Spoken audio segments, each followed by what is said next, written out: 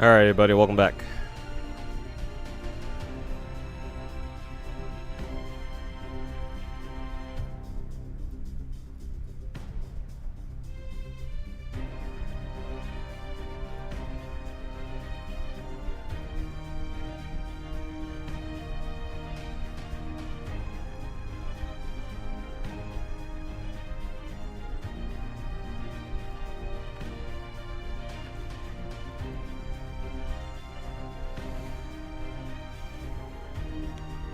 Hopefully you get her early. Yeah, hopefully. I think I did, what, 3 multis before the server shut down yesterday? So technically we're at 3 multis right now. So we'll see what happens. You're gonna get a rainbow, right? As in what, like a rainbow summon? I'm surprised you know what that is.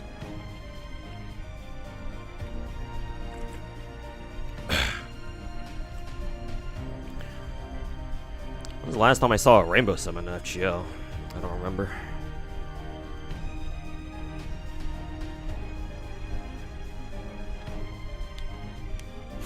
She's got an alternate summon animation like Draca. Alright, because she's a beast. And yeah, I think every beast has an alternate summoning animation, if I recall correctly.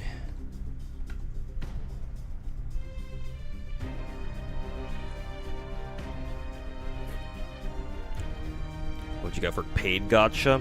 GSR or Destiny Order? No, I don't know. I didn't roll yet. I didn't pull those yet. Also, I'm gonna have to see if I can buy if I can even buy paid Saint Quartz through my emulator, because I use LD Player, and you might have heard of if you're familiar with emulators, you might have heard of the fucking data breach / data leak from LD Shop, which is tied to LD Player. So I'm gonna have to double check if it's safe for me to even buy shit through LD Player. I think it technically should be, because like I'm technically not like typing in any information, but I'll double check. And if that's the case, then I'm gonna have to do my GSR pulls probably some other time, because that means I have to like download download FGO onto another device. I can see if my iPad can handle it again. If not, then I'll probably have to free up some space on my phone or something.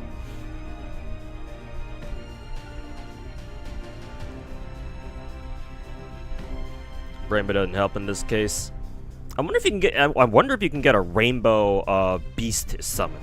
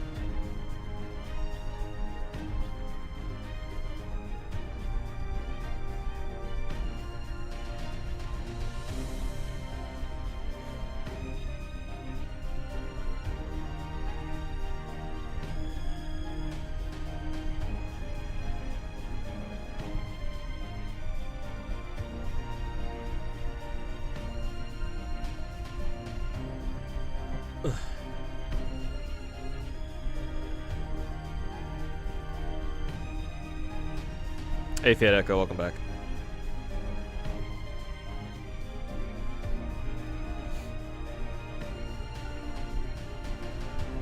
You can't get beasts on color summons. I see. They always show up. They always show up low key. Heard if you see 6 Sandrone, you get a secret cutscene of her and Columbina aggressively making out. If only Hoyo were based. Don't you need to get Columbina herself at to C6 too? Super secret Yuri scene.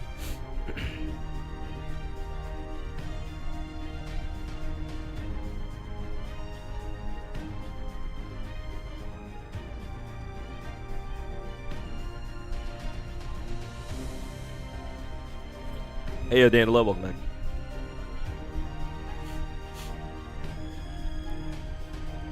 Have you seen Zodan's latest video about this other gacha CC named Loba Pixel? I've never heard of him. Where he uses him as an example of a low effort gacha CC. Why this dude called Loba Pixel in particular? I feel like there's a lot of other low hanging fruit out there to call low effort gacha CCs, but maybe Zodan has a particular bone to pick with this Loba Pixel dude instead.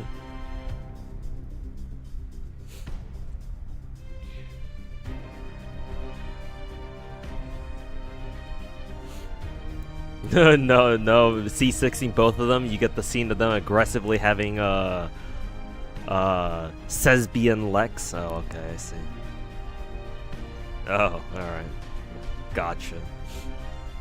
Well, that's how it works.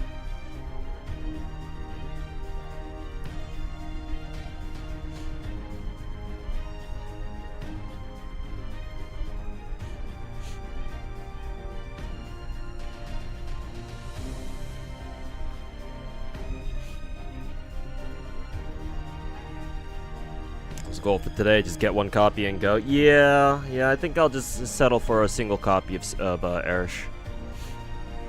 Single copy of her, single copy of CL, maybe Dubai BB MP2. We'll see.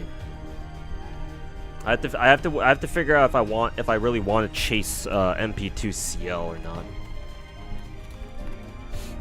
Because what is she again? Moon Cancer, I'm pretty sure. But is she single target or AoE?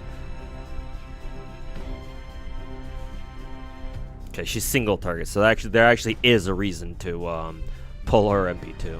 Because the only single target Moon Cancer we have is, I'm pretty sure BB. Maybe JP has another one at this point, but for NA, I'm pretty sure the only single target Moon Cancer we got is the original BB we got fucking 7 years ago at this point. So there actually is a point to grabbing a CL MP2. Which is utterly fucking hilarious, but...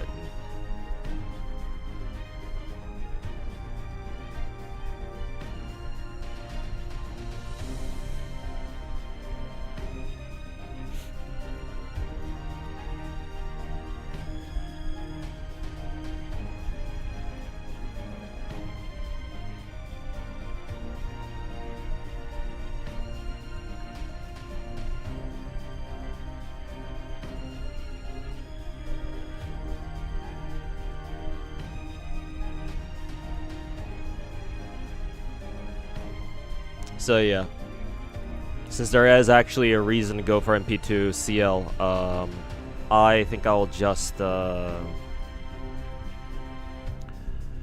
think I'll stick with the MP1 Space Irish for now.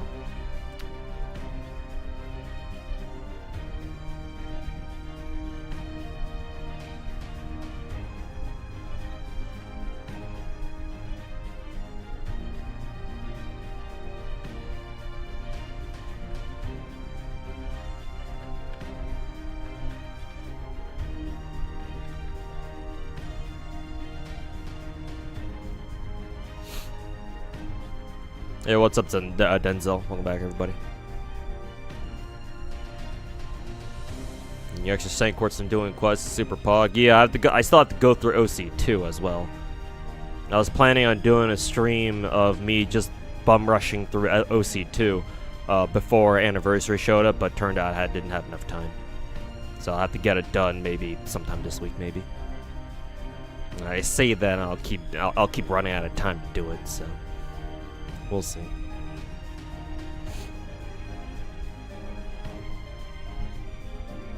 Hey Kaisuke, welcome back. I've been doing alright. Could be better, could be worse.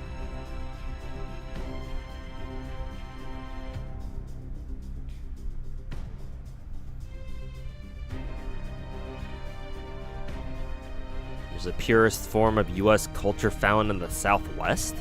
Southwest?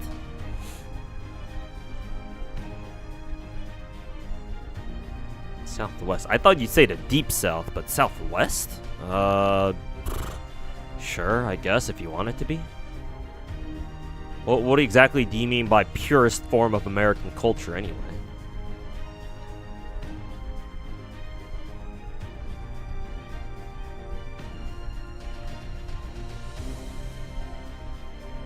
Does everyone in the U.S. know how to use guns or wear cowboy hats or do rodeos? No. That's very stereotypically Southern. And not even Southwest. We're talking about South. If you're using cardinal directions, you're talking about the Southeast. The states that stretch from the area that stretches from Texas over to like Virginia. Like that whole area, yeah, no, that's what we call the Deep South. Like that's stereotypical of those people. So no, not everybody knows how to do that. Ayo, Shisune.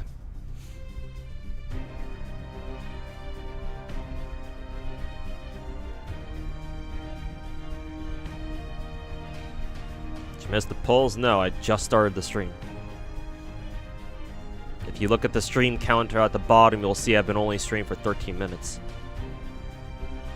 And if you look at my Saint Quartz count, you'll notice that it's still exactly 3 multis lower than what I started with last time.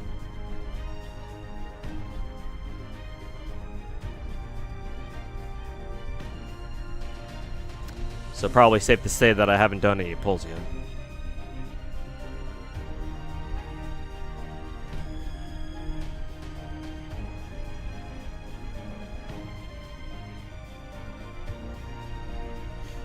When foreigners think of the U.S., they either think of Texas or New York. Well, the stereotypical American that people outside the U.S. think of is, you know what, either some buff dude wearing a cowboy hat, carrying around guns and shit, and you know, fucking with the bald eagle on either on their head or their shoulders or some shit.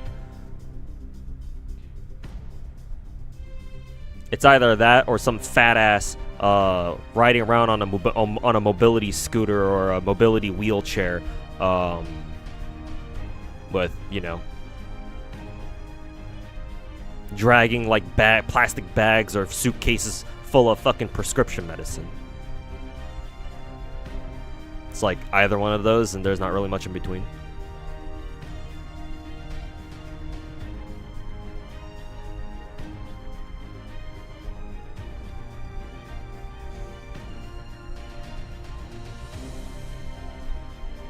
I think CL and Space Harris will have this bandits at the same time. It's possible. Like, I'm pretty sure that happened at one point in previous years, or maybe I'm just not remembering right. It's possible. I don't want to say they're gonna do it or not, but we'll see. All I'm scared of is that they're gonna drop us 3 new SSRs in the same exact fucking month, which that's gonna be a nightmare. Literal fucking nightmare scenario, but it is possible. Because like we are supposed to get the summer event this month, so.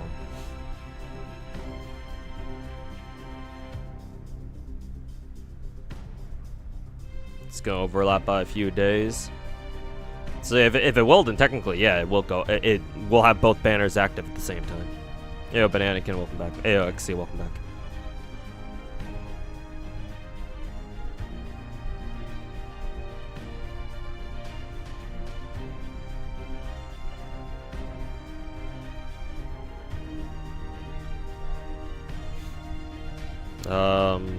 In that Zodan video, Loba Pixel decided to challenge himself by pulling Woo was Gacha to try to max out Rebecca and Lucy for 2 hours during the collab.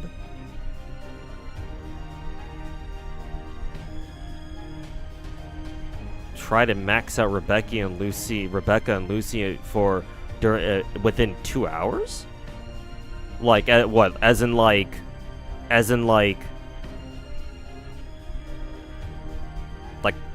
dupe wise, or just get them to like level 90?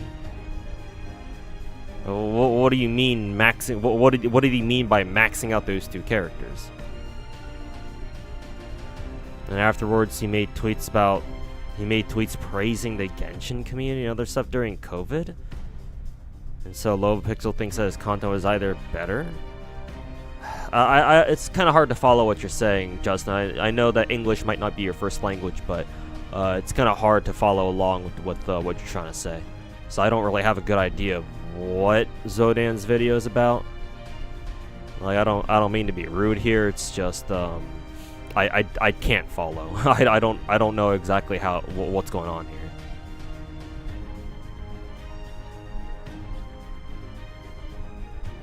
Yeah, exactly, Dr. Zura. If that Lobopixel dude was like challenging himself to max out Rebecca and Lucy like dupe wise, like in gacha, then it's like, well, how hard is that exactly? It's like, okay. Sure, whatever.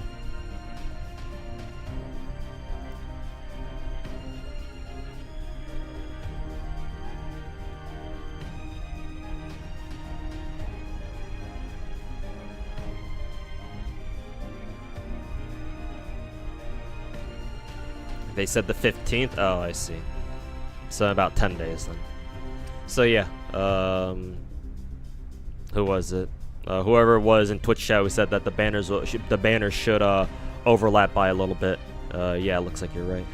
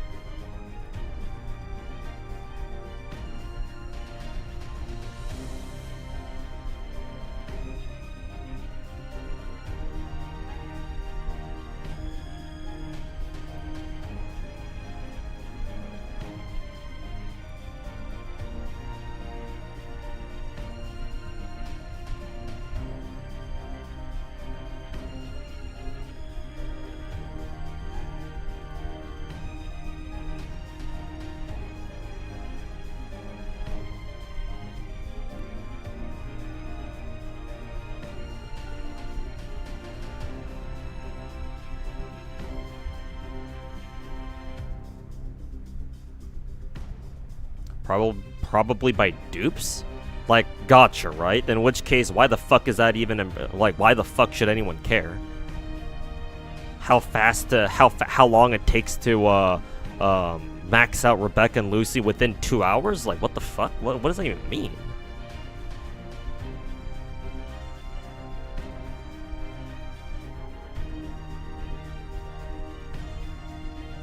His anniversary also added the 20% party spread bond for Bond 15 servants, right? Did it? Maybe it did.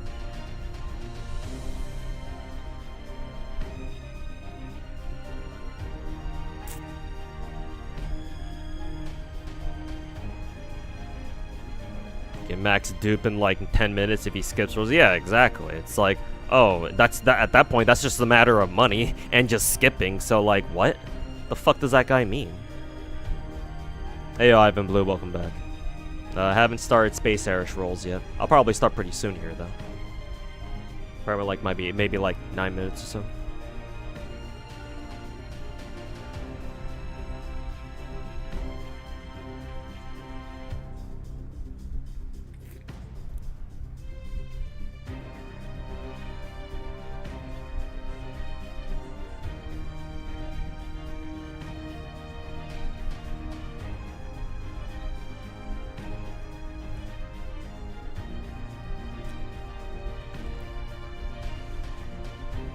I mean, either way, I can see why Zodan was roasting that dude for being low ass effort, because he sounds like it. Certainly fucking sounds like it.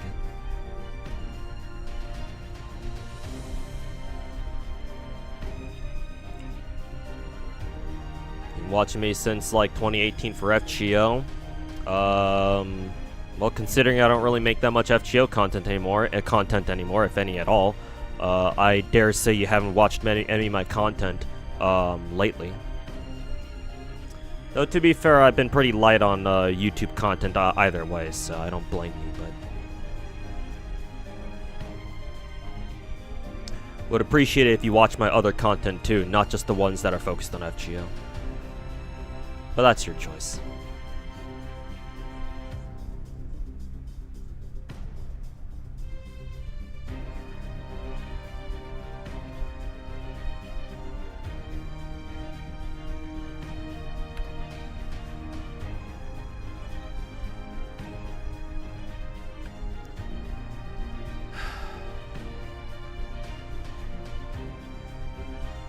Sure is getting hotter.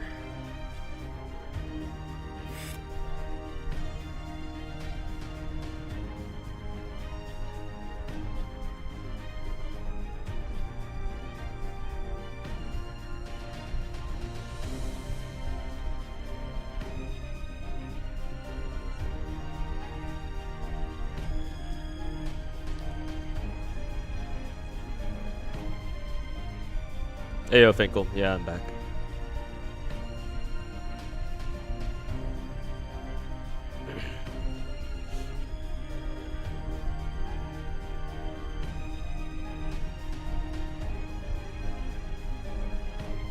Okay, 2-star Hanabi. Trying to go for 2-star Sakura next.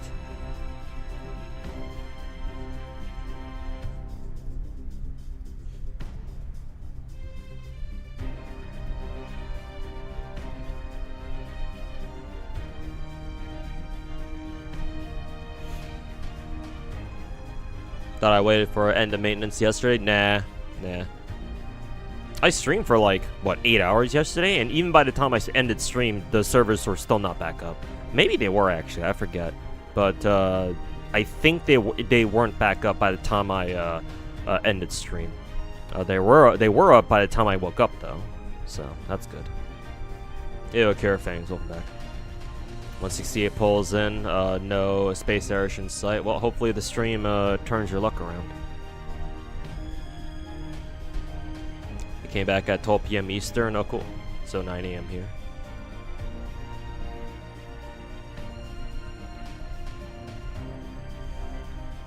Let's be real. People only give a shit about you during Annie/summer and New Year's and everything in between. It's drought season. Yeah.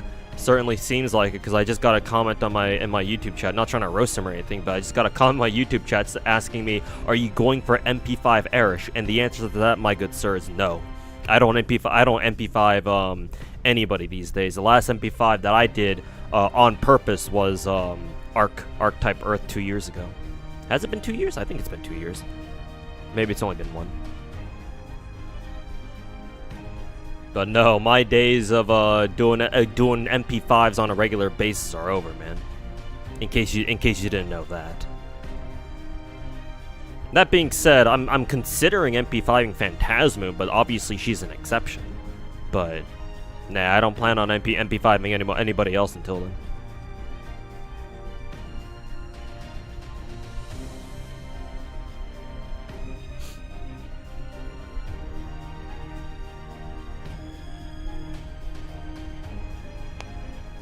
Zenless give another selector for anniversary.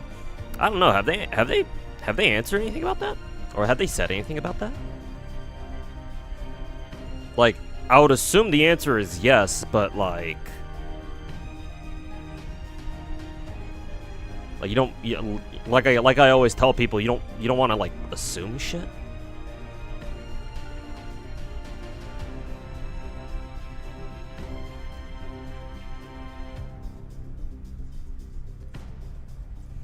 There's my 2-star Sakura.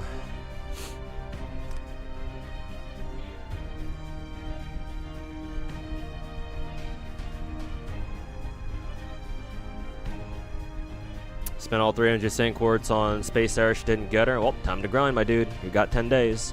Or you got, like, 2 more weeks left. Get to it.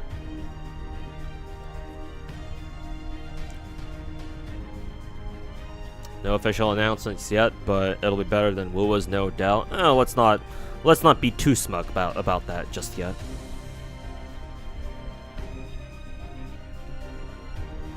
Just got charged 20 bucks in fees on DoorDash. Hate this app. Don't buy out then.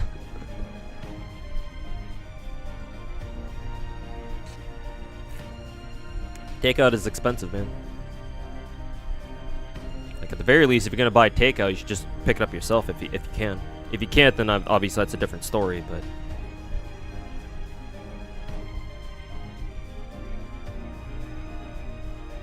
any videos planning to do? Next video is gonna be most like I think I said it yesterday. Next video is gonna be a sponsored one for NTE. They wanted me to make a video to prep for to shill the new Shinku banner that's showing up in about 2 days. So I'm gonna do that one. I still have to figure out what kind of video I even want to make in the first place. Maybe there's like some drama going on in the NTE sphere that I can make a quick video about. If anybody is paying attention to NTE Twitter or anything. And then let's see. I'm working on a big video. That'll take time though. And that's far from done. What else? I still need to get around to making that how to min-max FGO video 2026 version, because I did promise it back in my Saint Tonta's Hater Manifesto video. I still haven't gotten around to making that, so I'm gonna try to make that. I've also been like kind of working on and off on like multiple videos at once, but I do need to sit down and like try to organize them so that way I can actually fucking put one out, in due time.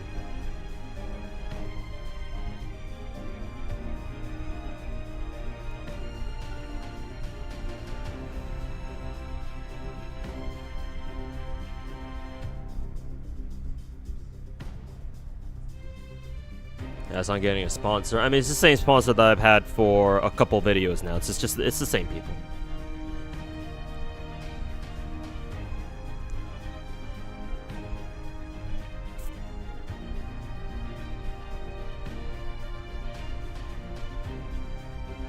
Yeah, Matt Hiroshi. Welcome to the stream.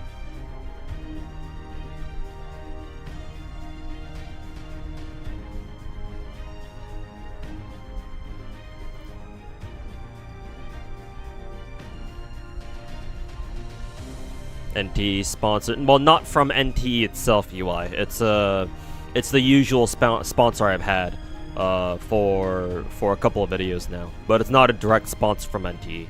Just to be clear about that. I fucking wish it were, but no, it's not. It's a third-party sponsor.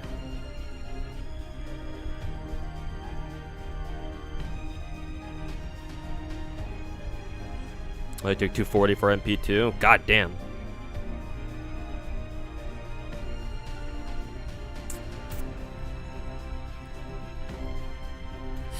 Top up site sponsor. You know it. Okay. Let's get started. It's been 30 minutes. YOLO.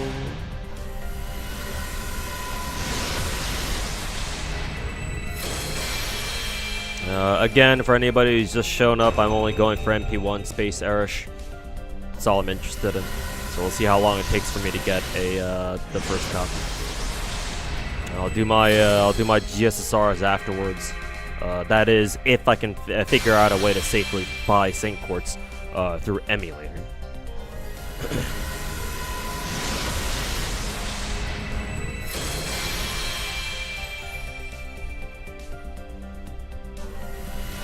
Perfect world kind of Pega when it comes to sponsors. Really? Are they like fumbling their sponsorship opportunities or whatever? Because I feel like they have been sponsoring people. I know Pippa, for example, from Base Connect has done a few sponsored streams for NTE so far.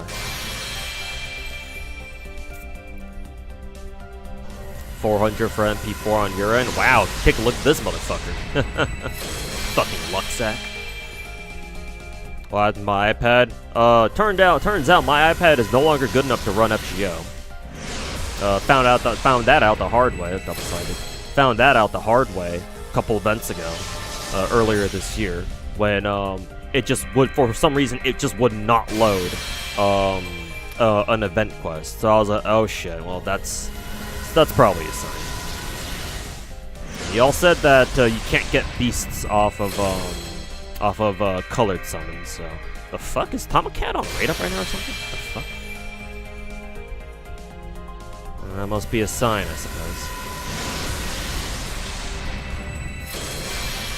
So I'm pretty much forced to have FGO up on my emulator for now.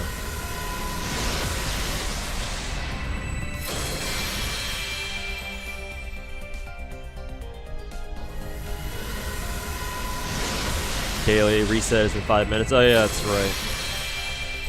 Maybe I'll wait until what is it? Maybe I'll wait until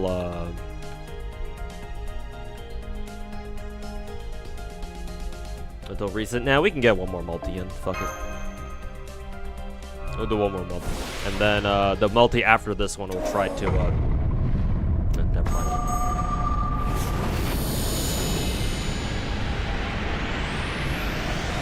Can't get a new phone, assuming money's tight. Yep. I've heard about like this Red Magic phone series. It's the same phone that who was it? Same phone that sponsored that Psyche dude from before. For a few of his videos. People told me about it a while back. So I've been kind of interested in looking into them or like considering them, but like they're like $1,000 each. So it's like, I don't have that kind of money.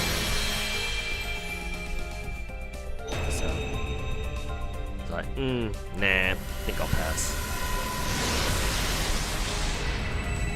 The emulator is my best bet for now.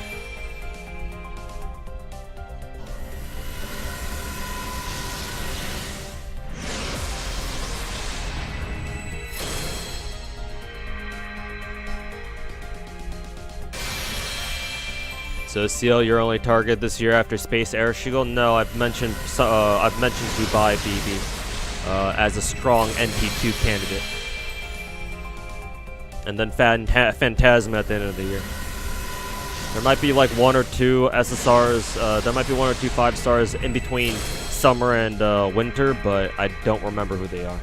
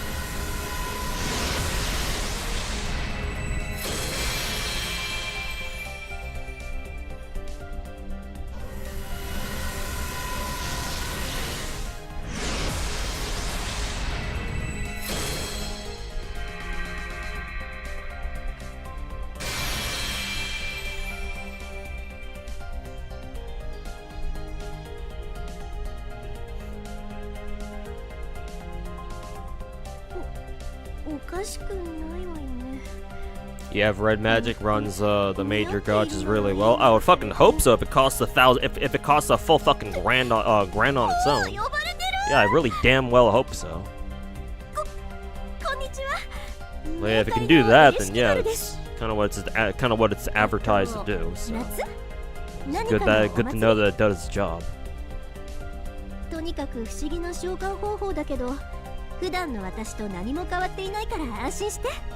How good is the 5-star light cone, by the way? What, Star Rail? For which character? If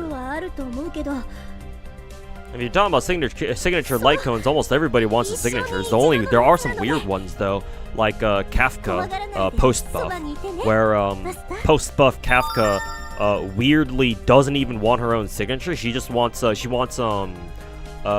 tutorial mission now, which is hilarious.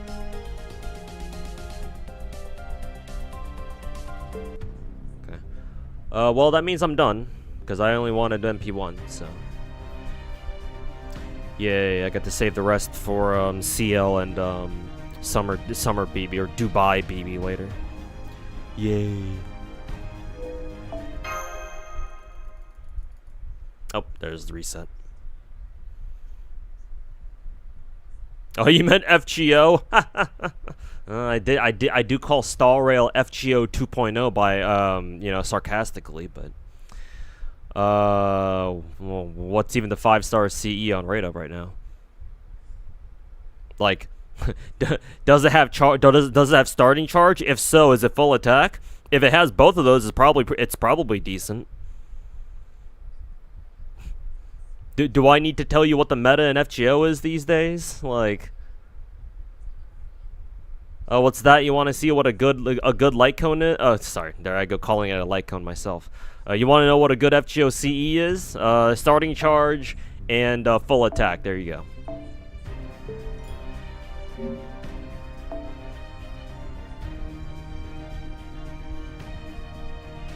What even is the 5-star one? Oh yeah, I did get a copy of this, so I can go check it out real quick.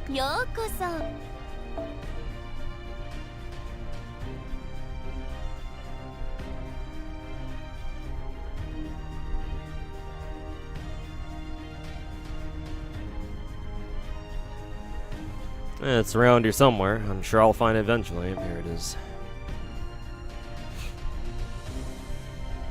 Alright, full attack, begin battle at 50%, increase MP charge by 1 level and using MP 1 time, crit strength by 5%. So what? Crit damage, overcharge, level 1. I mean, situational. I mean, it's nice that it's full attack, but, obviously this works best with servants who actually have OCs that are worth a damn. And are preferably also crit damage DPSs themselves, but doesn't look like the crit damage buff is that much. Like, what's it gonna go up to at limit break? Like 10% maybe? Like, a 10% crit damage buff is not really all that useful. Like, it's not great. Actually, is it even worth the damn? That's like a passive, pretty much. Like, oh, congrats, you get like a fucking 10% crit damage buff. Like, you have like what? Independent action, like rank A or something. It's like, cool, great. So it's like, okay, whatever, sure, knock yourself out, I guess. So no, this isn't great. It's alright, but the main problem is that it's super situational because you want to use it on servants who have OCs that are, again, worth a damn, and there's a lot of servants out there who have kind of pointless OCs. So, pull for it if you want. I'm not going to stop you, but if you're asking if it's going to be meta or not, I don't think so. I'm no expert these days, but if you're asking me, yeah, no, I don't think that's worth a damn.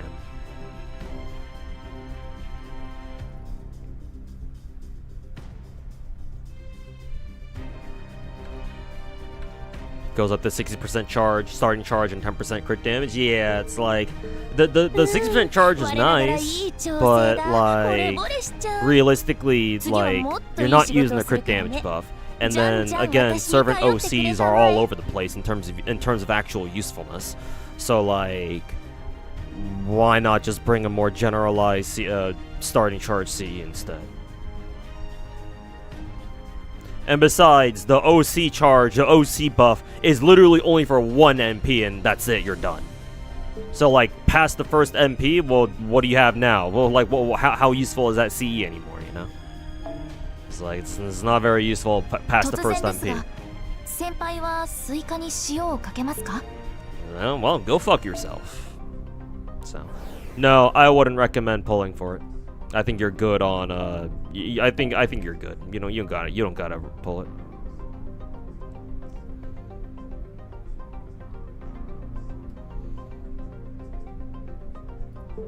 And what about the Monte Cristo and the Jalter CE? What are you talking about the 4-star?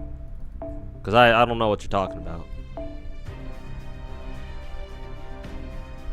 I'm assuming you must be talking about the one on. Actually, no. What are you talking about?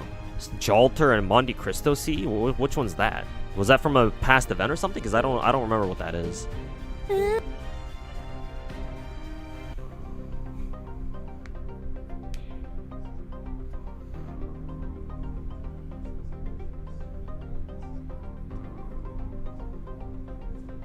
That's the one you just thought. Oh, okay. I didn't even know that was supposed to be them. I didn't even recognize them. I thought they were just two fucking bots. That was just like two NPCs or some shit. That was Jalter and Monte Cristo. What the fuck?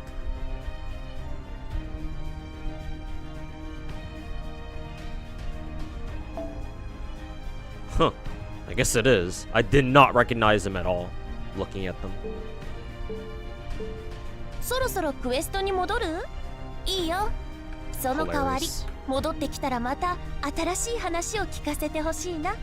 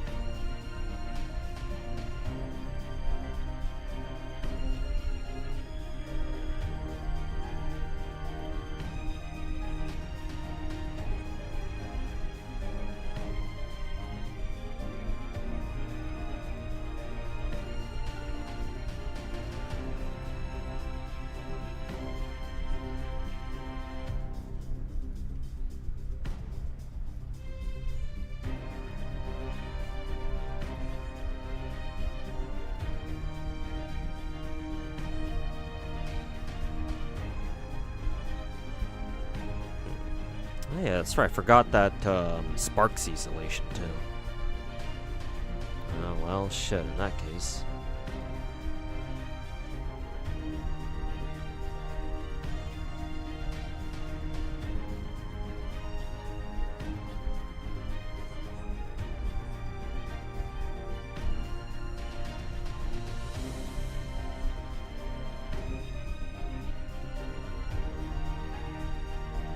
So I'm still looking for more copies of these three.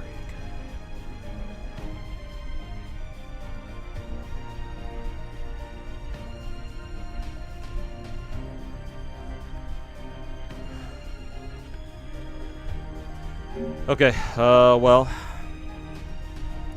now that Space Airish is secured, I can casually go through all the GSSRs and figure out what the hell I want.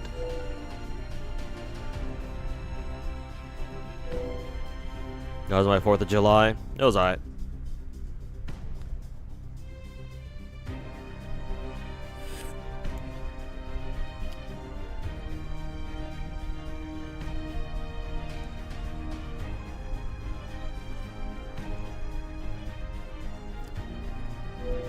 Okay, let me take a look at the GSSRs here. I think what I'll do is, since there's a Destiny order here and we have GSSR, I'm gonna pull GSSR first and then I'll go through Destiny order. I think I'll go through it like that. I think that's a little more efficient. Anyways, okay, let's see. Tyra, these are, I already have all these MP5s, so this is a skip. Oberon MP1, Morgan. Okay, everyone except for Oberon is all MP5 already. So skip. Let's see. This is an interesting one. I don't think I have Charlie, or what did they call him? Well, what was his nickname? What was his localized nickname in FGO? Did they call him Chuck? Did they call him Chuck? Why the fuck did they just call him Charlie? I'm gonna call him Charlie. Fuck Chuck. Anyways, I don't think I have Charlie. I'm pretty sure I don't. Saber. 5-star. Yeah, I don't have Chuck. Sorry, Charlie. Let's go to Magic Mountain, Charlie. Is that no, not Magic Mountain. It was Candy Mountain. Let's go to Candy Mountain, Charlie. So okay. Don't have Charlie. And I definitely don't have any of these either. I was considering pulling for the Popus, if that's how I say her title, Johanna. So technically, this GSR, no matter who I get, I will get somebody new. I would preferably want Johanna, but all the other ones are dudes, so Johanna is the one I want. But regardless of who I get, it will technically be new, so I'll keep this in mind begrudgingly, just because, you know, anyone I get here will be new either way. Let's see. I don't have Tez, but I already have these two, obviously. I'm pretty sure I don't have Kukulkan higher than MP1. I'm fairly certain. Because Kukulkan came after I stopped pulling for MP5s.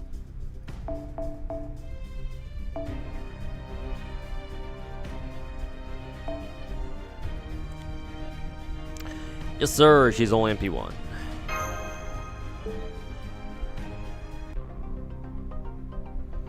Why they call him Chuck? I don't know. Fucking ask Nasu or whatever dumb shit localizers decide to call him Chuck.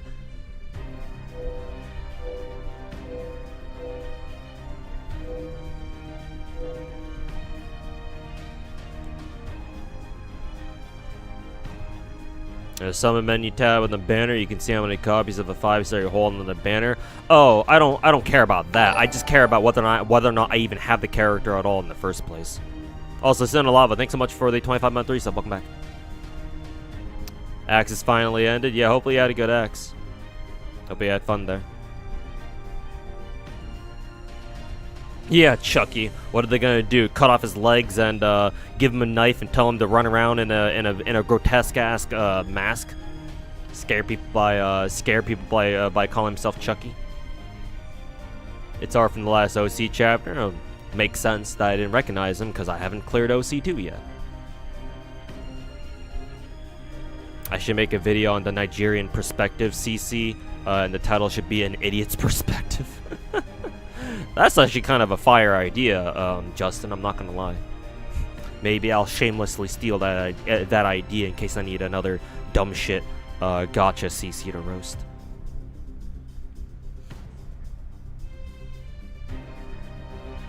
But, yeah, no, I don't give a shit about MP levels, for the most part. Because, like, for the vast majority of servants I care about, it's either do I have them or they're already MP5.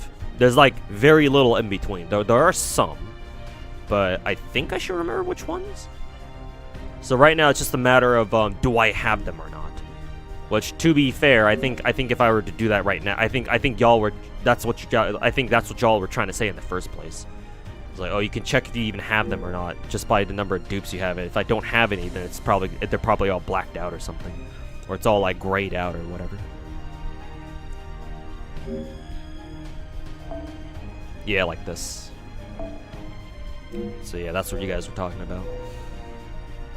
Either way, I should know exactly who I have or who I haven't, or who I don't have. Because, like, even without looking at the summon menu, well, I just did. But even without looking at it, I already know that I don't have Brito, I don't have Dondo. But I do have these two. Matter of fact, Durga's MP2. Because I got her off another GSR, I'm pretty sure. Also, RMRF, thanks so much for the 75-month resub. Welcome back, man. Thank you. Thanks so much for the continued support.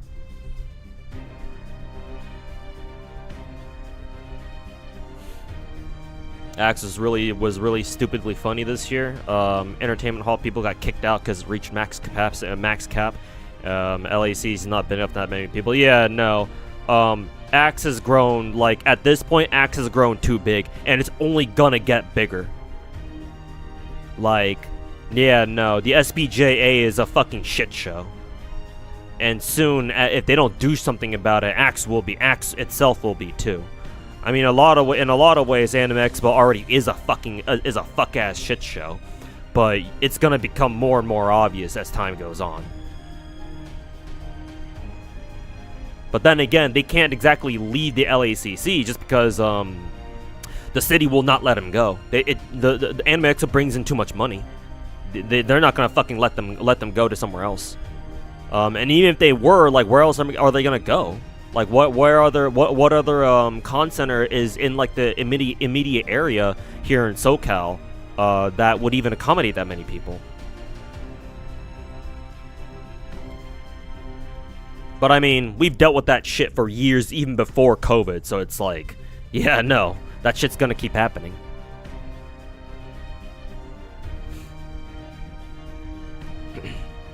Maybe Anaheim Convention Center, because it's twice the size? Maybe. I didn't know that the Anaheim CC was that big. Because, yeah, if it is twice the size, then yeah, it should accommodate something like Anime Expo pretty easily. Well, I say pretty easily, but maybe not so easily. Either way, though, the extra space is gonna be lovely, or it would be lovely. But yeah, no. Even if the SPJA wants to move that shit, no, fuck no. LA is not gonna let them. They'll just pay them more money. They'll just pay the SPJA more money just to stay here.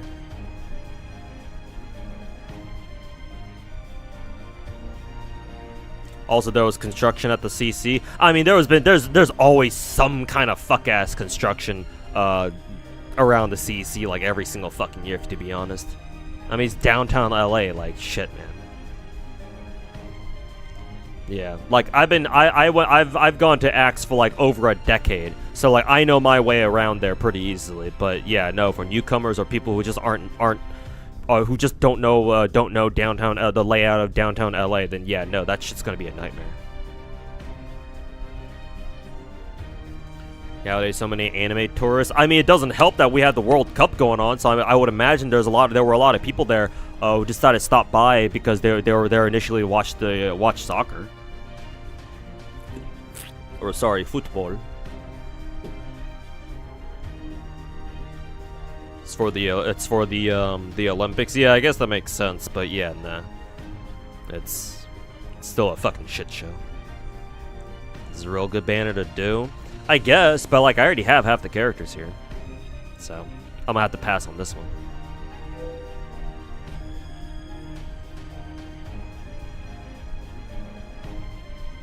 Probably one in Houston. Yeah, fat chance the city of LA lets him go to another fuck ass state, dude.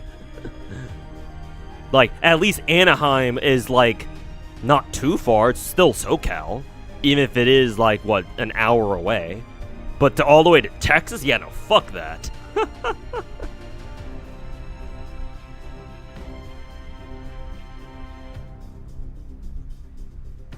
LA won't let Axe even leave the goddamn city or even the fucking neighborhood. What makes you think they're gonna let him go to another fuck ass state?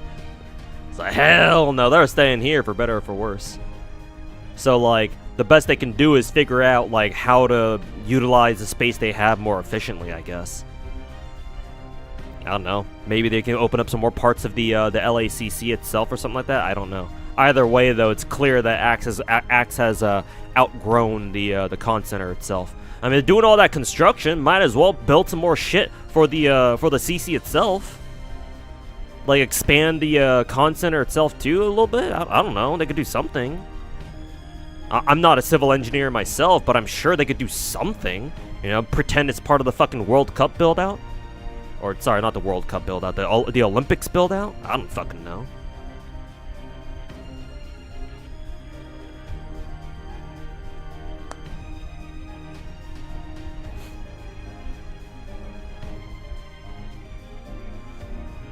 They blocked off Figueroa to use it as an entry. Well, at least that's good. But yeah, that's. I would imagine that's very annoying for like regular traffic, because Figueroa is a pretty busy street already. So if they blocked off Figueroa, I'm pretty sure that pissed off a lot of drivers that day, or over the course of the con.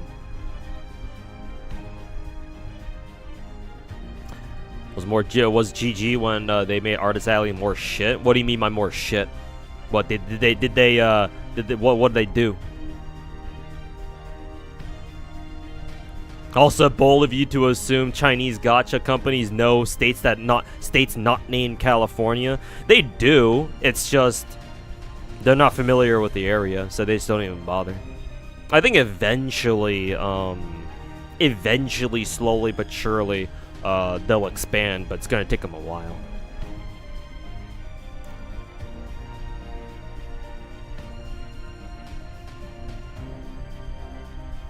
It'd be funny. Yeah, it would be. The problem is, it's never gonna happen. And I'm not saying that. I'm not saying that as like a fuck you or anything. It's just no. That's just not gonna happen. LA would rather fucking burn alive rather than let go of Anime Expo. It's just it makes them too much money.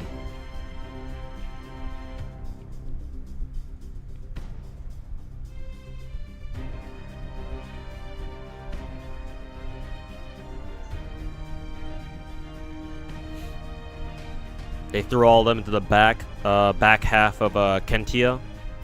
Front area was all independent vendors like Senpai Squad, Pokemon vendors, clothing brands, the R18 booth. How is that ruining the artist alley though? Because like, no, that's just completely expected to me. Like, because the exhibitors hall / the dealers hall, that's what me and my friends call it. I would imagine that's because there were so many vendors that they had to move some of them down to Kentia. So, like, yeah, no, unfortunately, the artist alley is going to have to get pushed back.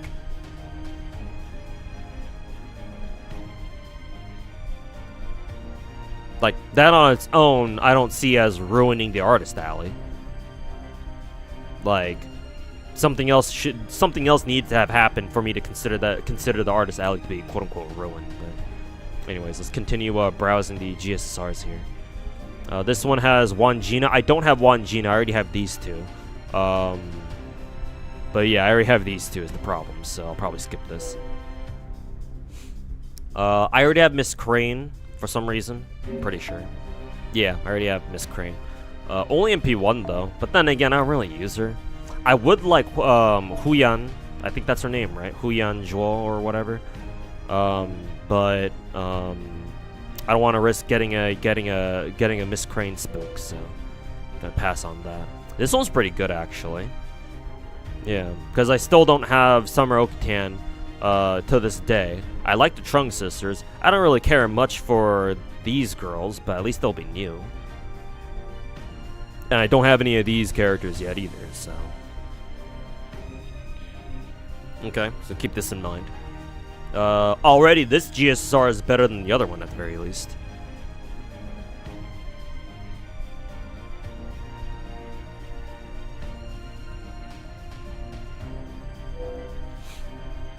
Artist Alley was a lot smaller than the previous year. Oh, okay. Well, then yeah, that would make sense then. Because yeah, the last year that I went to Axe, which is 4 years ago, back in 22. Yeah, no. The Artist Alley had basically like the entire left half of Kentia Hall to themselves or whatever. So there were a ton of booths in Artist Alley. So if you're saying that the front half of Kentia was all taken up by vendors and shit and other like exhibitors hall booths and whatever, and like the Artist Alley needed to were shoved back in the back half, then yeah, no, I can see that. Yeah, they just didn't have enough space for as many Artist Alleys. Okay, then yeah, that shit fucking sucks.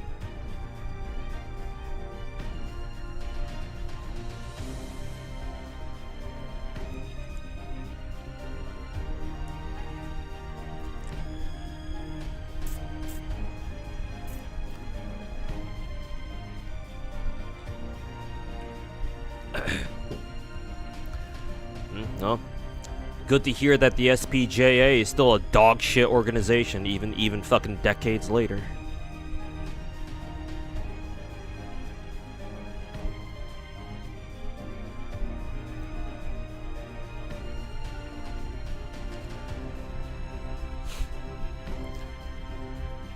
I also got rid of the gaming / tabletop area in E-Hall, and a repair station moved it somewhere else. Well, as long as they moved it somewhere else and didn't get rid of it entirely, that's fine. Unless the place they moved it over to was just way too fucking dog shit. Let's see. I already have KOD. I already have Muramasa. I don't have these two. If Muramasa were here, were somebody else, I actually would strongly consider pulling on this banner, because even if I get KOD, that still means I get her to like what, MP3, which would be nice. This is KOD, right? Yeah, this should be KOD, yeah. I can tell because MP2.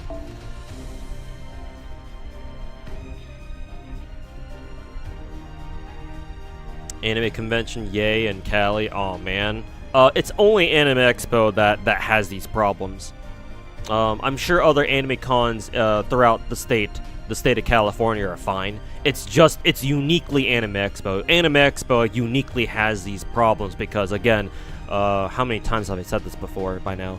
Anime Expo is the largest anime convention in North America. It is magnitudes bigger than any other anime convention here in the entire continent. If you have never been to Anime Expo and but you've been to others, like, I don't know, like Anime NYC or Anime Boston or whatever, or like other like sort of big anime conventions, and you think those are big, you haven't seen shit yet. Like, it's uniquely Anime Expo problems here, because they are just way too big now. Like, the sheer size of the con in terms of like how many people attend nowadays, and it's been a problem for like years now. It's not even like recently. It's not even recently. It's been like this for years. Like, yeah, the problems that arise from just having way too many goddamn people and too small of a venue. It is unique to X. No other con, I don't think, has the same amount of problems like this, like similar problems like we do.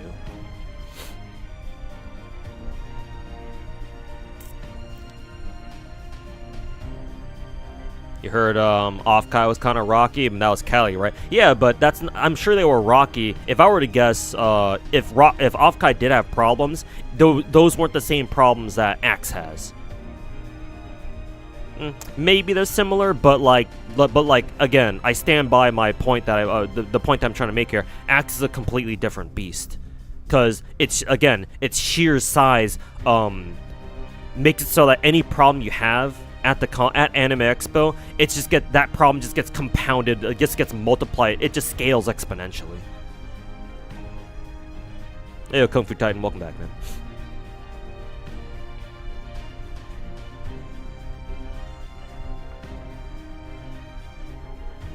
Got there at 6:30. Holy, the line was already forming a line. Yeah, no, Jalter. Back when me and my IRL buddies went to Anime Expo, we would get there at 4. Like 4 a.m. We would go to like here was our itinerary for the con. We would go there day 0 because those were the days before Anime Expo sent you your badges. Like, they would only send out badges through the mail to like international people, or like, you know, actually no, I think it was always an option, but we always chose to pick it up on site before they made mailing your badge mandatory at that point. For like the last couple of years that we went, but usually we'd go there day 0 to pick up like our badges back then, or our swag bags at the very least, and then we would go to sleep. I don't know, like we would try to go to sleep relatively early, anywhere between like 10 to like midnight, and then no matter what, we would get up at 3, like 2 or 3 a.m. to drive to the con, so that way we could find free parking, because there's like this alley that my one of our buddies knows, where it's pretty close to the con center, pretty short walk, like maybe 10-minute walk, and it's completely free, free parking, free legal parking, just in a random alleyway somewhere. And but the thing is that because a lot of other people know about it, you got to get there first. So we'd get there at like fucking 3:30, 4 a.m. and then we'd line up. We would wait our asses there for the next like fucking 4 or 5 hours. I've had to do that for years, every single fuck ass day. Because on day 1 we would line up for the exhibitors hall, because we were premier ticket holders, and so one of our perks was, we get a full hour in the dealer's hall all to ourselves, so we can go around buying all the good shit first before the plebs come in. So that'd be day 1. Past those days, lining up for the dealer's hall didn't really mean that much, obviously. But me and my buddies would still line up for like autograph signings, because autograph signings was the one thing that they didn't give any perks to Premier fans for back in the day. We had to line up in the autograph hall or autograph line just like every other pleb. So even though I didn't care for autograph signatures, my buddies would oftentimes recruit my help, because you can only take one autograph ticket per person to make it fair. But they didn't account for people bringing their friends to pick up tickets for them, which is what I did. So I'd stand in line with my buddies. We'd stay there. We'd get there in line. We get in line like 5 fucking a.m. and there would already be a small line up there. Obviously, we'd get in there, wait the next like 3-4 hours there, and then you know, when it's our time to pick up an autograph ticket for somebody, I just ask whoever needs a hello, who do you want me to pick up a ticket for? They'd tell me, grab a ticket, give it to them, and we'd be on our way. Yeah, no. Lines form lines there. Like, it's part of the reason why me and my buddies stopped going anymore, because, like, if we don't have Premier Fan tickets, it's impossible to go to everything we want to go to. So it's like, nah, fuck that shit.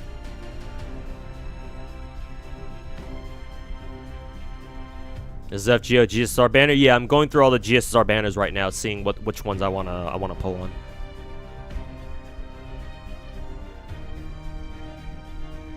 Yeah, Archer Samal, welcome back. Welcome to the stream. I'm doing alright. Just passed on by to say hi. Alright. Yeah, thanks for stopping by. And hopefully you enjoy your rest of the time off. When will I do autograph signings? I don't know. When I stop being a sub 100 viewer Andy streamer, I guess. Maybe one day, but that day is not today.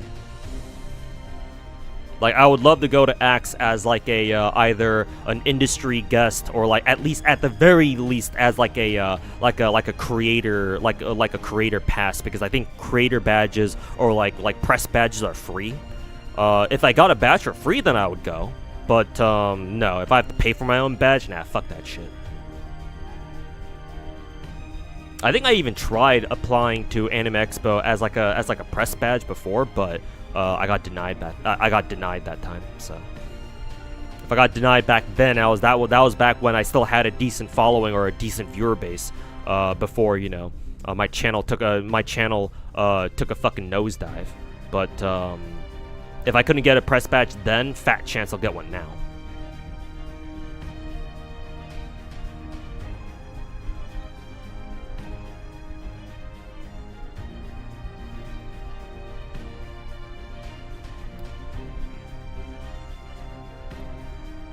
Want to go to AnimeCon? All those people just doing it. Oh, if you don't like a lot of people, and don't go to Anime Expo. At least not without a friend.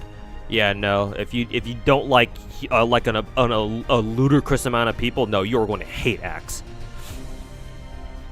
Like, I told you guys a story before of me. I think during either my second to last or my last year at Axe.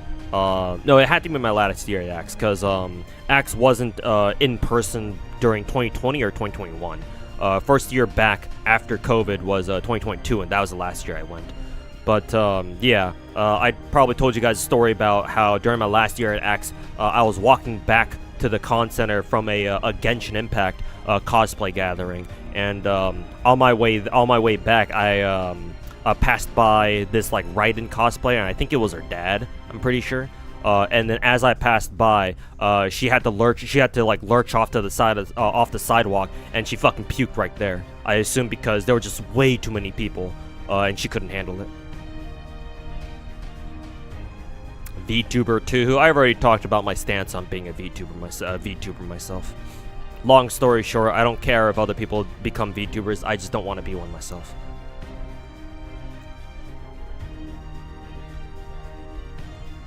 Going to AnimeCon without a friend is just so boring, not gonna lie. If you don't have a plan and you're just going there just for shits and giggles, then yeah, that's definitely true. But if you go to a con, especially something like Anime Expo, with a plan, like an agenda or like an actual agenda or itinerary, then it's not too bad. But that also assumes you know exactly what the con is like, and you know how to handle it, which most people do not. So yeah, no, you're mostly right.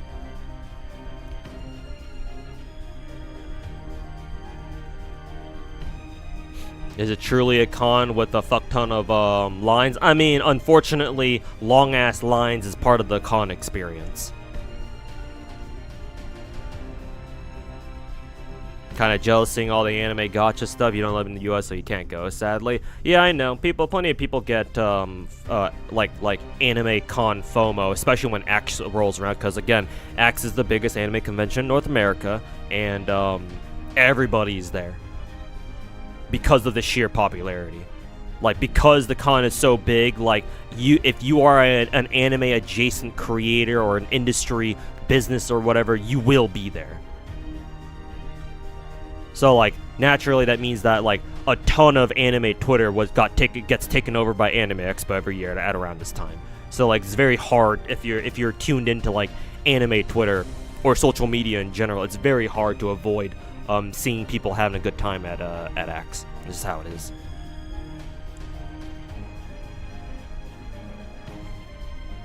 It smelled too back when you went. In my experience, I never really had that many. I never really had very many, if any at all, like incidents with like body odor. Like, I'm sure it's a bunch of fucking weebs all gathered together in the same place. Yeah, I'm sure there are going to be places where people smell like shit. But like in my experience, I haven't really ran into any like really bad BO incidents. Like, I'm sure I may have like at one point or another, but like I don't know. Maybe I just got lucky, I guess. Anyways, most people wear deodorant. Yeah, no, like I don't remember a single incident of me being like, oh god, what the hell? Somebody like, what the hell is that fucking smell? So again, maybe I just got lucky. Hey, Sarathel, if that's how I say your name, welcome back. I've been doing alright. Could be better, could be doing better, could be doing worse. Hoyoverse and FGO booths were capped a lot. I mean, the booths are always capped. Even before COVID, they had the lines there got capped eventually. Yeah, no, like seeing the super popular booths get capped. Yeah, no, that just happens all the time. Super regular occurrence. It's the reason why it's the reason why having a premiere badge back then was so critical. So that because that way, with that critical hour all to ourselves on day one, we could hit up all the boosts we needed to. She missed the pulls. I did pull Space Airish. I got pretty lucky. Got her within what 5 multis, I want to say. So now I'm just going through GSSRs and I'm trying to figure out which one I want to pull.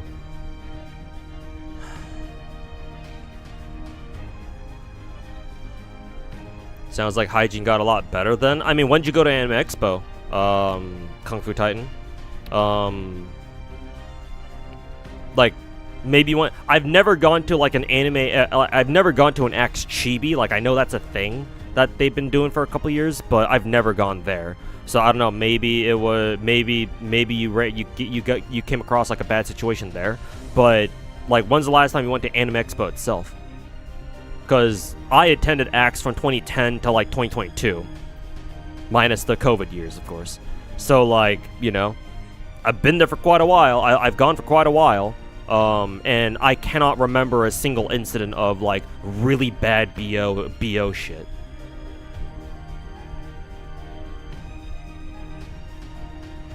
It's pretty far back. Well, you're gonna have to give me a year, man. Because how far is far back? Because, like, if you're saying far back and you had those incidents, it's like, well, shit, man. Was it pre-2010? Very much pre-COVID? I mean, yeah, that's fine, but I attended Axe for a full decade before COVID, so, like, which years are you talking about? I mean, why am I even pressing you on this? This doesn't even matter that much. Like, well, why am I pressing the issue here?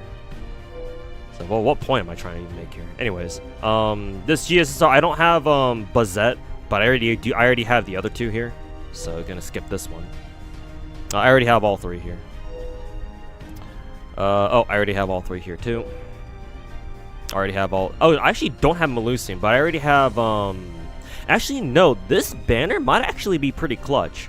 I actually don't mind pulling on this banner because I have these 2 Grail, but they're both MP2, as you can see here. So I actually wouldn't mind another copy of one of these. And plus, if I get lucky, I get Melusian. She's new, so I might keep this one in mind. Keep that one in mind. So it's either. So which one is this? God, I wish these. I really wish these GSSRs were like labeled, so that way I can like easily mentally bookmark them. But fucking FGO's UI is dog shit Japanese trash. Japanese gacha games have not improved at fucking all whatsoever. Well, no, that's a lie. They have. But holy fuck, man. What is this dog shit gacha UI, man?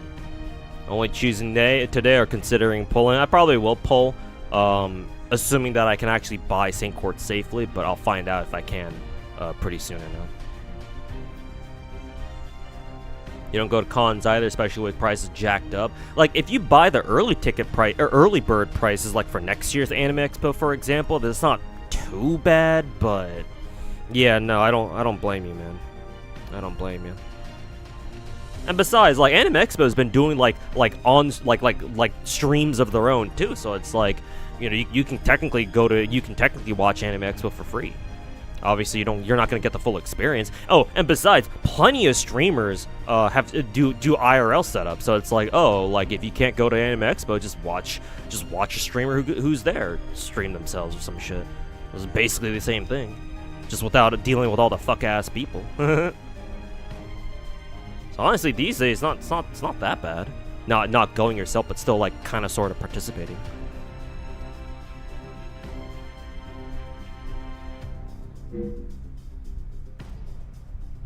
Does summon list separate the banners? Let's see. I guess they do, yeah. So I guess I can go around and just click on any one of them real easily. Let's see if I do this. Yeah, it does do that. Thank God.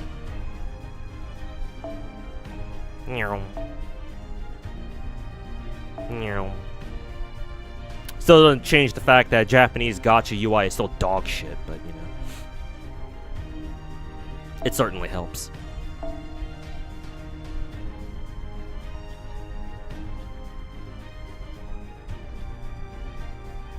You want to go next year to celebrate FGO NA's 10th anniversary? Well, unless things change for me personally, I sure as fuck am not going.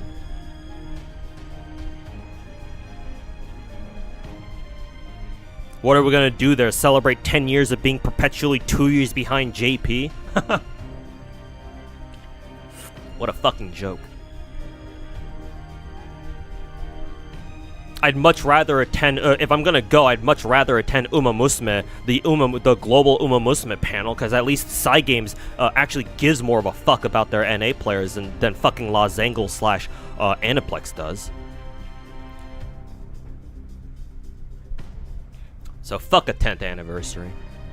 Yeah, let's celebrate 10 years of being forever 2 years behind JP. Yeah, that's a real good reason. Fucking dipshits. Let's see.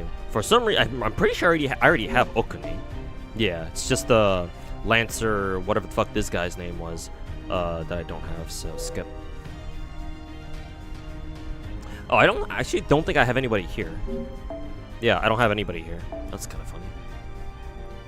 I would really like Kenshin, but the problem is, do I wanna deal with getting any one of these three? I mean, I guess Riku's fine.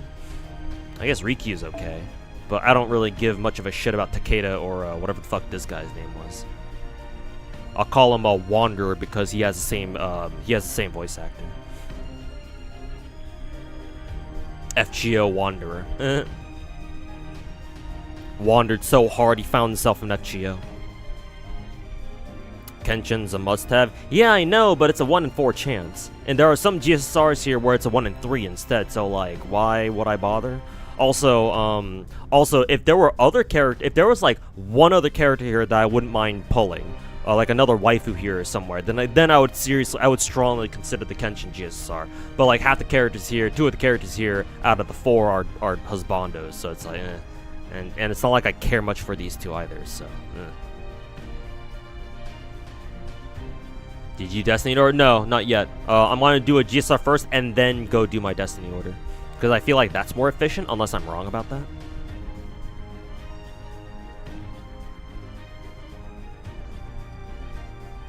The Uma concerts, just the in-game video at Axe got shut down first day. Did you do so many people in the Zygames area? Yeah, no, I'm not surprised. Yeah, no, I remember one of the years that I went, they literally called the fucking fire marshal because people were not listening to con staff, like telling people to like disperse or like there were too many people there.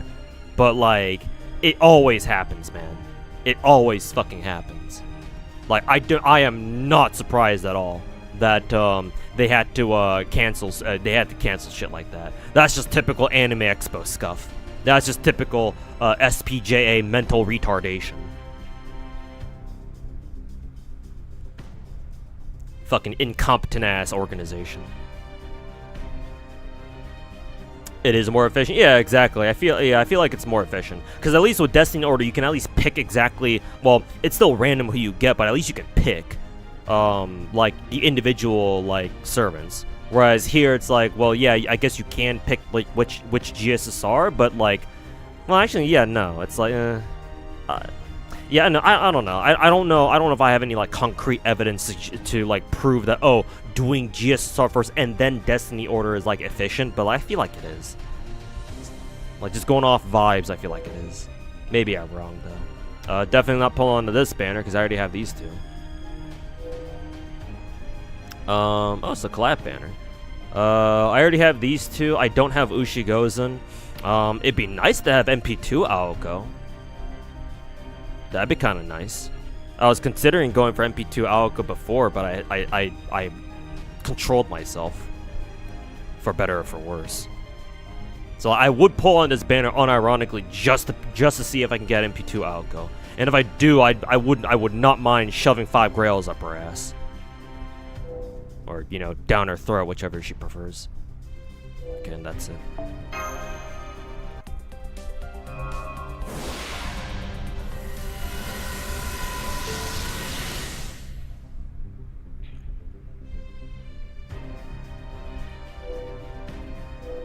Okay.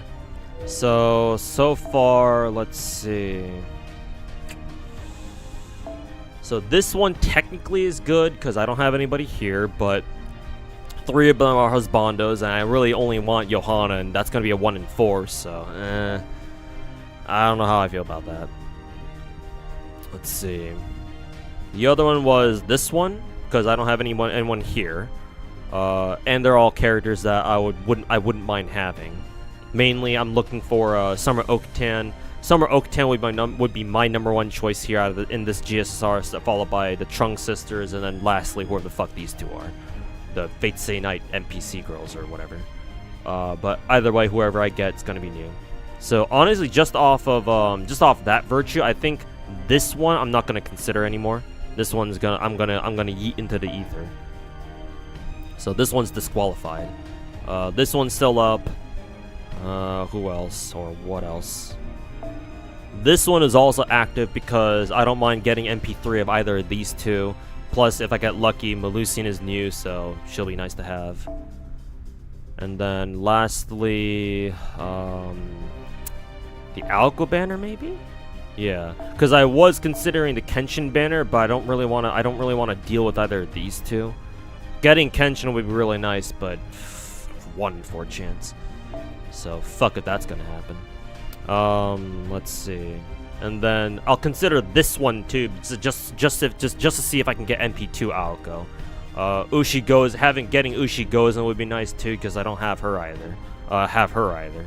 Alice would be the worst case scenario, but at least she'd be MP2 and she's a collab servant. So. Also, where's Oh yeah, I was about to say, where's Takashi? This guy, and I remember. Oh yeah, he's over here. So I was like, wait a minute, why is Ushigozen here? Where the hell is the other one? Oh, okay. Alright, well, which one do I want? Is the question.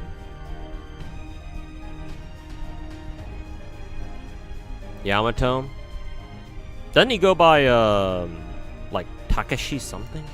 Or am I confusing him with another character?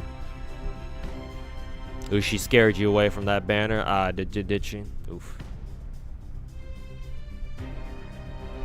Yeah, Hibiki and Chiaki. You've been loving using them? Oh, that's good. I know they're an alter ego. I think they're like a quick alter ego or something. I'm sure they have a use somewhere. Problem is that they're only gonna be MP1, so it's like. Oh, not Takashi, Takeru. Oh, okay. There goes my unk brain getting names wrong again. Like, honestly, I actually want to go for this banner right here.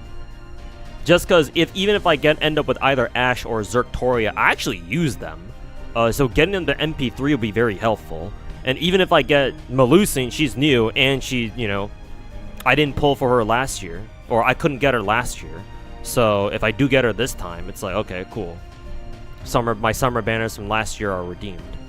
But even if I don't get her, getting either Zerktoria or Ashe, servants that I actually use on a regular basis, would be much better than, like, say, summoning a new character who I'll probably ever use at all. Because, like, almost every servant that I've pulled, MP1, ever since I stopped wailing for MP5s, I don't really use. Because, like, they're not that useful, man. Maybe I'm just spoiled by all my MP5 servants before. Maybe it's because like, it's in our best interest to use, you know, high MP level servants that fucking DPS and murder everything these days. But either way, I think I'm feeling this banner. I'm feeling this one in particular. It does suck having to let go of the Alco banner though. But I'll just cross my fingers that maybe Alco will get another raid up at some point. Actually, that's good. That's a good point. Now that I think about it, I'll check Alco's raid ups real quick first. I'll see what kinds of how many raid ups she's got, because she's a collab character. So it's like how many banners will Alco have? I think the FGO wiki lists like all the banners that a character has nowadays. So try to check that real quick first. How many banners does Alco have? She has the original collab banner, obviously.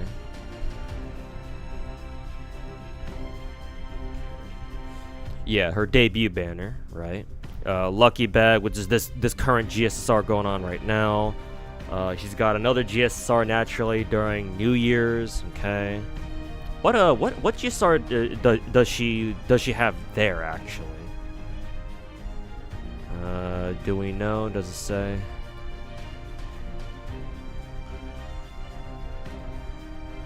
How the fuck are these GSSRs even categorized? So red female, or maybe gender fluid, or genderless.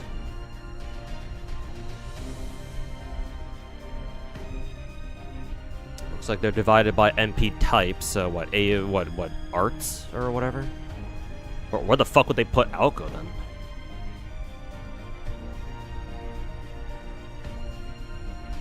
Oh, I found her. Oh shit.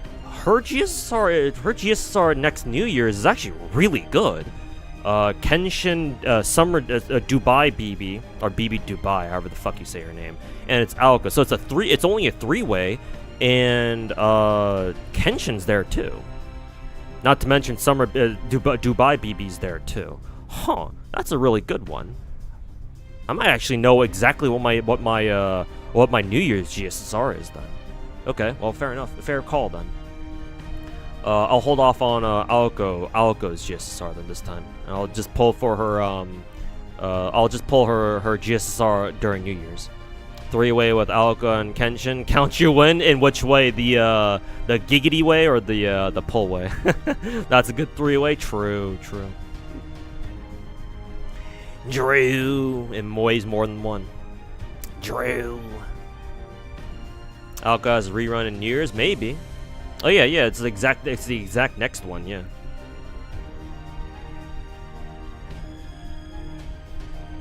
Let's see. Yep, Alco's part of the lineup. They let's see. Richard Lionheart, Alco, Bakin, the FGO version of Wanderer, Takasugi, Zerk Sushi, Lancer Ryoma, Miss Crane, and then Alice. From the Mahotsuka no Yoda collab.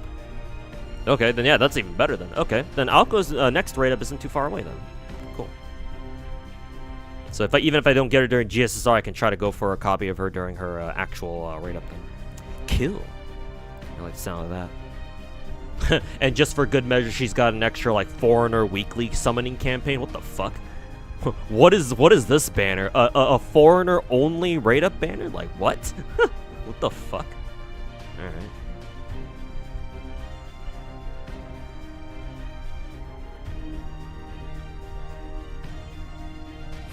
All right, but sure, okay. Anyways, oh, that's good to know.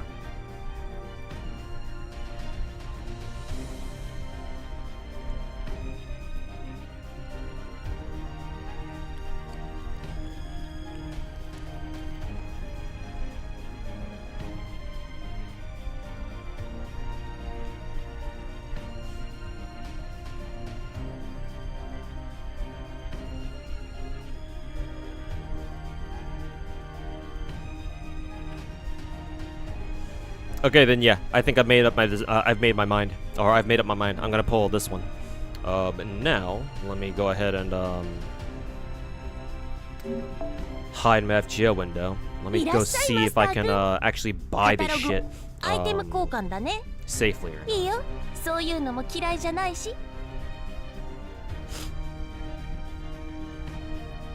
Ooh, they actually let me show my FGO screen again. Looks like they're selling a lot of the old ass CEs and Mana Prism shop. I just realized, which is funny because I've actually bought some of them already down here. But looks like they added. I don't know when they added this one. Maybe they already added. Maybe they added this a long time ago. But Golden Carp is excellent. That's real nice. Nice. Okay. Hide the screen again.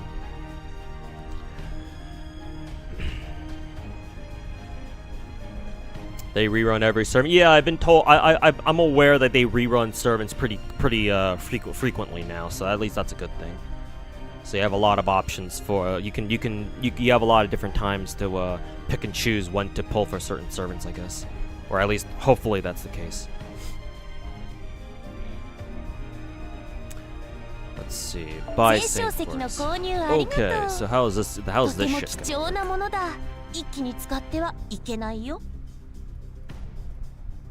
Let's see here. So Destiny order is a full 30, right? Full 30, and then regular GSR is 15, so I need 45 paid quartz total.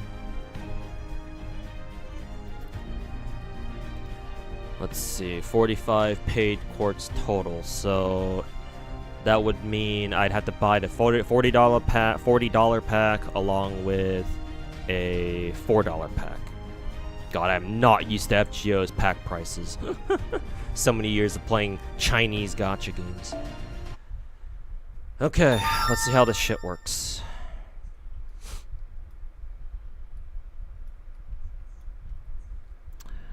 Blah blah blah.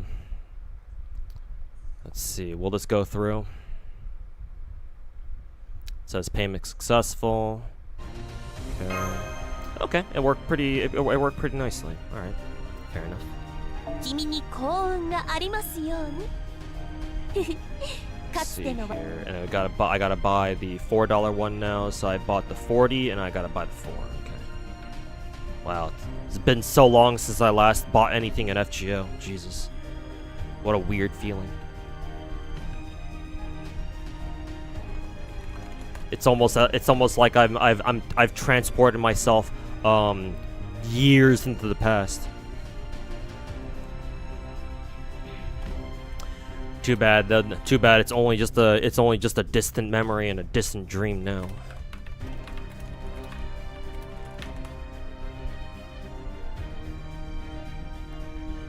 Yeah, 45 paid exactly. What a weird feeling.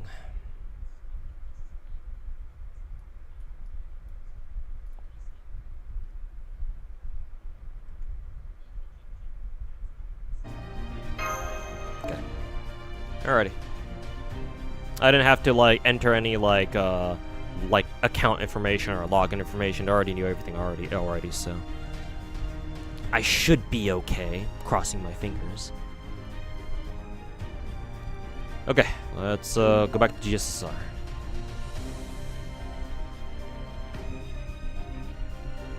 There's like a friend coming back to a friend who's waiting with a waiting for you with a knife behind his back instead of a hug.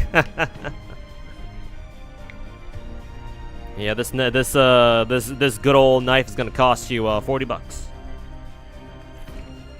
It'll cost you 45 bucks. Pay up, pay up, bitch.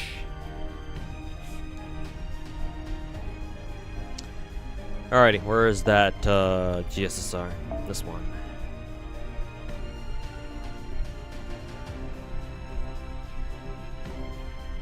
Little bitch.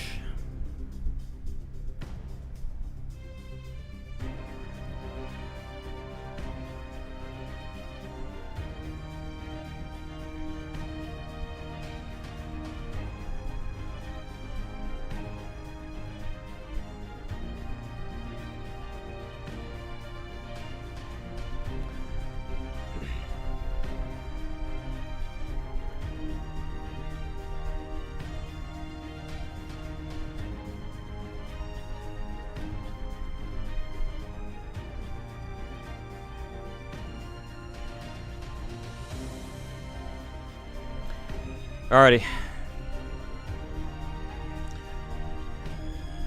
Blessing of RNGs be upon you. Actually, not exactly. I don't really know exactly who I want. Like, I'm kind of leaning towards Melusine just because she's new, but honestly, I don't mind getting an extra copy of either of these two. Because I have them both grailed, and I use both of them pretty consistently, so it's like, honestly, I don't know who I want. It's just anybody I get here is a straight dub for me. So, all right, let's see. So I guess it's up to you guys to like guess what I'm about to get. We're getting a Remiel skin. I think some of the Zenless teasers have been teasing that too. Yeah. I think there's that one short that they posted where it shows MC, either Wise or Bell, like working as a DJ or whatever, and then Remiel it shows up next to them with like a swimsuit or something. Get Melusine, because that's what you wanted? Alright, fair enough.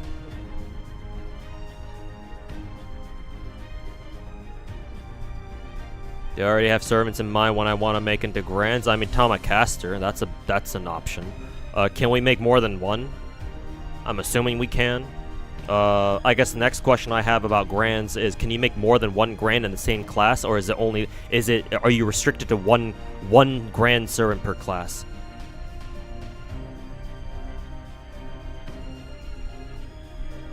Also not related to FGO, but Guilty Gears have another collab guest character. Feel like it's going to be Neo Neon. Did they announce that at Axe? Because I don't think they announced that at Evo. Either way, that's pretty cool. I think first it was Lucy, and then first it was Lucy, right, from Cyberpunk. If it's worth anything, a ton of new people went to Axe this year, got filtered, have to boost our gacha. All the others are isekai / mainstream slop. I mean, I don't know what they were expecting, but like, I mean, I guess if they had attended like before before COVID, then like they wouldn't have dealt with so many gacha boots, to be fair. But like 80% of that shit was fucking mainstream slop anyway. What the fuck were they expecting? Are they fucking retarded? I mean, they're people who watch anime, so the default answer is yes. Like, excuse me? It's all fucking mainstream. It's always been fucking mainstream slop, son. What the fuck are you talking about? Do they know what con they're going to? It's so fucking stupid.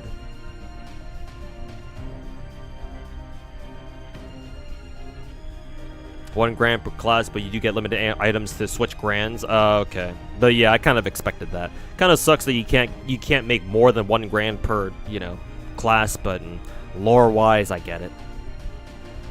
Either way, I know who's going to be my grand caster. That's obvious. All the other servants, though, all the other classes, though, I'm not sure. Well, Foreigner is obvious. I'll grand my Young Yuhan, or my Young Gibi, as she's called in this game. But for everyone else, I'm not sure. I'll have to go through them individually.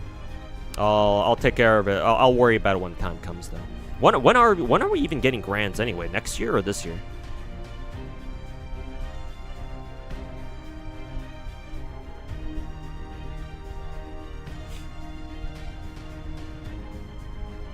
It was at Axe. Okay, yeah, that makes sense. Cause yeah, I didn't see any such announcement during Evo itself. I'm surprised they didn't announce it during Evo, cause like they didn't really announce. Did Arxis even announce anything at Evo? Well, either way, it's announced now, so. Again, the Woo skins for Linnea and Chisa. Yeah, of course. They're both hot. Fuck yeah, I will. Count me in.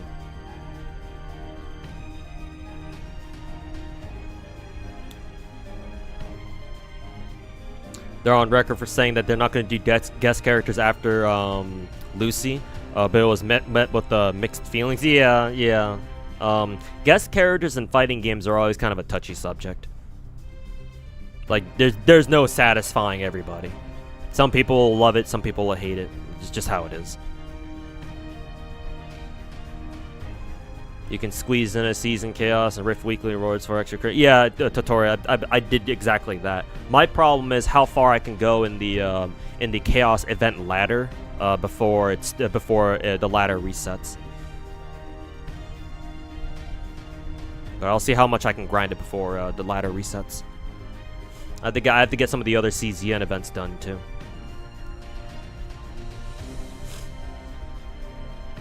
So much good shit dropping during summer. I mean, summer is always like this, man. If you're a gacha player, you will learn to fear summer.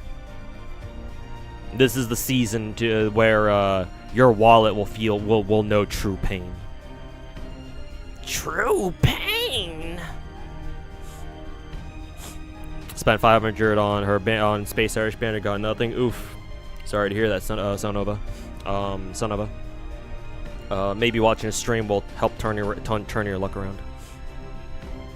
Dunno, Kenshiro dropped in City of Wolves, received very well. I know that some people out there are not really happy with his English voice. I do kind of agree that Kenshiro's English dub does sound a little flat, but in combat he sounds great. Like he does all the Chinese martial arts noise, like the wata, what, all those noises. He does those pretty well. It's just that his non-combat voice lines do sound a little bit like dull / flat. Maybe that's just how that's how he was directed to make Kenshiro sound like. But I do agree that JP Kenshiro does sound better. But outside of that, if he's been received pretty well, then yeah, no. Yeah, that's cool. That's good. Meanwhile, in Genshin, we're going to winter. Yeah, we're going up north.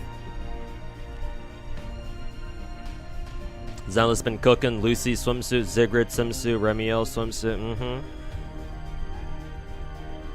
Something target audience or something like that.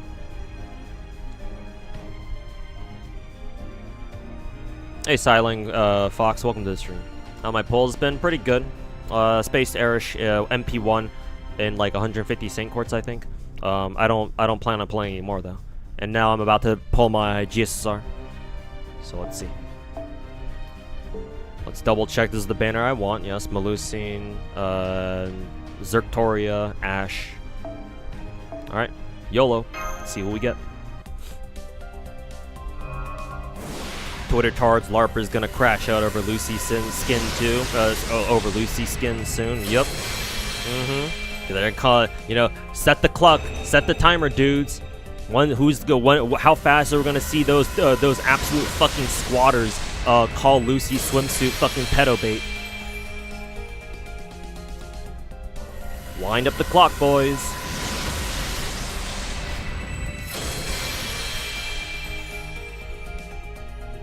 Said, get your calendars ready. Days since a fucking gacha LARPer called Zenless Zone Zero fucking Epstein bait. Lucy skin is free, right? I think so. Don't quote me on that though.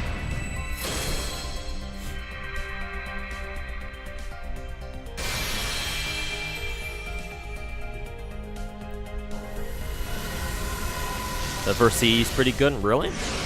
Maybe I'll check it after this.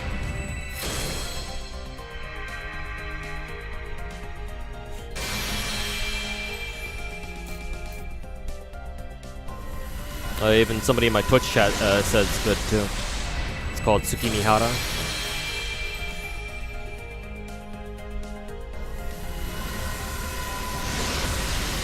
%10 to everyone for 3 turns. Really? Like a holy the ideal Holy King type shit? Because that CE gives what, 10% HP? Ruler. Oh, this is Melusin, I think. Hell yeah, she's new. Fuck yeah. Huh, that's kind of funny. I think this is the first time I've rolled a GSSR where if there are servants that I both have and don't have, that's the first time I've gotten. That's the first GSSR I've gotten where I actually get somebody new.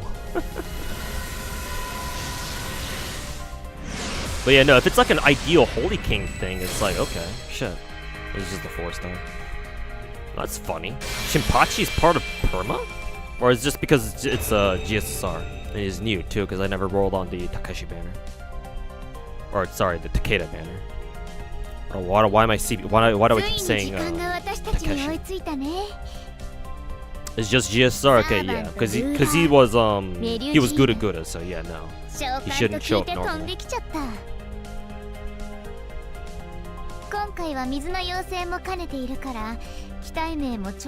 GSR, yeah, limited 4 stars, yeah.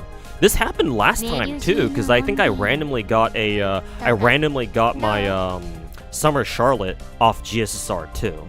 Does GSSR just have like a naturally boosted chance to give you like a limited time 4-star servant or something? You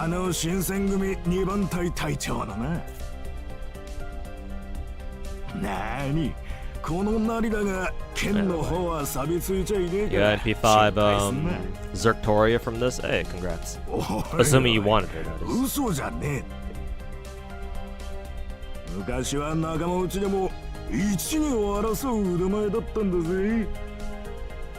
You're guaranteed a 4-star at least. Oh, that's cool. I never knew that. I thought they weren't, or I didn't know they were guaranteed at least. That's nice at least. Cool. All right. Yay, Melusin, somebody new. You got Shinpachi on the GSSR too. Yeah. So what is the CE? Y'all were gassing this one up. So King of Tsukimihara Academy. I'm assuming this guy's like from Extra Remake or something. Increase all allies attack by 10% 3 turns when entering field for the first time. Damn. Okay. Yeah, that's not bad considering it's a global CE effect. Yeah, this is some fucking ideal Holy King shit. What does it go up to when it's limit broken? 15%? I would assume 15. Cause that's pretty fucking good.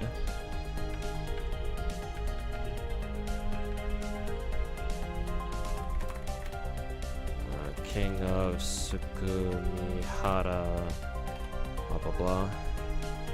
I would guess 15. It'd be crazy if we went up to 20. Yeah, 15. Yeah, that's not bad considering like how rare CEs like this are. Yeah. Like I fucking want Lozangle to give us more of like these like global effect CEs, so that way your backline actually serves more of a purpose than just being fucking bond farmers. So perhaps they're finally growing a set of growing a fucking pair and giving us more shit like this. Too bad it's locked behind a fucking 5-star though. But I mean, hey, what'd you expect?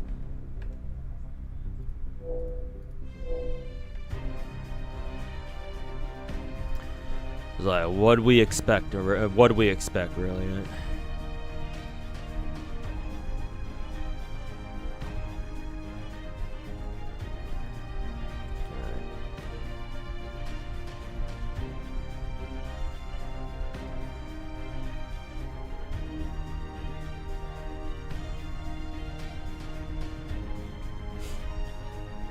If we're also full attack stat, it'd be so busted. Really? In that case, I'd actually disagree. I don't know how effective. I don't know how much of a difference that would make.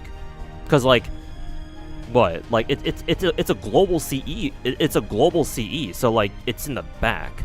And like under ideal circumstances, you're not gonna rely on your backline to come in to finish up a fight unless you like plug somebody in. But like if you're plugging somebody in, you'd rather have them bring another CE or something, right? So like I don't know if having full CE for a CE like having full attack stat for a CE like that would really make that much of a difference. You'd have to convince me on that. Yeah, exactly, Dr. Zero. That's what I'm saying. That's what I'm thinking. Like you're gonna put down on somebody in a backline anyway, so like, or like somebody who's like a support. So like, does it really matter if it's full attack?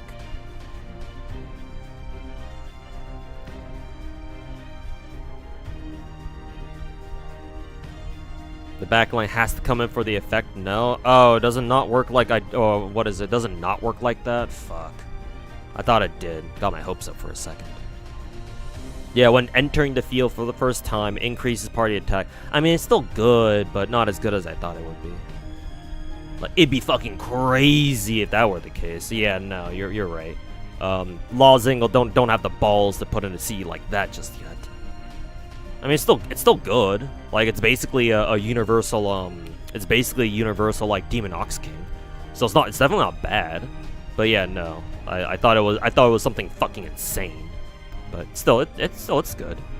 But either way though, you're just like, I don't know. Like, you're more than likely you're gonna put this on a support anyway. Plug in like, I don't know, fucking coins KOL or something. And then have her pop her buffs on somebody and blah blah blah, there you go. So yeah, no, I don't know if giving Tsukimihara or Sukumihara a full attack stat would really be that impactful. Like, I don't see it.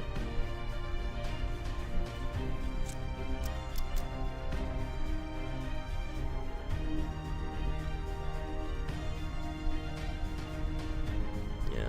Either way though, it's still a good CE. Definitely. But I'm assuming it must be. I'm assuming Sukumihara is a perma 5-star CE that we just got with Anniversary. So yeah, I don't know. It's gonna take a while before I get that one limb broken. I guess instead of stealing scopes, we can say anytime I pull another copy of Sukumihara, I can say I'm stealing somebody's Sukumihara copy or something. Anyways. Thank God, Golden Carp. Oh yeah, Golden Carp is new, right? I figured it was new because I was like, wait a minute, I don't remember seeing Golden Carp in Mana Shop now, in Mana Prism Shop now. But yeah, thank God it's there. Yeah, for people to pick one up. That C is permanent, right? I think so. I want to say so. Yeah, no, I think it is permanent because the FGO wiki doesn't list it as like a time limited or an event limited CE or anything. So I assume it's perma.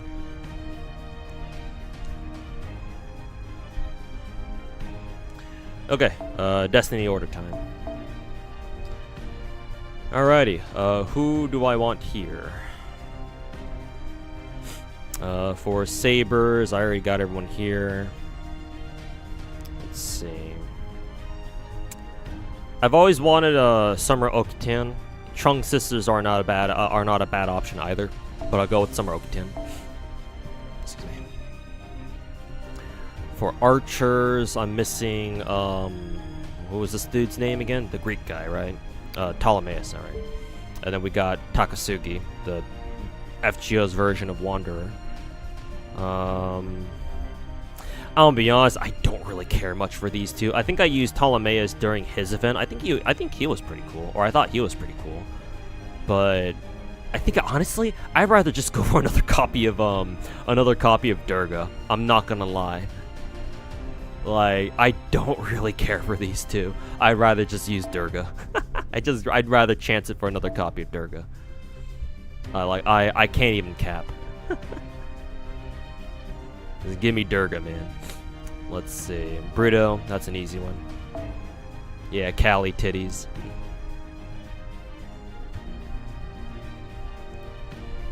You already have MP5 though, so you went for Ptolemaeus instead. Gotcha. Also, Durga is limited, right? Yeah. For some reason, I was like, wait, is she perma? Nah, she can't be.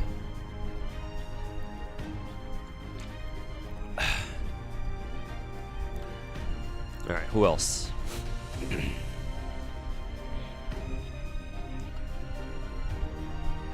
Got Ptolemaeus and yours, so he's MP3 now. Alright.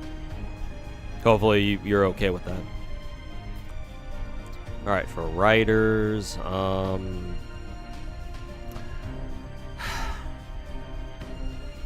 again, here it's like, well,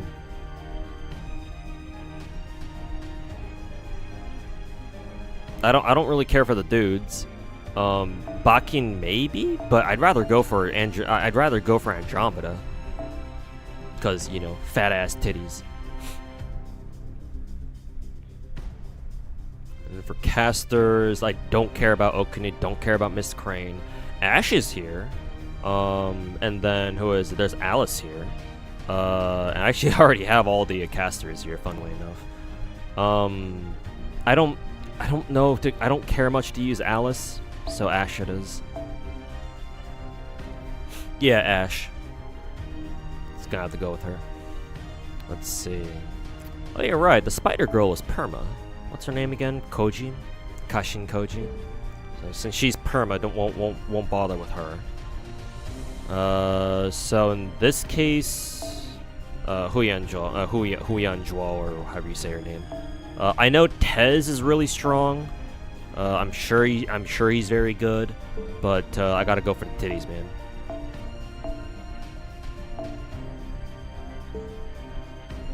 Oh, not you. Yeah, Huyan Zhuo. How do I pronounce that? So, gotta go for the assassin titties. That girl kind of a baddie. Which one? This game got a ton of baddies.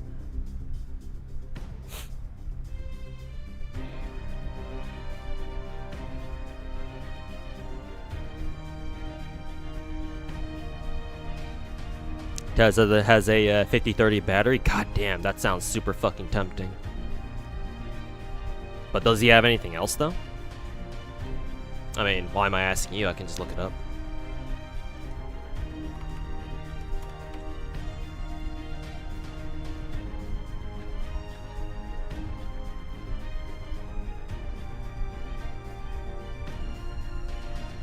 Sparksy's already 2-star. I'm looking for Elation MC.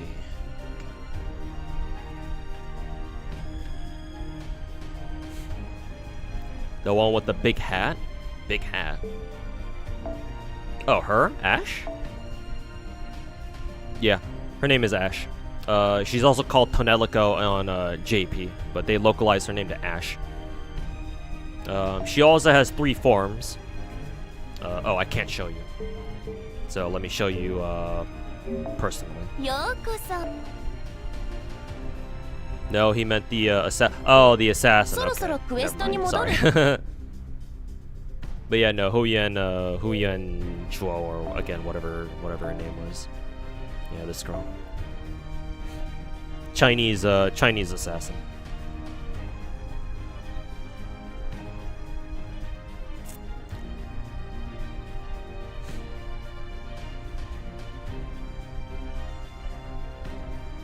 Tez also counts as a living human? The fuck? What's the lore behind that exactly?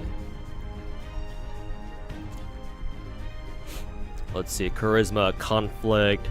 Wow, double charisma for anybody who has guts? Does he give guts? He gives himself guts, but not the party. Okay. Huh. So that actually means that anybody you run with them, you gotta pay attention if they themselves have guts. If they have guts themselves. But unfortunately, it doesn't look like he gives guts to anybody else. Which would have been hilarious, but hey, double charisma. We're off to a great start, and it's just if you have guts or not. 50% charge. Yeah, 50-30 charge. So that's really good.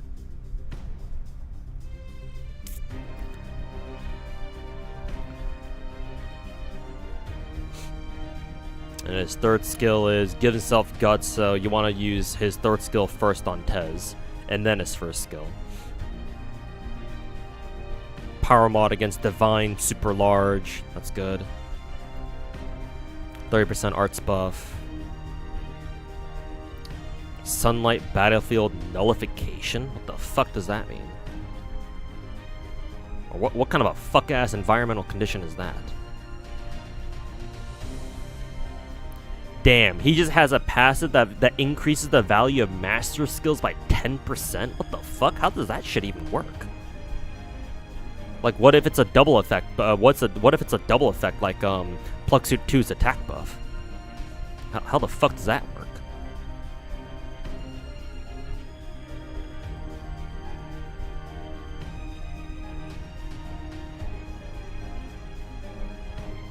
Yeah, he's pretty solid. I'm not gonna lie.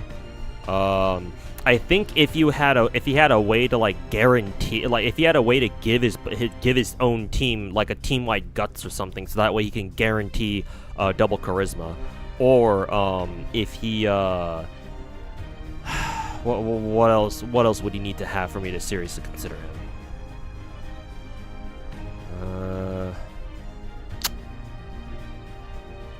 No, honestly, I think honestly on his own, he's a really hard choice to pass up.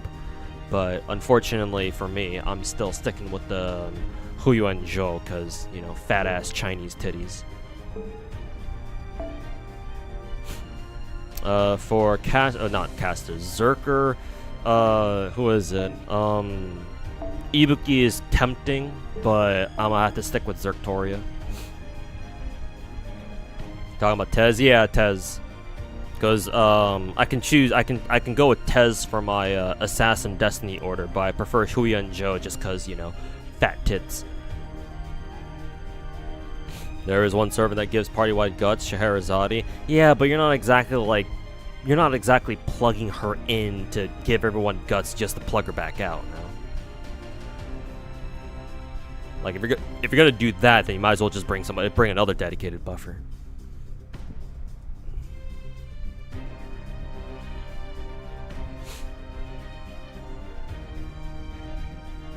Means that 20% attack and 20% MP is now 22% each. Oh, is that only it? Oh, it's not as bad. It's not as crazy as I thought it might be. I thought like it was literally additive, not multiplicative. It would have been insane if it were additive.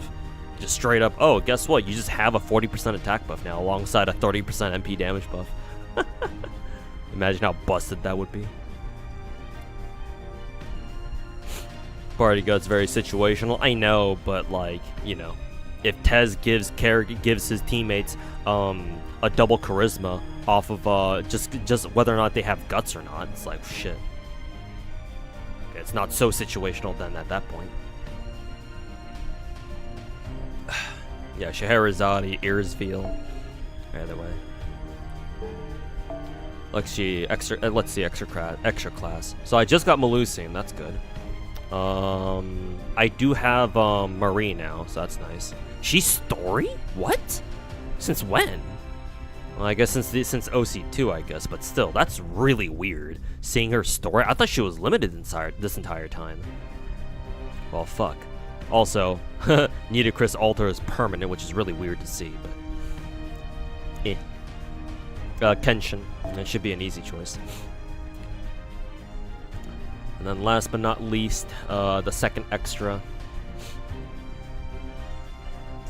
Second extra, let's go with... normally I would heavily consider Aoka, but then now that I realize that she already has, I can just wait until New Year's for Lucky Bag for GSSR and her own rate up. It's like, okay, sure. I can hold off until then, I guess. So that leaves Bazette. Either Bazette or KOD. Do I want Bazette or do I want KOD? Is Bazette still decent at MP1? I'm actually kind of curious. Because I know Bazette's got that weird ass MP where she has a counter instead of an actual damaging MP. But does that... What do MP levels scale? How do MP levels scale on Bazette?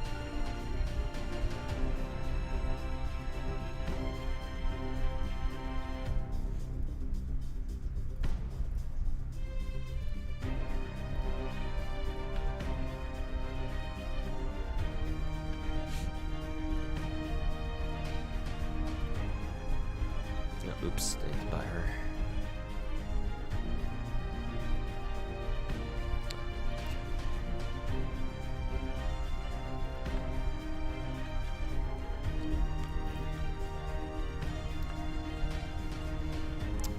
You'll use KOD more often. Yeah, I know.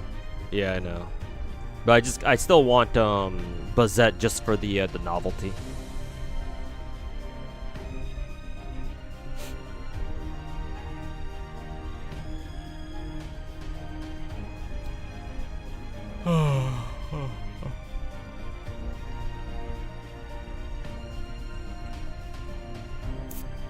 Okay, yeah. So MP levels do directly control counter damage.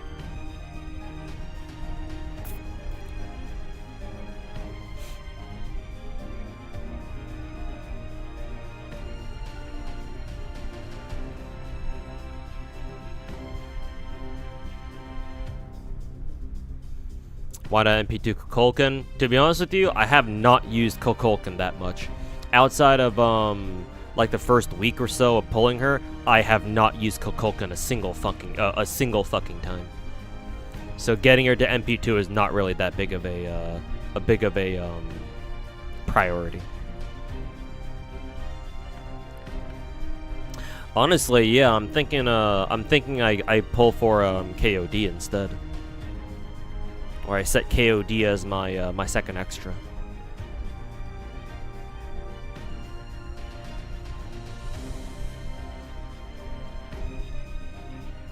Kukulkan's crazy on paper, but rarely do you need her. Yeah, and also consider this, that Kukulkan, all three of her skills are useful, yeah, but they're all single target, which means that if you need to, if you're using her at all, you're using all three of her skills, and that means you have to click her buttons 6 times in a row.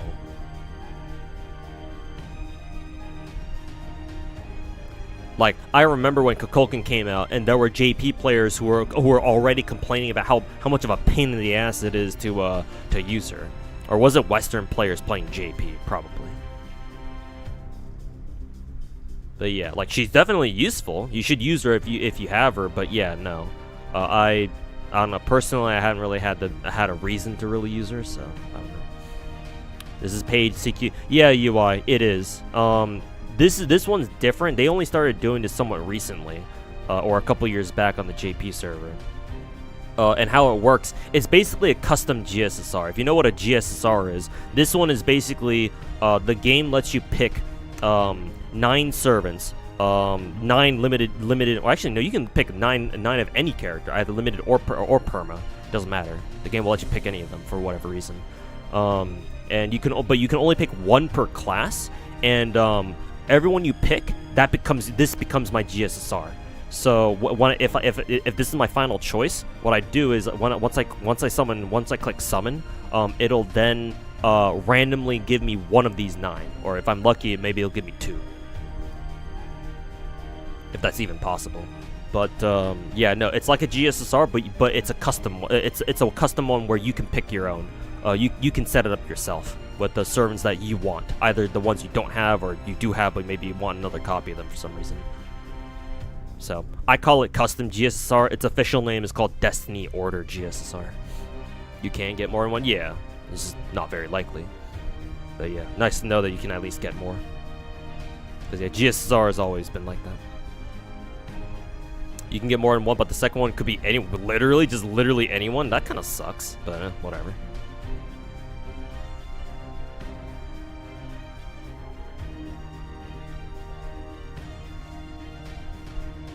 Please, ever since skill animations were, ever since we got fast forward skill anims, farming pains diminished greatly. People bitching about 3 more button presses have short memories. Unless you're playing on emulator. Like if I were still playing on my iPad, then yeah, that's not really a big deal.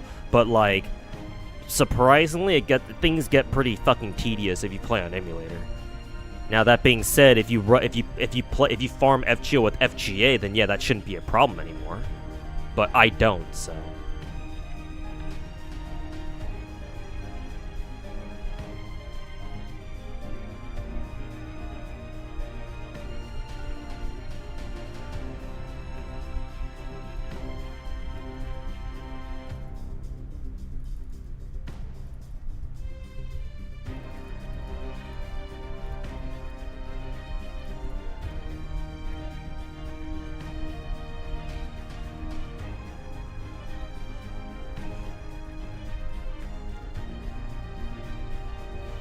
We've only gotten double SSR and GSR once, so it was Musashi and Erish. Both are MP up, but that's fine. I don't think I think I've never gotten a double SSR before. Yeah, no. Don't think I ever have. And yeah, we got the 15% extra bond servant or whatever. So that's cool.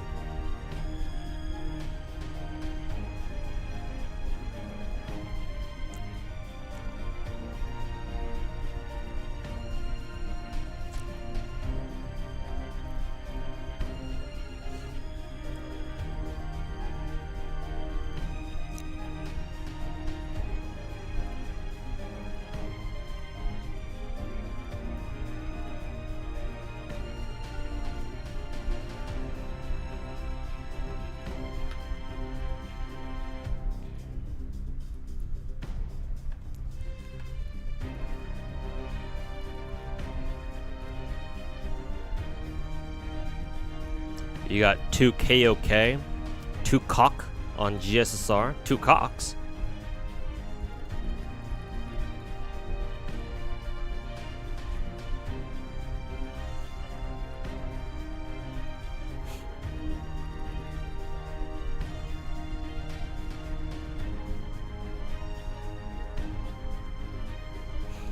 You mean KOL? Oh, okay. That's really good. Man, you lucked out. Anyways, this is what I'll go with. I do kind of want to I still kind of want to put on Bazette, but KOD's a smarter choice here. All right, let's do it. Let's see what we get. Yep, cock.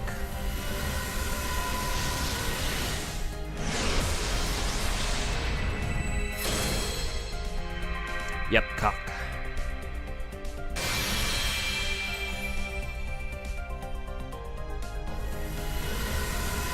I think you should select Bazette. Oh, too late.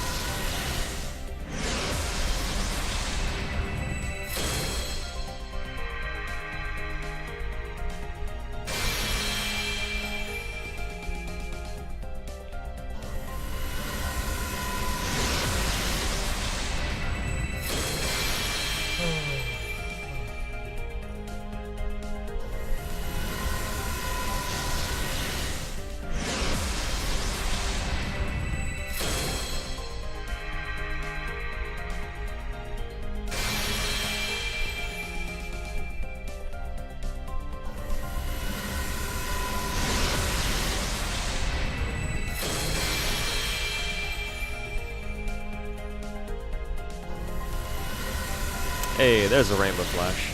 But it was with GSR, so it's like, doesn't really count. Berserker. What did I pick for Berserker again? Oh, nice.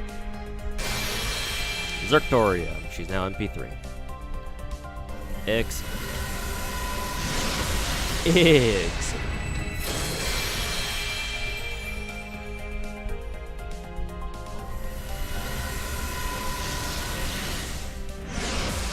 Excellent. Now double. We'll see. Well, what pull number are we on? Like 8, I think. We're running out of pulls.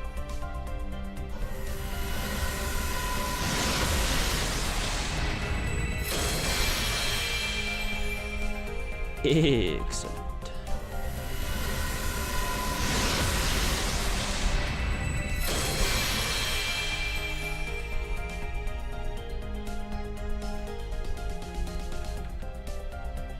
Let's see. Yeah, no double.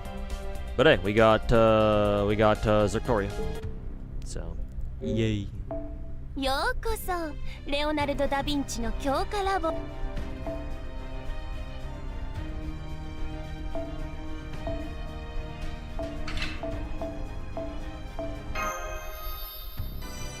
Alright, she's MP3. I wonder if I should start 120ing Zerctoria too, now that she's at least MP3. I'd have to figure out the how exactly the servant coin situation will work out for that.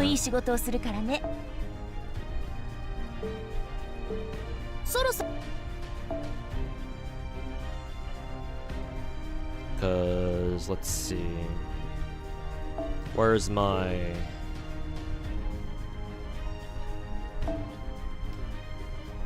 where is my Zerktoria? There she is. Oh yeah, right. I forgot they added the other two. They added the A4s and A5s. So yeah, how the fuck would this work? Forget about her A3 because she's a berserker and that shit is fucking fuck-ass useless. Special attack boost. Which one was this one again? This is just the crit damage. Why'd they call it special attack boost? What the fuck? What? Why?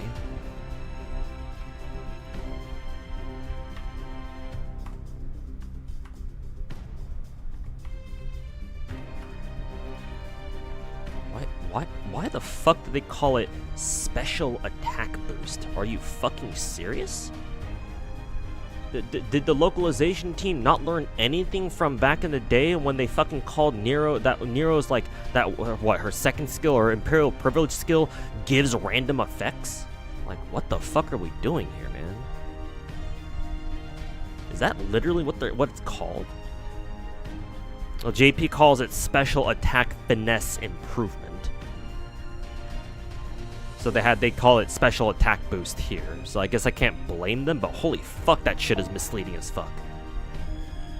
Why did they just not call it a crit damage buff? Why'd they have to call it a special attack boost? Like,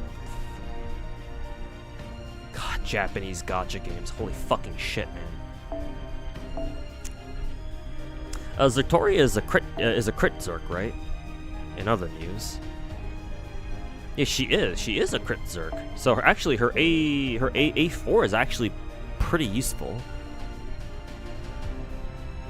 But yeah, mainly it's her A2 and A5s for most people. But yeah, no, her A4 is actually useful here. But yeah, obviously her A5 takes priority. Yeah, not sure how I'm gonna go about that, but I'll decide later. Anyways. Oh yeah, now that we have our servant coins, I can continue 120ing Lartoria. I think. Would it even be enough though? It's not gonna be enough, I don't think, right? Because she still needs 30 every 2. And yeah, I can only get her up to like what 118. I would still need another, God knows how many servant coins, or I would still need another 30. I'm pretty sure. Can I get more for her? Because I think she's at bond 11 right now. Is she even at bond 11?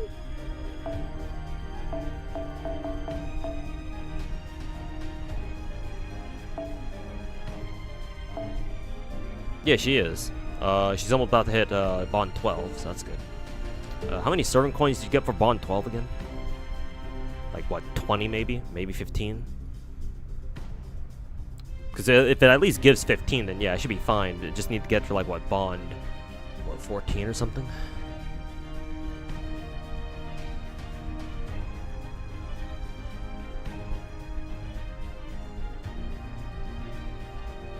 You don't have to think, you can swap them now. I guess, but I want to save my servant coins in case I decide to commit to 120 Zerktoria.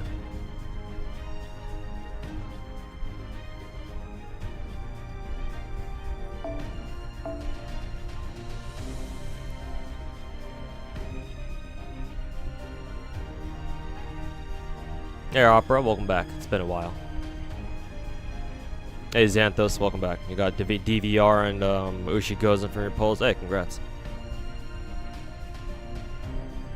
You get 60 now? Oh shit. Alright, then yeah, I can get her to 120 as soon as I get her to bond 12, which is gonna be soon. Hell yeah.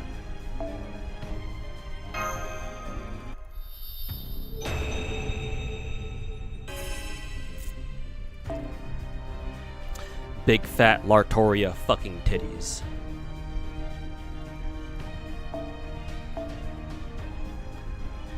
see here.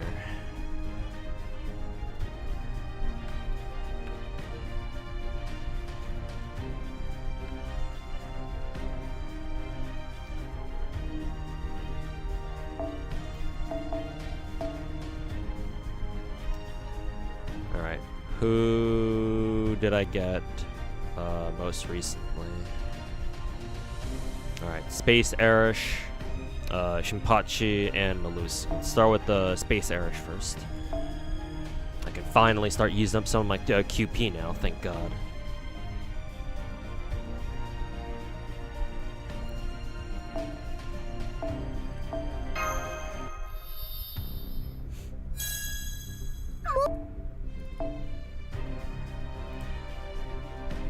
If you want 3 appends, no 120 for MP3. I'd rather go for 120, personally, but I suppose that's something I can consider.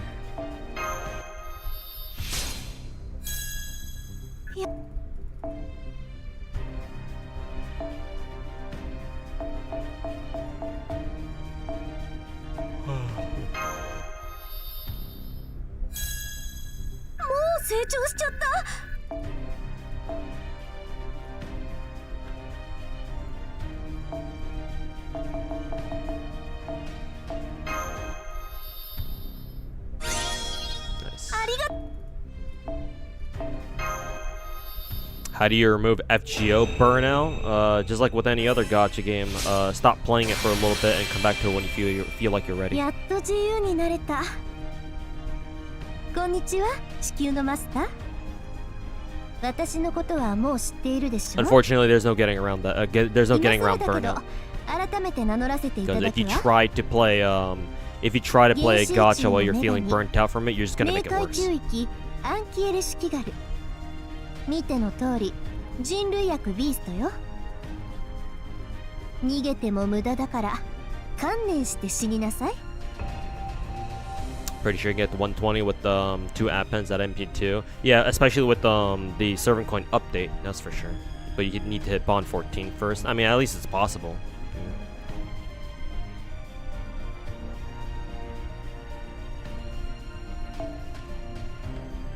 Who's my absolute favorite servant?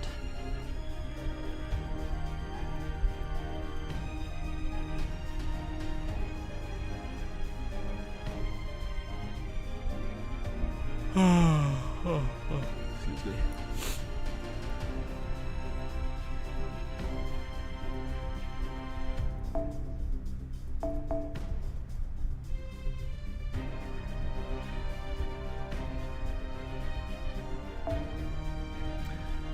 This good old fox girl right here.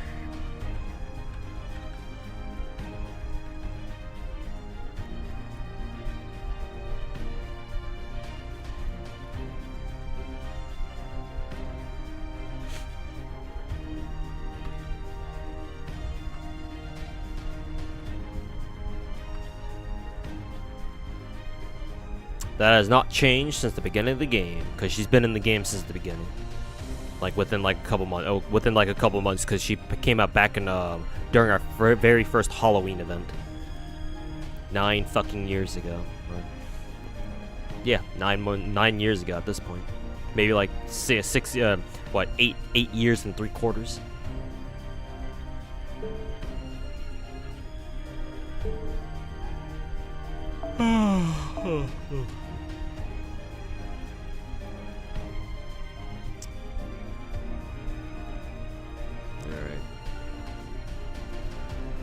Why do I have so many random ass embers here?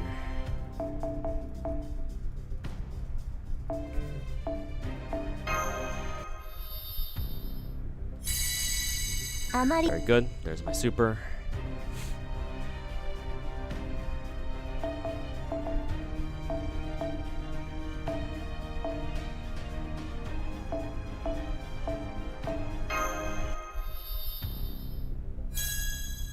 Le 9 years? Yes, sir. I've been playing this game for 9 years now. Well, at least I have, because I'm an unk, but...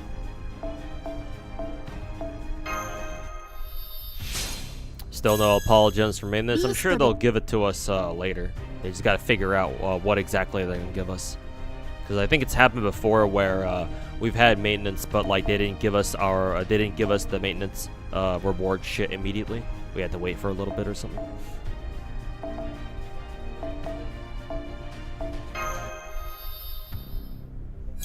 Holy unk status, yep.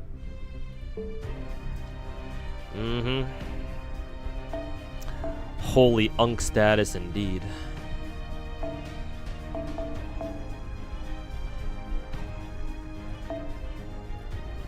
Wait, why am I in the Palingenesis tab?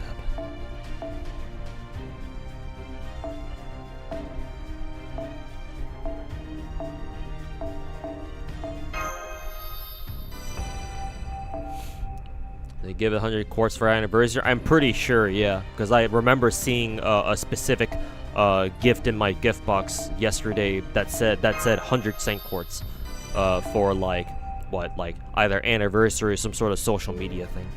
So I got it. If you're saying you didn't get it, then I don't know. I don't know what happened there.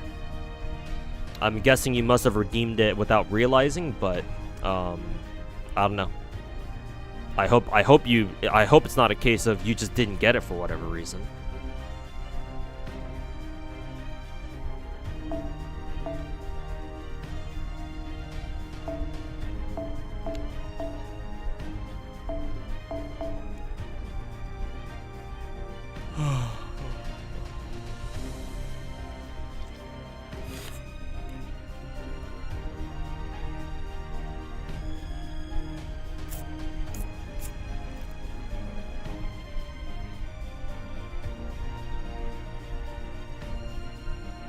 So if your box is over... No, that can't be possible, Masamune, because they increased the gift box cap. And besides, most of the rewards that they gave us were... it didn't count towards the gift box max limit anyway. So no, I know what you're about to say, but no, it can't be because the box overflowed. And besides, even if it did go into overflow, it would get rid of their oldest items first to make room for the new ones.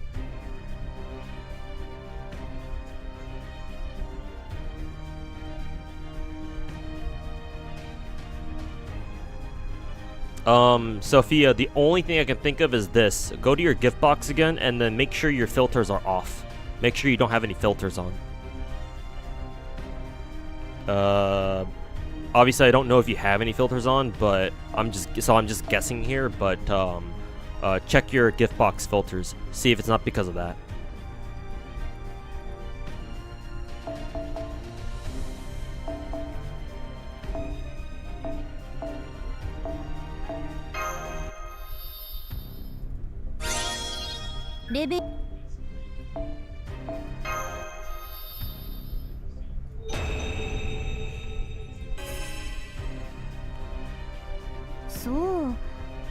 You even know that never overloaded your gift box? Yeah, no. Because when we got all our anniversary shit, we got way more than our gift box should have had. And they increased our gift box cap too. They increased to like 450, I think. I don't know what it was before, but they definitely increased it. Because I'm pretty sure it wasn't 450 before. Actually, did they increase it to 450? Maybe it's still 400. I don't know. But yeah, no, the servant coins definitely didn't count towards the cap. So you didn't need to worry about that at least.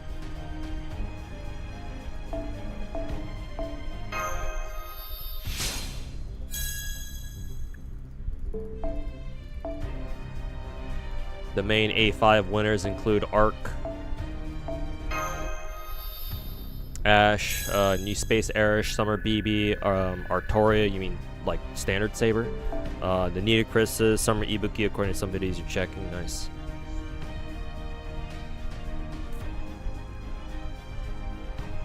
Actually, that makes me curious. Let me see if I can I even unlock Arc's A5?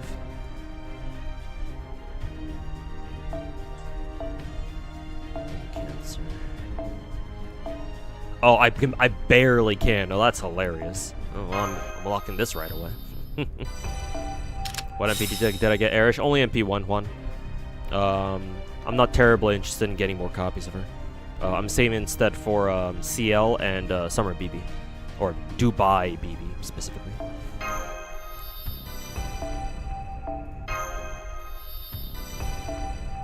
Put them on default again, then I don't know, Sophia. I would guess, like I said earlier, I would normally guess that you'd redeemed it on accident, but if you're seeing your gift box history doesn't show it, then at that point I don't know. Just double check it again, go through your gift box again thoroughly, make sure that you didn't miss it or anything.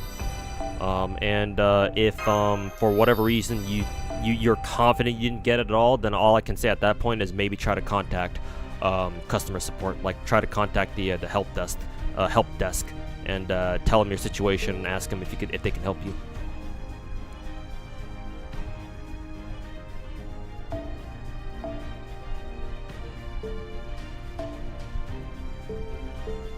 All right, UI, take care, man.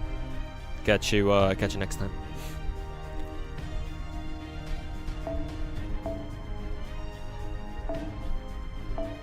And then I'll check on Ash's. I will check Ash's app-end skills here. Oh no, maybe I can't. Yeah, I can't. I just straight up don't have enough. What is it? I don't have enough servant coins.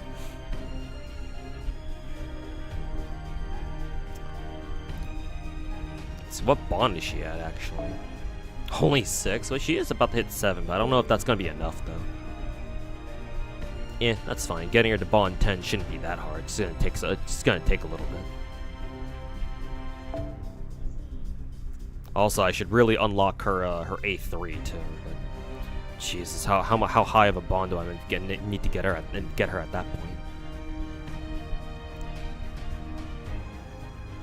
For Ash, just switch your mana loading to A2 to A5. It's just straight up better for her. Is it now? I'll hold off on that. I'll switch it over if I need to, but not for now.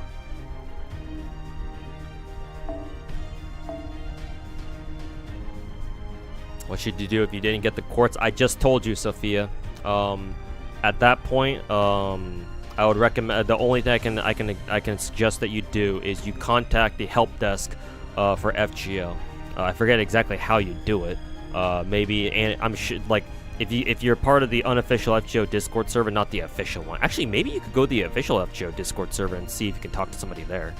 Now that they actually have a fucking official one after God knows how many years. But you can either do that or just Google like how to like contact FGO NA help desk or whatever, and you should find instructions on how to do that. And go through the process of sending them a support ticket or whatever, and see if they respond back to you. That is all I can really recommend. That's all I can really suggest at this point. And if you are relying on the 100 Saint Quartz we were supposed to get, then I would recommend you do it sooner rather than later, because obviously if you need that 100 Saint Quartz to pull Space Erish or anybody else, you should do that sooner rather than later, because who knows how long it'll take for the help desk to get back to you.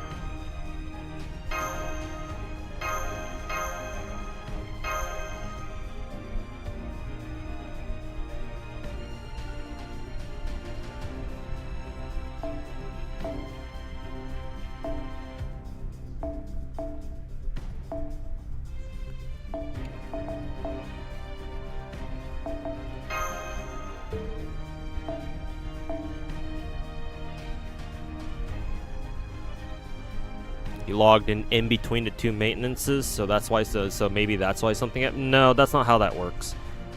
I mean, maybe, but like, what do you even mean by you logged in between the two maintenances? Cause like I don't know, maybe you're right. Maybe something wrong, something weird did happen, but usually it shouldn't.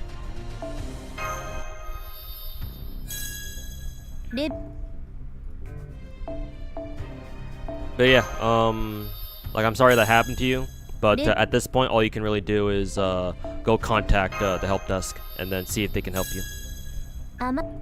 What was going on with the FGO Discord? Oh, when they first set it up, it was absolute fucking chaos. Because they didn't have any, apparently they didn't have any, like, mod controls or whatever to, you know, keep people in check.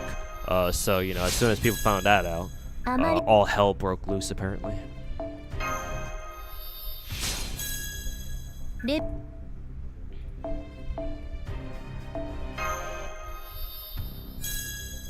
Level up.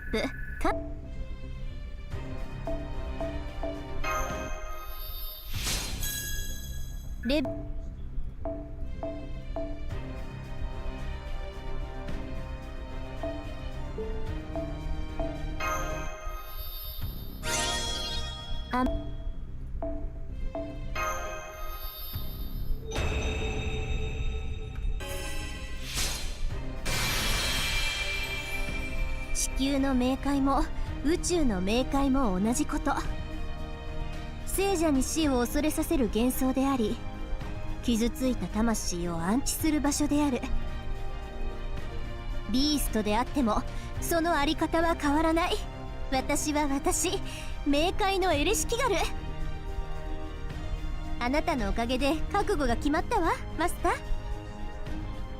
これからはこう呼んで。空と地を抱く女神、新宇宙の輝ける花。そう、人呼んでスペースエルシキガルってね。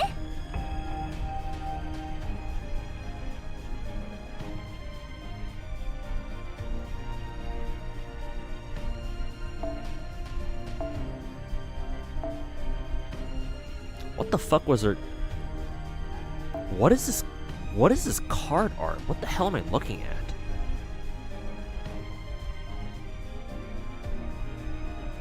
at? Am I looking at a Madoka background? What the hell is this?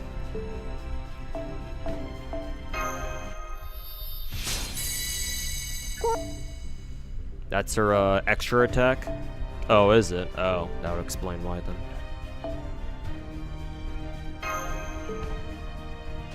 Why am I so efficient with embers? Old habits die hard. I don't need to be, but I still am for some reason. I'm not even nearly as efficient with embers as I used to be. You have to pull for one is golden BB or C. I'm assuming you're talking about you're talking about Dubai BB, right? Is Dubai BB or CL a better choice? Now that I have an idea of what CL does. FGO, Wiki, Dubai BB.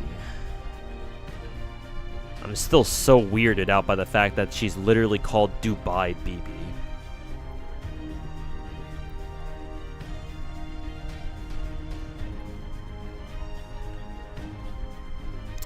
Another moon cancer as per usual.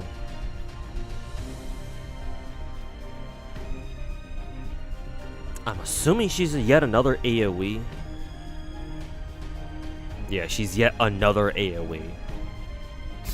As if we needed more fucking AoE moon cancers, but okay.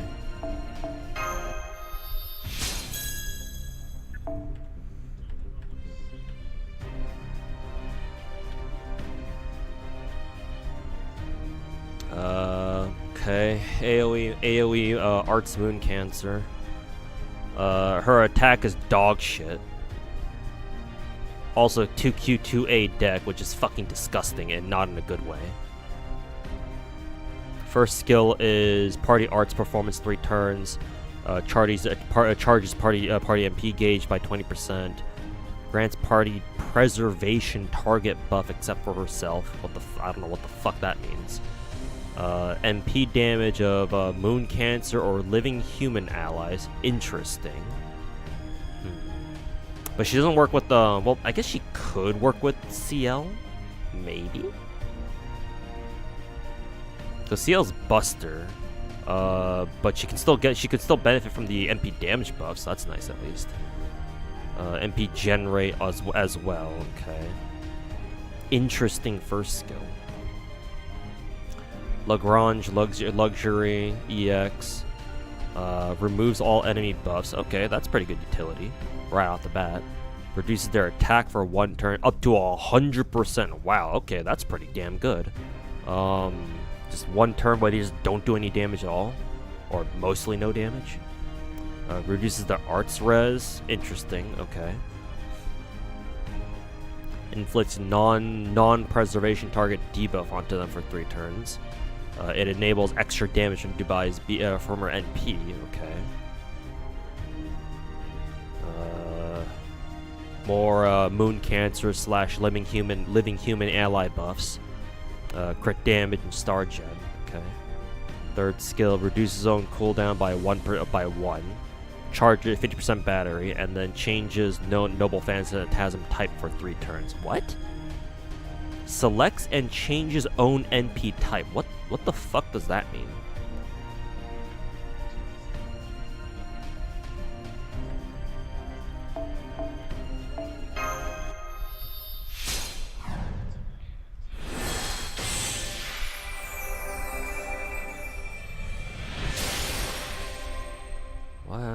What does that mean? Like change it between AoE or NP, AoE or a single target, or what? Or does it mean change the color?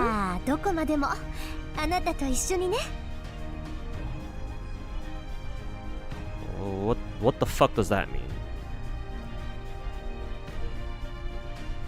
What am I reading? Summer Dubai BB? Yeah, hers. It means she has an attack NP or a support NP. Huh? Oh yeah, you're right, it is. Okay, that's weird. I have never seen that before.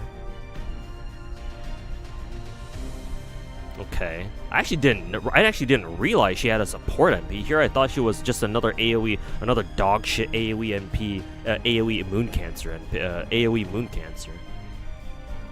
Okay. Well, if she has a support NP, then that changes things.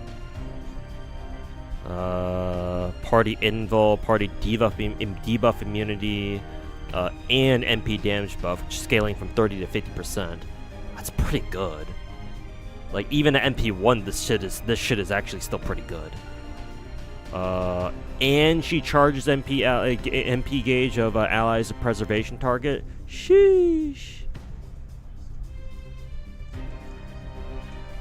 All right. Well, she's dual use then. That's pretty damn good. And even technically her DPS MP, her damaging MP is actually not bad either, because she just gives herself her own super effective mod. They really want you to use her, huh? Holy fuck. They really want you to use this bitch. All right, fair play then. Well, what are her passives like?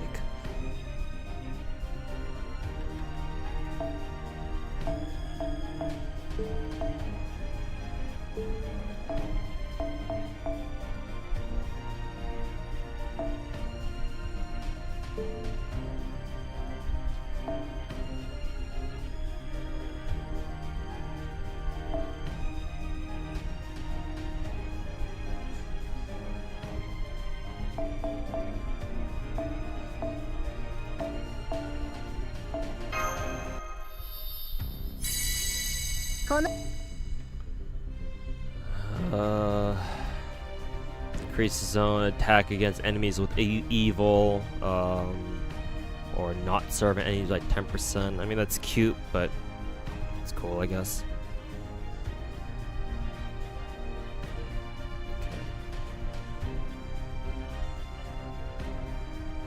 Okay. Yeah, Summer BB is definitely interesting.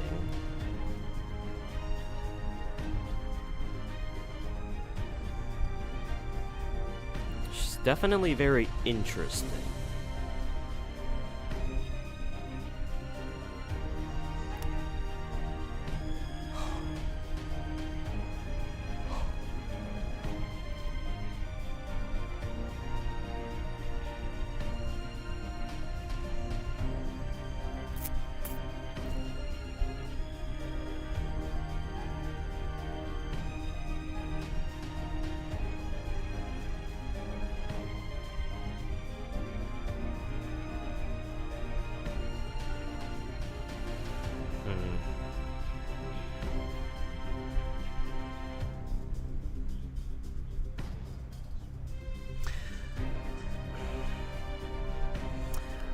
My gut says Summer BB actually, just because she has so much utility.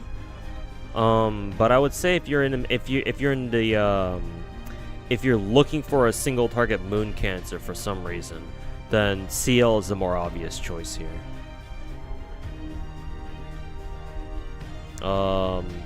I would say if you're not looking for anybody in particular, then maybe Summer BB. It's kind of hard to tell because I've got some people in my chat saying that she's actually not that useful, which I can definitely see. But I think I'll still give her the benefit of the doubt. Again, the only reason why you would pick CL over Dubai BB is if, again, you are specifically looking for a single target, a single target moon cancer. I think I'll go with that. So you're still gonna have to make a decision about that.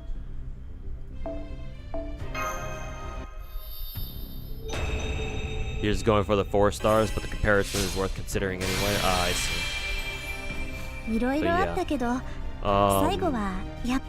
I'm more biased towards I'm more biased towards Dubai BB, but they're both good choices. But they do definitely have different roles.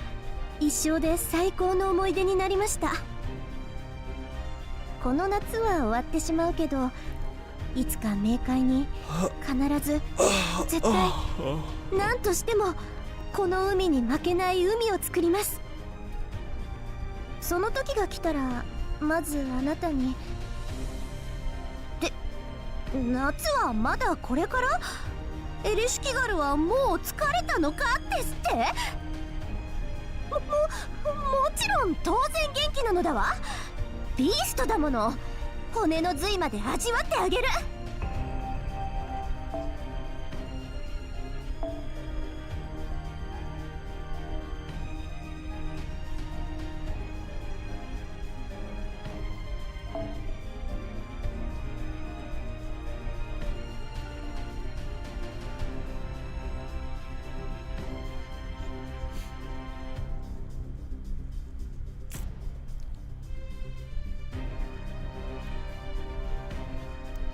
Summer Seal cheats and has 50% class advantage against sabers passively, so she's half archer. What? She just steal MHX's whole gimmick for herself? Somebody check on MHX. She might be crying in the corner somewhere.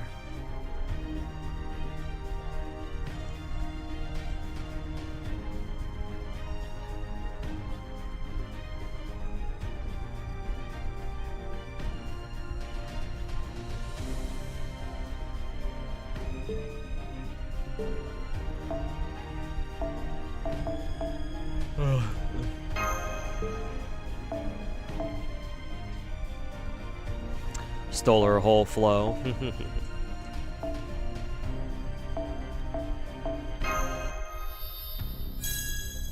今度はど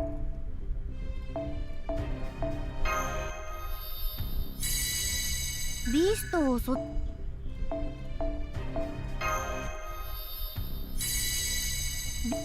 Nice. Double super suck.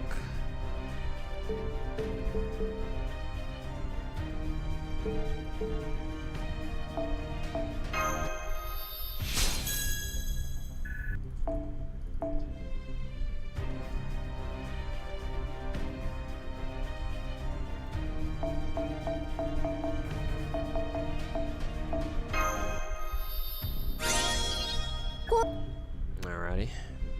So there's space Erish done.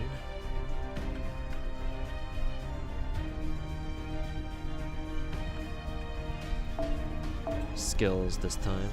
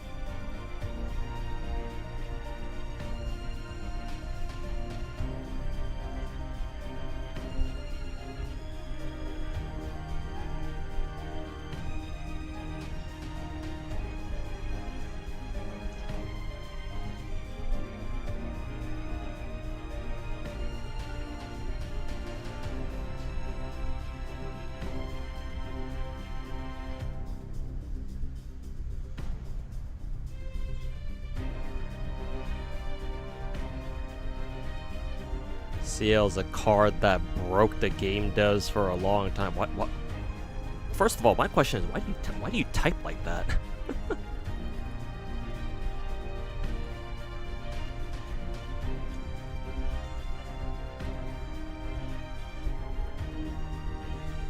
But CL is apparently busted. Oh, that's good to know at least.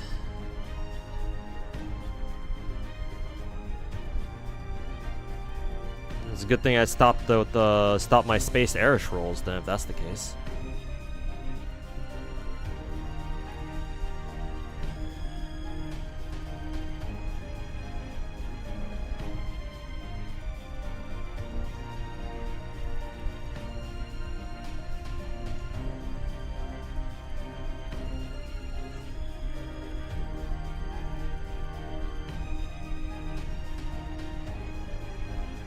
Should you recommend FGO to your brother? He asks you what gacha to play. Yeah, if you hate him. If you want him to suffer, then sure, yeah.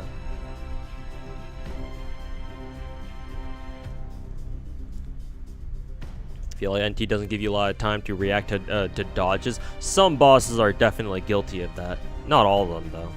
But yeah, no, there was a boss in the Hunter's Crucible event where, yeah, their attacks came up pretty fast. And like you basically have to know the attack's coming if you want to actually dodge it. If you want to dodge it properly.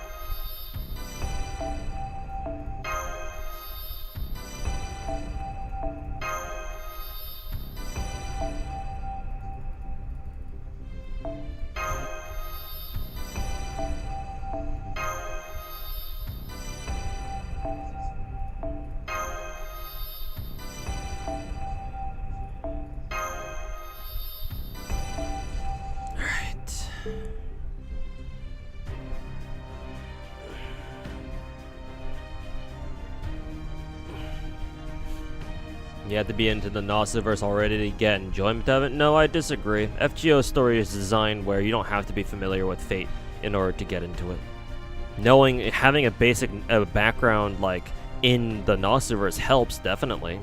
It helps you get like a lot of the Gnostiverse, the various Gnostiverse references that only like visual novel readers or just like others like more familiar with the Gnostiverse will only they'll be able to pick up. But you don't have to like be a fucking Type Moon slave, for example, to get any enjoyment out of FGO. That's just not true. That's like saying that, oh, I want to play the Star Rail collab. I want to play the UBW collab in Star Rail. Should I go play FGO first? It's like, no, that's you don't have to do that.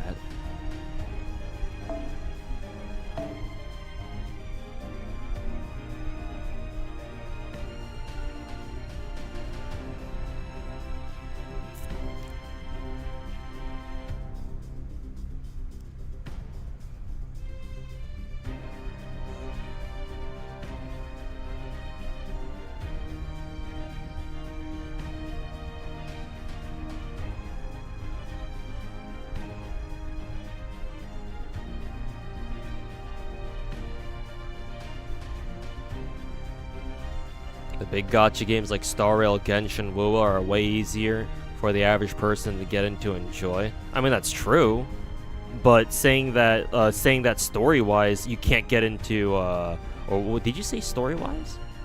No, you said story is good, but you have to already be in the Nasuverse to get any enjoyment out of it. That's just not true.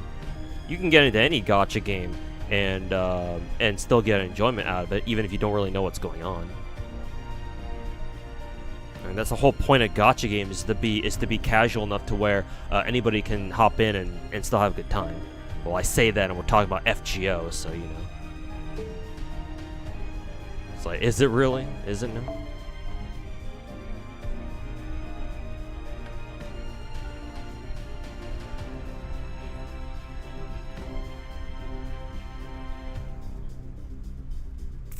More so speaking from going from early chapters to more highly acclaimed ones, but that has nothing to do with like, oh, you have to be into the Nasuverse first to really enjoy these stories. Like, no. Even then, I'd have to disagree, man. Like, if all you're saying is that the first couple of chapters, like the first 5 Singularity chapters are hot dog shit, then it's like, well, I mean, yeah, they're dog shit. But that doesn't mean that, you know, oh, you need to be a Type Moon fan in order to get any enjoyment out of FGO. It's like, no, that's still not true, man.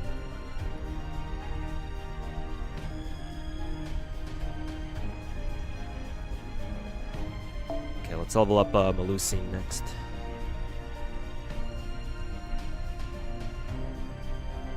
Let's see, how many foes is this?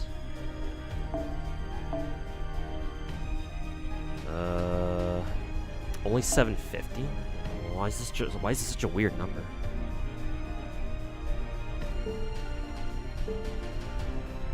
Uh, 750. How many foes would that be?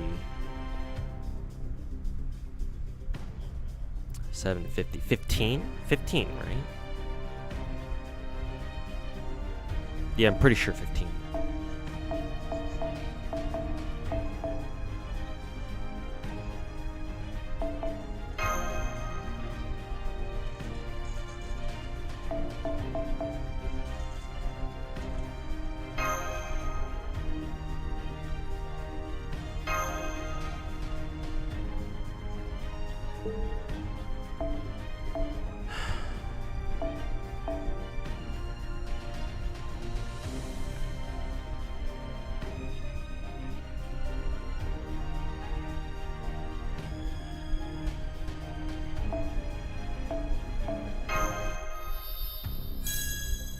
いつも種火ありがとう。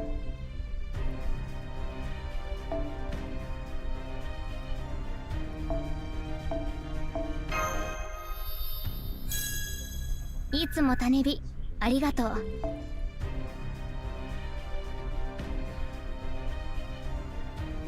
Also, in terms of pity, you think FGO is better than Genshin because Genshin locks parts of kits way behind dupes and FGO only has bigger numbers behind dupes. On paper, you might think that way, but in practice, no, that's not how that shit works, man. No, I could not disagree with you more in practice. No, the way Genshin does it and the way that most of the other big gachas do it, no, that's straight up better. Does he know? Yeah, I don't think they do. It's easy to fall into that trap if you've never played Genshin or if you've never played any of the bigger gachas before, or maybe you have, but you haven't played them enough.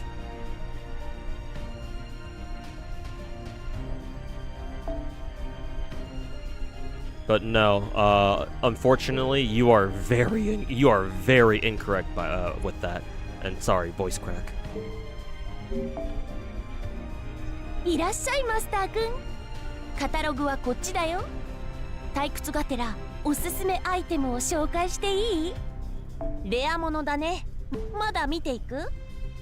うんうん。またよ。That's what you're saying. Didn't mean to say it as like a black and white type thing. Just depends on people. Someone's willing to go through all the early dog shit. I think at this point, FGO story's reputation is such that, yeah, I think a lot of people coming into FGO as new players will kind of know that, yeah, no, like, this game has like certain chapters that are considered to be really good. And typically, I would imagine that if you're going to get into FGO these days, you typically want like a lot of like, you know, you want to look up a lot of resources to make sure that you know what's going on. Or at least I feel like, you know, that's what people should do in case they haven't already been doing it on their own.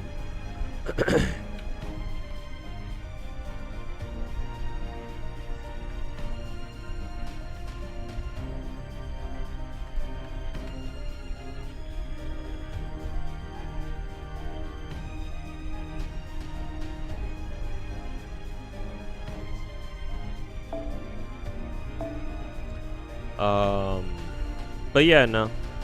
I guess not. But I mean, here's the thing, Kenso. The way I see it, like, in a really weird way, like the first couple of chapters of FGO and Singularity being bad shouldn't even matter because people love the Hoyo stories, for example. People love Wuwa's story, apparently, or at least the fucking Wuwa cucks do. So, like, if they think those are good stories, then hey, they should think that, you know, the first 5 chapters of FGO should be good too, right?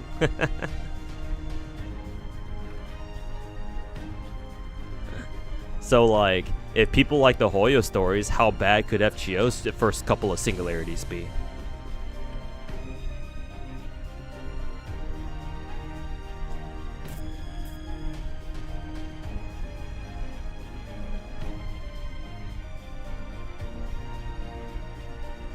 Make a really good fucking point. But yeah, no. I guess we were on the same page. We had a slight misunderstanding. But no, you are still correct about the whole, like, what is it? The bigger gachas simply get easier to get into. Yeah. There's definitely no denying that.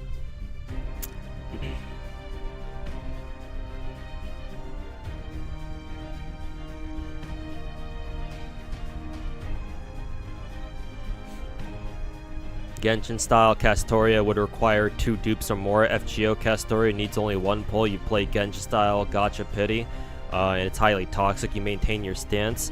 No, I'm here to tell you you're still wrong. How many hours? How much of Genshin have you ever played? Have you ever played any other gacha game besides Genshin? Because the only gacha game that comes close to what you're comparing it to or what you're describing is Star Rail.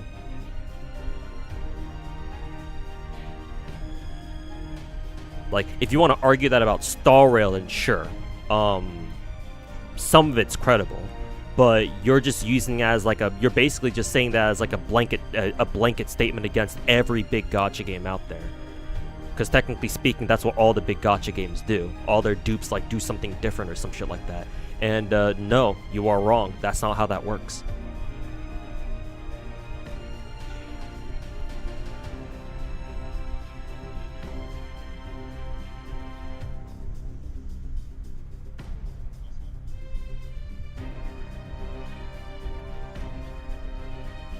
You just compare gachas pre-Genshin and gacha now, you find a hard time for a lot of people to get into games like FGO. Yeah, no, you're completely right. I've been saying the exact same thing too. Old school gachas like FGO are just much harder to get into. It's to the point where, like, I don't know if you've ever heard me say this before, but I divide gacha games into 2 distinct eras. The old school gacha games, the ones that existed before, came out or existed before COVID, and then all the post-COVID, the post-pandemic gacha games, or the new age gacha games that came out like past 2020.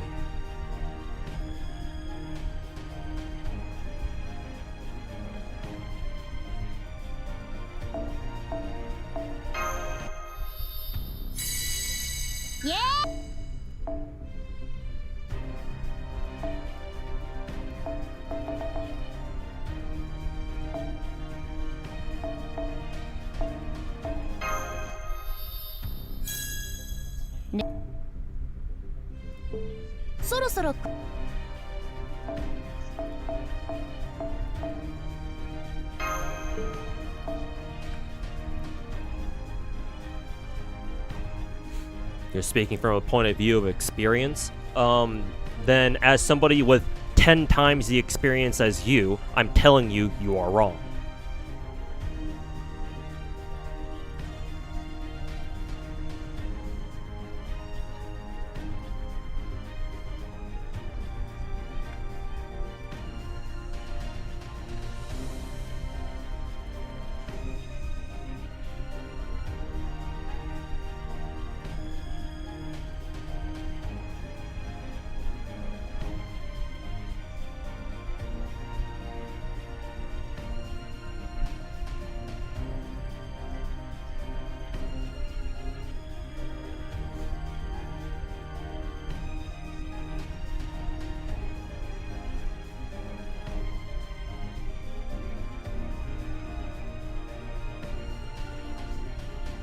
It's your issue, really. You play about 15 of these post-COVID gachas. Don't have time with them to work like past work to learn like past systems. They seem unnecessarily complicated.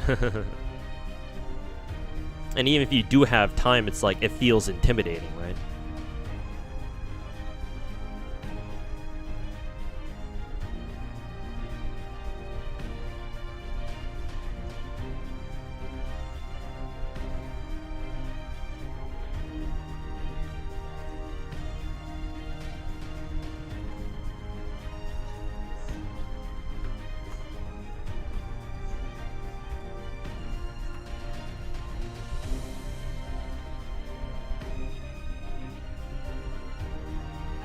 You're not competing with me, just giving your take, not saying mine is wrong, just not trying to have a measuring contest. You're saying you're not giving a novice take here. I mean, it doesn't matter if your take is novice or not. I'm saying your take is wrong. So let me go use the bathroom first, and I'll come back and explain to you why.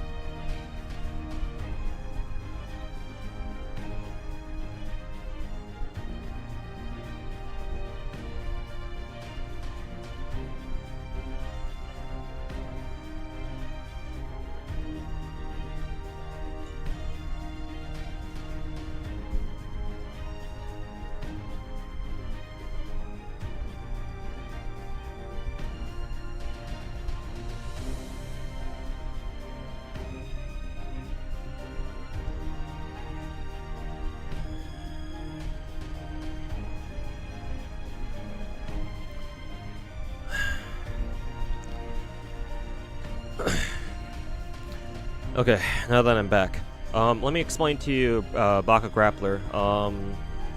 First of all, let me just say this: don't take this personally. I'm just very, I just have a very strong opinion about this. Second of all, even if you say it's only your novice take,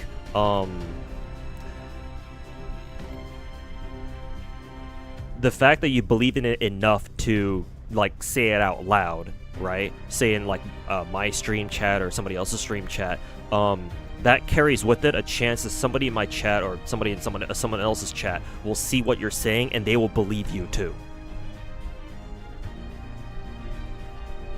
So even though you don't think you're doing like a whole lot, like, oh, like you're just giving your opinion, how bad can that be? Well, what happens, especially in gacha Twitter, is that somebody gives their opinion, even if they give it in good faith, and they don't really like, they're not being like, even if they're not being like malicious about it. What oftentimes ends up happening is other clueless retard gacha players will see those opinions and they will latch onto them too, and they'll be like, oh yeah, you're right, actually you're right, and they're going to fucking echo that shit over and over and over, even though it's wrong. So that's why I feel a responsibility to let you know, like, no, like, I think your opinion is wrong here. And speaking of explaining to you why, let me go ahead and do that right now. So, the reason why Genshin's whole dupe system is better than FGO's is this. Yes, it is true that in the big gacha games, getting dupes is theoretically very powerful because dupes give you getting more dupes of a character unlocks like more abilities, like more things about them that they can do. It unlocks more of their kit, and it lets them do more and better shit that they couldn't do before. That is true.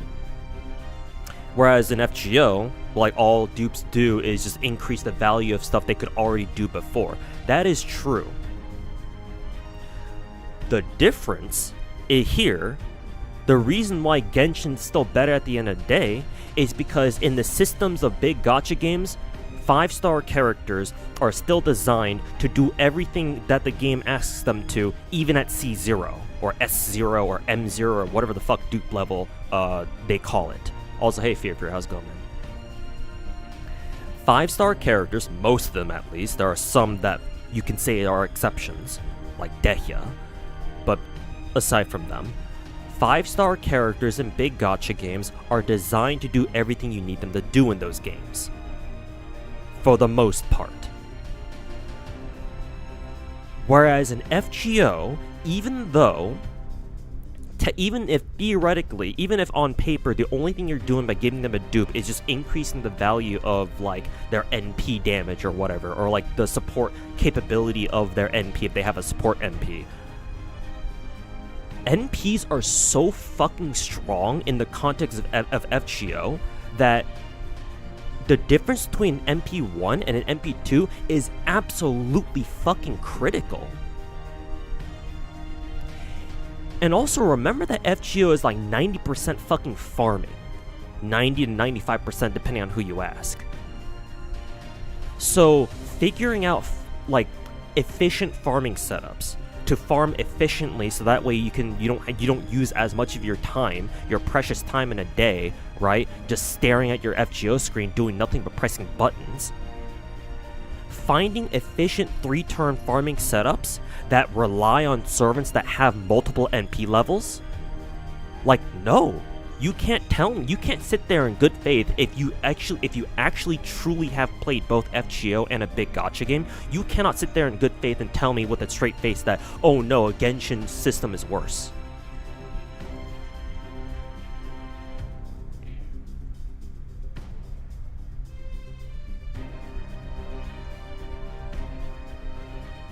Because MP levels are the difference between, oh, you can 3-turn this, oh, guess what? You're stuck with the 5-turn. Go fuck yourself. If you can't clear content with that MP3 5 stars, that's a skill issue. It's not a critical upgrade requirement. I mean, you say that now until FGO story fights to fucking take a massive shit down your throat. And that's the other thing. That's the other thing that I wanted to get to too, Gravoth, or however I say your name. That I was gonna get to eventually, but I guess I'll get to it now. There's another critical difference between the big gachas and FGO, or like older gachas. Older gacha games typically, I mean, maybe some of the older gacha games have like an actual endgame mode, like, I don't know, maybe Grand Blue Fantasy has one, but FGO does not. FGO doesn't really have like an endgame mode that we gacha players are familiar with, especially if you play like big gacha games, because all the big gacha games out there, they have some kind of like dedicated endgame mode, right? In Genshin, it's fucking Spiral Abyss, Theater, and Stygian Onslaught, right? Spiral Abyss also has like 3 or 4 now. Zenless the same thing, Wuwa same thing, right? They all have their own dedicated endgame modes. The main difference between the big new age gacha games and FGO, however, is that for all the big gacha games, endgame is completely fucking optional. It's like, yeah, they give you gems, and that's obviously very good, but just because you don't do endgame doesn't mean you can't progress in the story. Just because you don't do endgame doesn't mean that, oh, sorry, you can't unlock this next region because you didn't get 36 stars in Abyss. No, the game doesn't lock you out from that. No big gacha game ever does that. Endgame is completely its own thing. It's something for you to do and work towards, independent of story progression or just general game progression. Whereas in FGO, on the other fucking hand, FGO is absolutely not like that.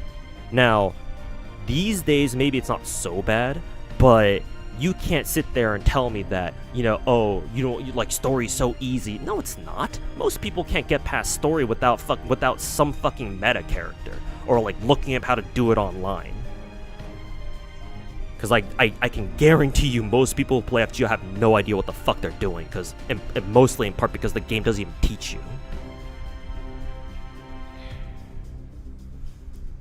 It's like, it's for those two reasons why I think it's the exact fucking opposite. That Genshin's dupe system, despite on paper seeming like a seeming worse, no, in practice is actually better.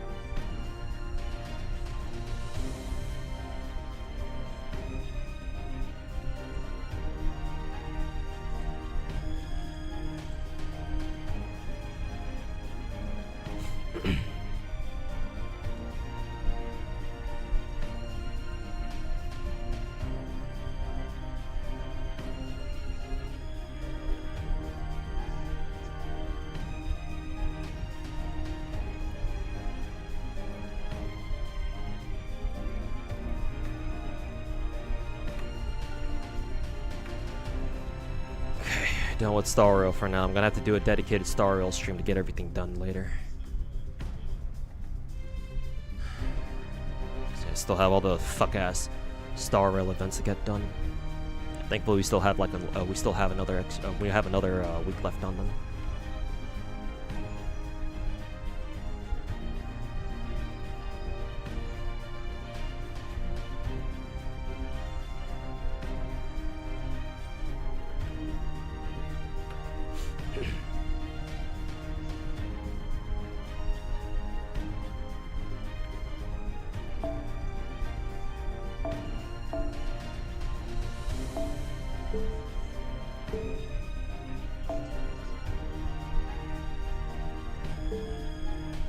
Please select the card for enhancement. What?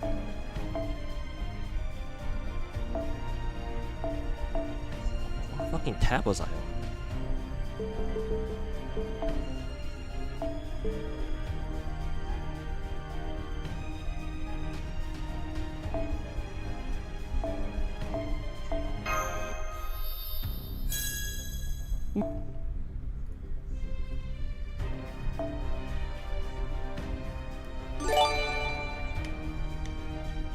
Yo, Blazing, thanks so much for the sub to Dr. Zero, man. Appreciate it.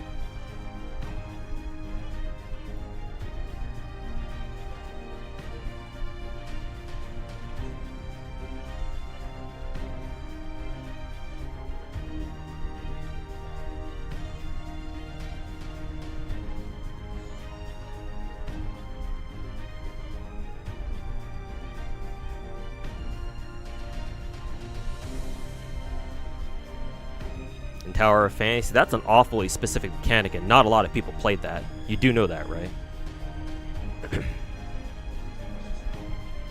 Also, I can argue that Tower of Fantasy wasn't really truly a gacha game. It was more like an MMO cosplaying as a gacha game. So I kind of don't even want to count. Tower of Fantasy, but hey, if you insist.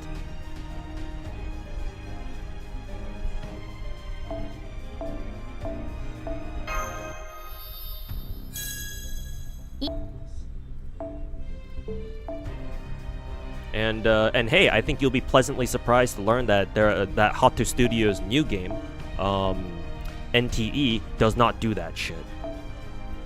Maybe you should try out NTE sometime. Matter of fact, it's the game I have on the bottom right corner.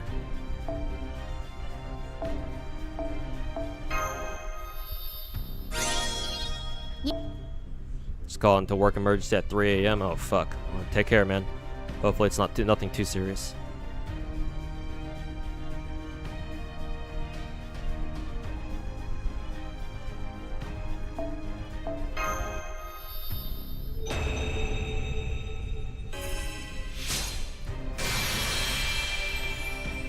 驚いた。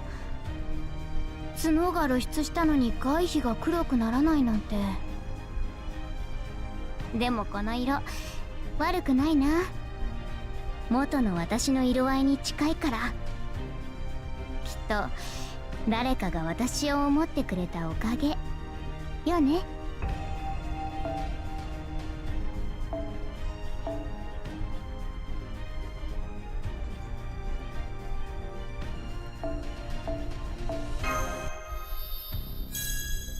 な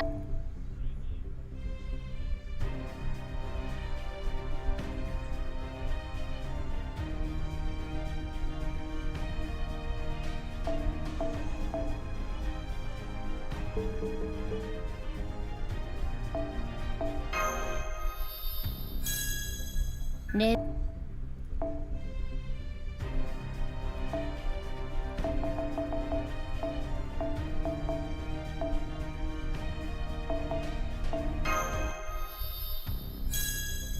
れ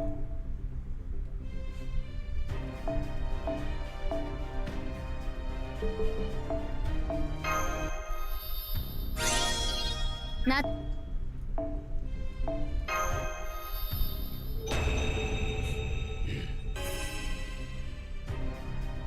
まだもうちょっと待って。もらったリソースを使って新しい外皮を作ってる最中なんだ。You just find it incredibly disappointed that I only condemned you without bothering to go over your case that you made. I'm quite one-sided, it seems. I mean, I could say the same thing about you, dude. Also, I also told you earlier to not take it personally, but it seems you're failing at doing that too. So, like, I was gonna go over everything you said, but if that's how you're gonna talk to me, then why do I have any reason to go over what you said when I know you're gonna keep disagreeing with me? One-sided? Damn, I could say the same thing about you, dude. Or were you taking my own explanation as a direct insult to what you were saying? Cause hey man, two can play at that game, my dude. 夏でも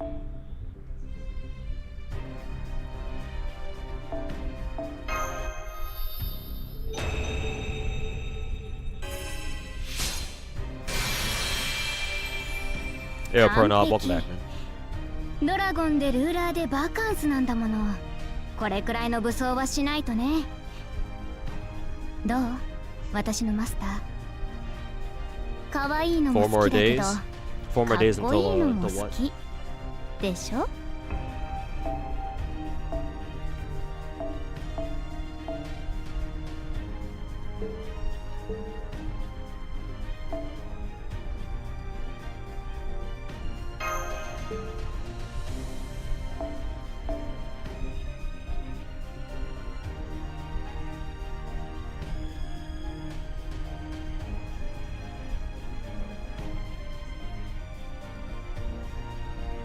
Disappointed that I'm so closed-minded and unwilling to see another gacha player's point of view or point of perspective. Oh, so giving my side, giving my thoughts on what you were talking about, you consider to be closed-minded? Is that what that is?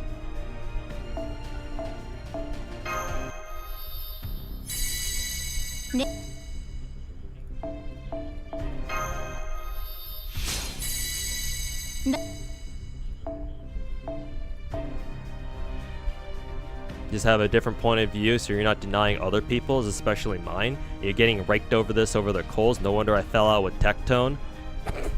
Well, I mean, first of all, you spelled Tectone's name wrong. And second of all, I don't know why you brought up other people. You're bringing other people into this. So yeah, no, you did take it personally. Alright, get the fuck out of my chat, little bitch. Well, I'm not taking this personally, but I'll bring in Tectone into this. Oh yeah, alright, dude. Fuck out of my channel, little fucking retard.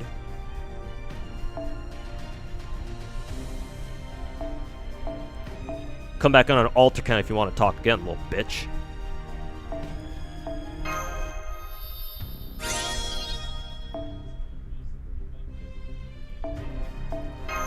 Oh, you want to take things personally, huh? Alright, I can do the same thing. Fucking little dipshit. 青い空がどんなものかアルビオンの記憶で知ってはいたけど実際に飛んでみるとこんなに違うなんて。 Well, he's just a rage baiter. No, I'm gonna give him the benefit of the doubt that he was trying to be genuine, but no, as is the case with a lot of people on the internet, as soon as they encounter somebody who talks like me, oh, it's really easy to see them break down like that. People like him, people like them, I see them all the fucking time. You do one thing wrong that they don't like, they hyperfixate on that, and they stop addressing anything else. It happens all the time on the internet. It's not just him, I see it all the fucking time.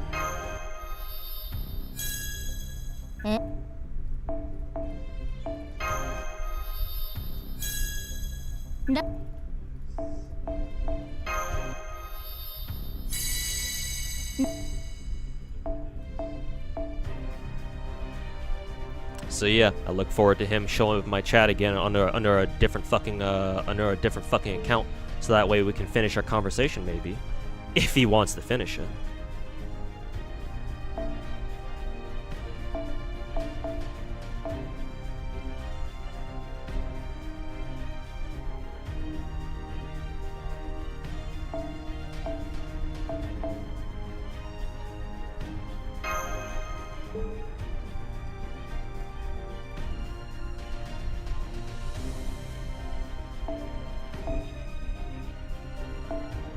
Alright, I need more XP.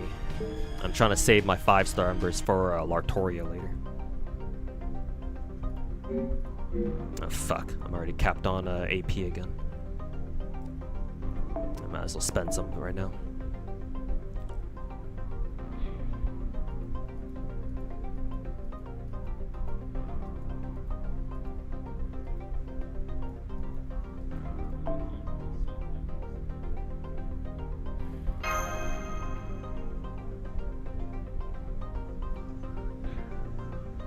Kind of funny how he was calling me close-minded, but when he stated he's not changing his own stance, it's like, I told him before, I started the fucking conversation with, like, don't take this personally or anything like that, and he goes ahead and takes it personally. It's like, oh my fucking god.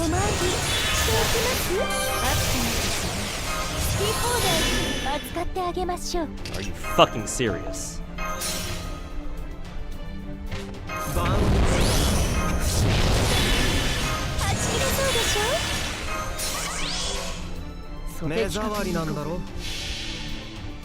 Yeah, feeling the conversation was gonna end badly, yeah, maybe, but I still wanted to give him the benefit of the doubt.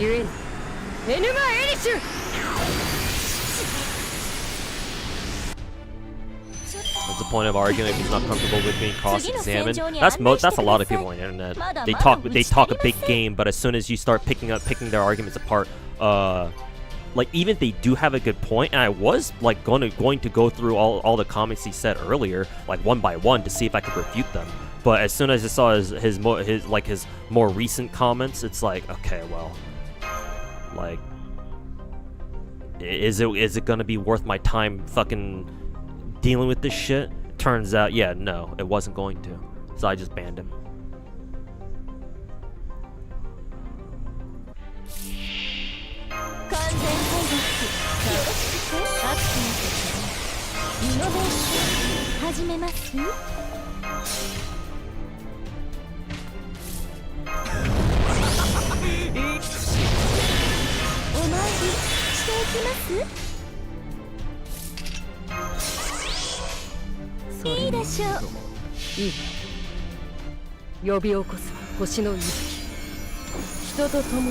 But yeah, no.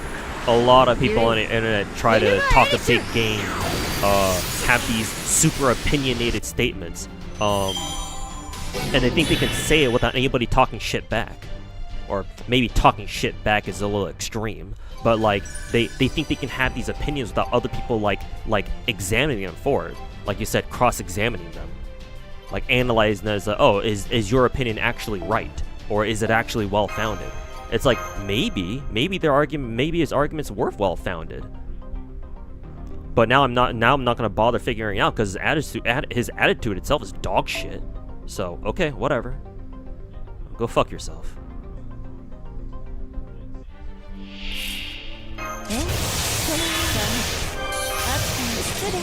Poetic beating the shit out of Gil with Enkidu, yeah. Because Enkidu for some reason is still only Bond 6 of us. Technically I could get this done faster with Tamalancer. そうだね。目障りなんだろ。呼び起こすは星の息吹。人と共に歩む。ゆえに、エヌマ・エリシュ。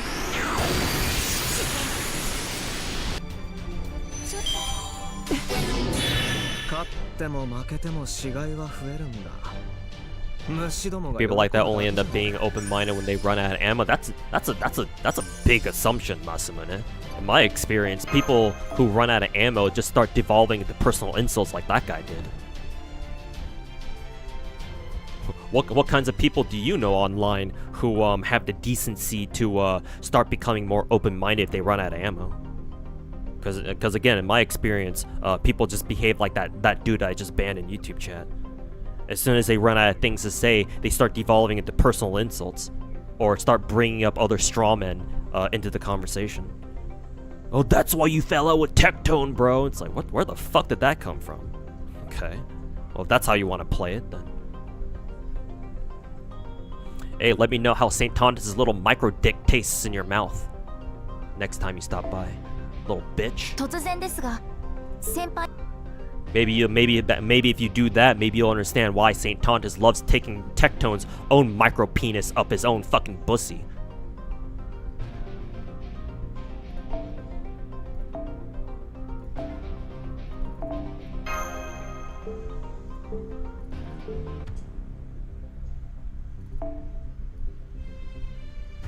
I gotta do all the challenge quests too. I got some rank up quests as well. Okay. Oh yeah, because every anniversary we got rank up quests. I should probably do this too. Sure, we'll get this one done.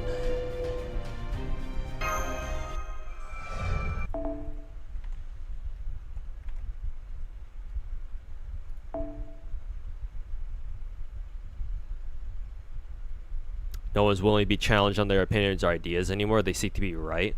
Yeah, it's the internet these days. Like, I don't consider myself to be perfect, but at the very least, I want to try to have a conversation with people, which is what I was trying to do with that guy. And yeah, I could have toned down my language myself too, but you know, I already warned him, like, please don't take what I say serious, like, don't take it personally. And that, you know, this is just kind of, well, I didn't tell him that this is kind of how I talk. Maybe I should have told him that before, but I don't think he would have listened. But yeah, like, I at least had the decency to tell him that, you know, this is, like, please don't take this seriously. I just have a very strong opinion on this. And he goes ahead and takes it personally anyway. Because yeah, like you said, people care more about being right than actually having a fuck-ass conversation.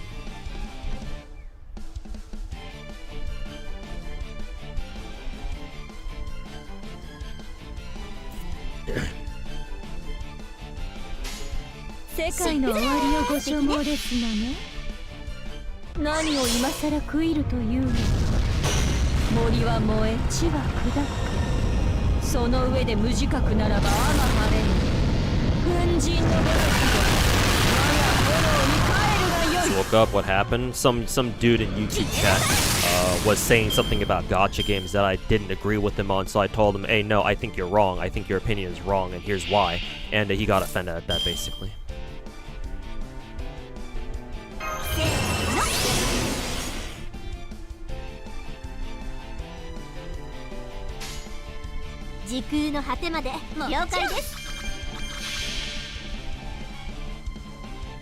Have a conversation which servant has the best my waifu's Tamamos, obviously. But if we're not bringing waifus into this one. Yeah, probably Okita. Okita was the original was the OG foot servant, right? she was the first one that FGO players went all goo goo gaga over her feet for.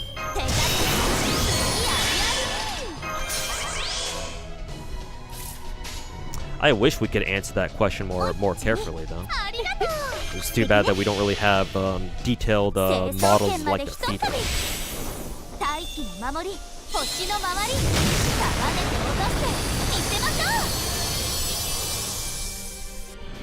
You've always felt like your Genshin gameplay enjoyment's been held back because you are poor.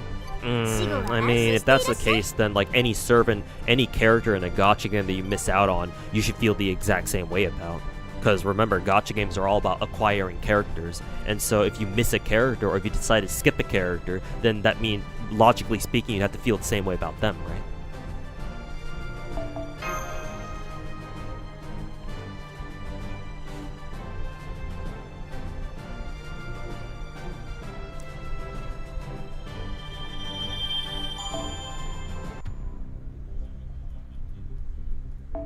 Like, I will say, because I think somebody, I think somebody brought this up in YouTube chat. Not that retard Baka grappler. I mean, he really was a Baka, so he can go fuck himself. But somebody else brought up a good point actually that I was gonna talk about, and then Baka grappler started taking shit real serious or real personal. But somebody in YouTube chat brought the fact that you can clear challenge quests or like story fights in FGO with like even 3 stars or low rarity characters or low rarity servants, and that is true. That's definitely a good point.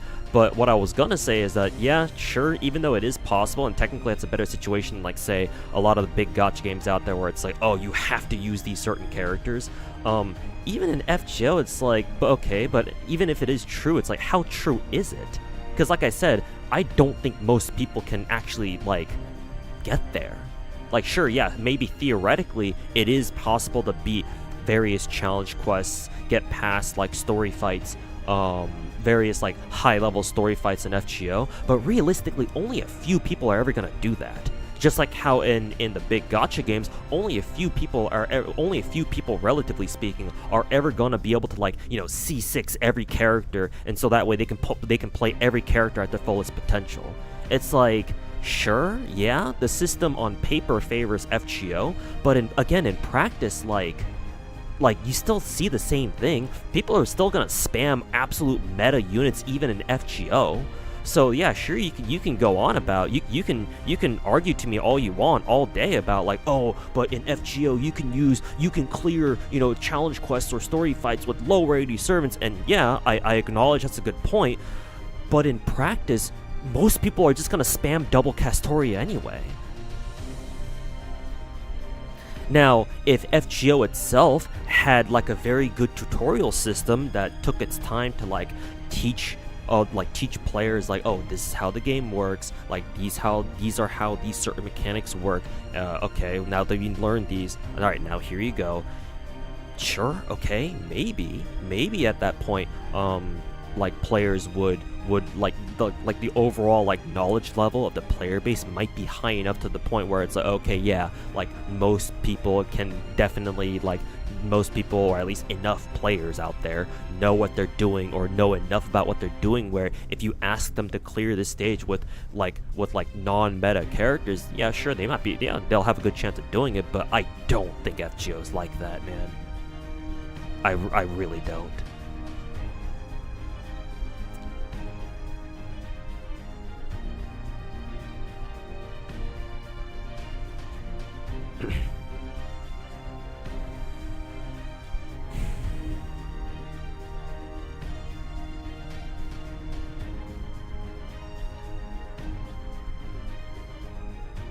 Same thing with MPs though, can't really enjoy using your characters because they hit like fucking noodles. Yeah, exactly.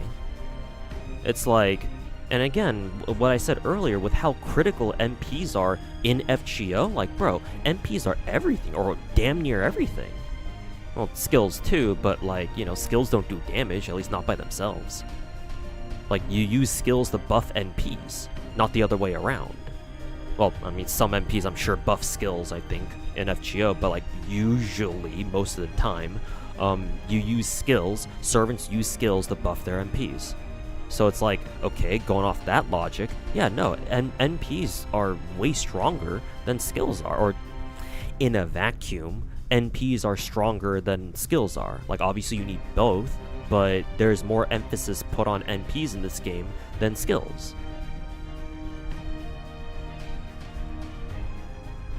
So in a game like this, where you literally do damage in the millions, and like usually outside of like, you know, dedicated outside of like crit setups, the only way you're gonna hit millions of damage is if, you know, you toss an MP out there, you blow your MP. It's like, okay, well that means that getting more MP levels means that it's just more important in a game like FGO to get dupes of characters. Oh, and did I forget to mention that in FGO, the only way to get more MP charge past 100% is to get them to MP2? And that's kind of important sometimes, because like, you know, if you only have 100% charge and you get charge drained, guess what? You don't have your MP anymore. And that situation happens more often than you think.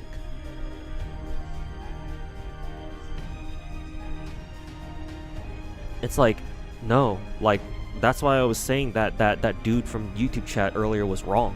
It's like, yeah, sure, I acknowledge that there are good points in favor of FGO having a better dupe system, but no, overall, I can't agree with it. Like, I genuinely think that big gacha games do dupe systems better, despite on paper sounding like they're not. It's just that in practice, it's like, nah, no. The way big gacha games do it overall is better. It's like, if you wanna nitpick like certain details about it, then sure, yeah, go ahead. I'm not gonna stop you. But overall, in the grand scheme of things, on like a macro level, it's like, no. Clearing endgame in a like a big gacha game is, at least in my opinion, overall easier than like trying to go through FGO. And that's without getting into how much of a bitch it is trying to invest into all sorts of different characters for every fight you need. It's like, yeah, no, sorry, that's... It's just... It's a whole... we're talking about a whole... Like, FGO is a whole different beast at that point.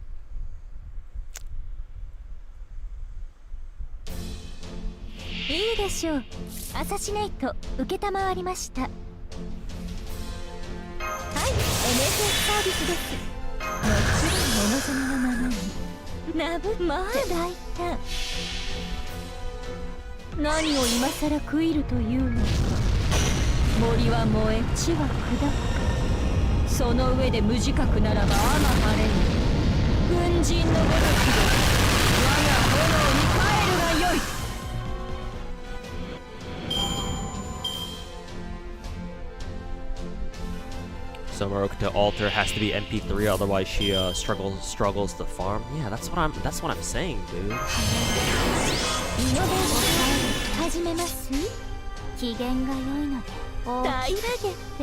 It's like, I guess sure, you could like you could like say like, oh, but you know, you don't have to be specifically Summer Okuta Alter or whatever, just to be able to farm. But then again, that still means you have to hyper invest into somebody.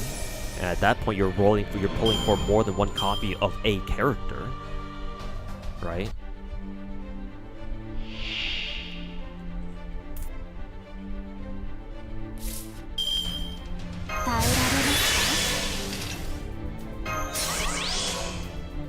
And besides, I don't think that dude from YouTube chat even bothered like responding to my whole argument about how, like, you know, the farming aspect of it all. Like, considering farming is like 90 to 95% of everything you do in FGO.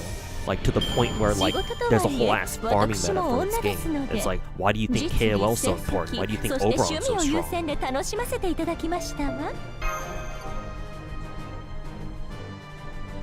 It's like did he just not take those into consideration at all?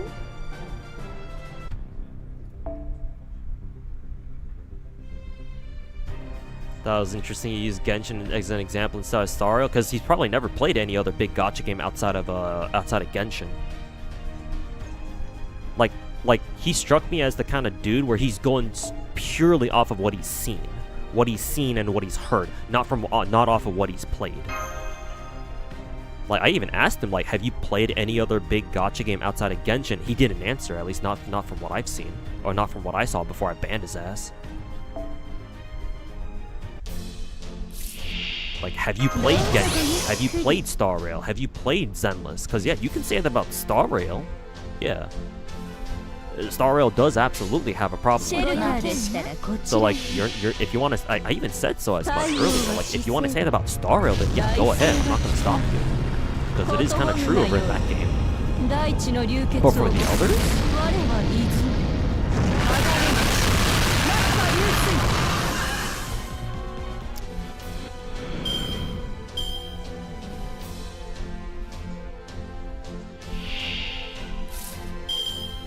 This boss brings you back, yeah, to the Onigashima days, yeah. What was Onigashima again? It was like year 1 or year 2, right? It's basically a long ass time. This game's kind of loud. I'm gonna drop the volume a little bit.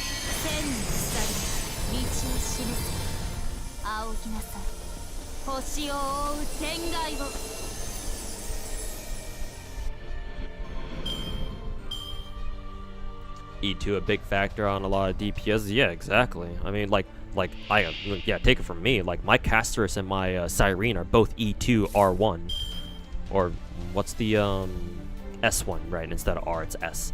My Cyrene and my Casterus are both E2 S1, and holy fuck, that team that I have with them, with those two in particular, are far and away my strongest team that I have on my account. Anytime I do anomaly arbitration, the final boss, they're the ones to do it. Like, with no exception.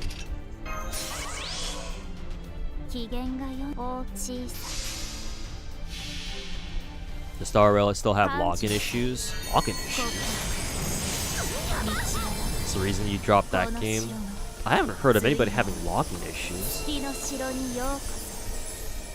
Actually, no. I think I had somebody recently in my stream the other day where they were like, I wonder if it was Star Rail they were talking about, but they were saying like, oh, does this one big gacha game have like, does it like reset people? Because apparently I think it was Star Rail, yeah. He said he tried playing Star Rail, but then when he was soon after he first started, when he was in like 1.1, apparently he logged in and he found his account to be reset back to like 1.0. Like, his account basically got wiped. Like, I don't know. Personally, I think he's bullshitting, but like, cause like, I've never heard of that happening before. But like, I don't know. Maybe that's related to that. I have no idea.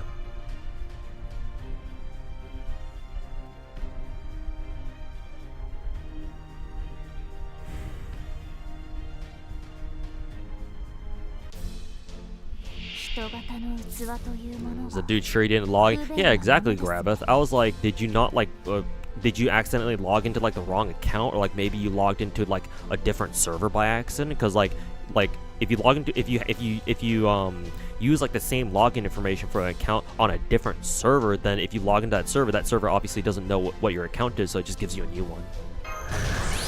But yeah, no, the dude never answered that. Or maybe he did, but maybe he just swore. He swore like, oh no, like, you gotta believe me. No, it's everything the same, blah blah blah. So yeah, no, that's really weird. I've never heard of that happening before. A part of me was like doubting him, but I didn't want to say to his face that like, no, I think you're bullshitting. You're lying. Because like, what if you're not? Like, weird shit can happen. It's just, you know, like that just sounds very improbable. I don't know. Star Rail does in fact have a login problem. Okay, because I've never had like a login issue myself. Yeah, the game completely sounded you out though, even though you've had the login info saved on your device. As in like when you try to log in, it doesn't recognize you, so you have to put in your login information again. Also, hey Lawrence, welcome back. It's been a while. Like, if you're talking about that, then some of my other gachas do that. Like Nikke does that from time to time. I have to put in my my account credentials or my account information again, like my login info again, to log back into the Nikke launcher. But I thought that was normal. I was like, oh, it just forgets. Like, I've had that happen to me with a couple of emails that I use on a regular basis too. It's like, oh, I try to log in, or I turn my computer, open my internet browser, and it's like, oh, it just randomly logged me out. Okay. But it's like, huh? I thought that was just normal. Maybe it's not. もちろん物様のままにいらっしゃってでは報酬をお試し It's annoying, but it happens every now and then. Yeah, I mean that's fine. Just put in your login information again. Like, how hard can it be? 加減が分かりませんでしたルサホ許されますよ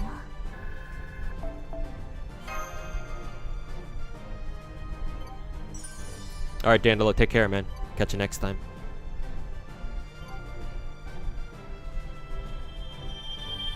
Zenless discontinued Windows 7 support last March. Oof. Sorry to hear that. It's probably the same reason why they discontinued what Xbox, not Xbox, plus the PlayStation 4 support. I think Genshin was one that did that, where they stopped supporting PlayStation 4 or Genshin on PS4. So now you have to, if you want to keep playing on PlayStation, you have to go out and buy a PS5 now. So yeah, that's unfortunate. Yeah, いらっしゃいだね But yeah, maybe I should have told that guy before. Told that guy to what is it? Contact like what, customer support or something.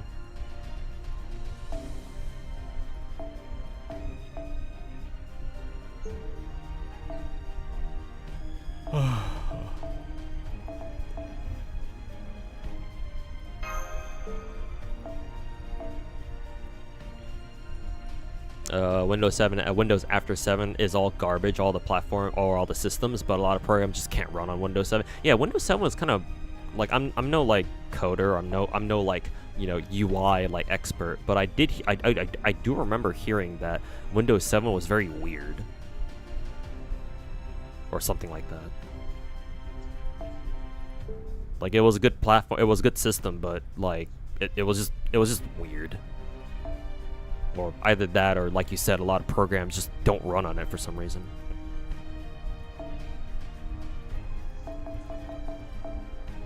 But again, I'm no what, system expert or whatever.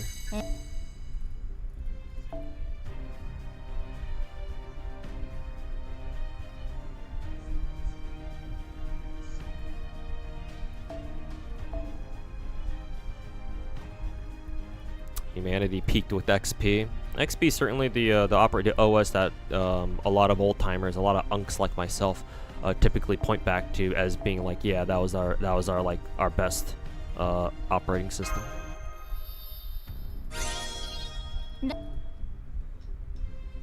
Okay, I'm listening finally at level 90.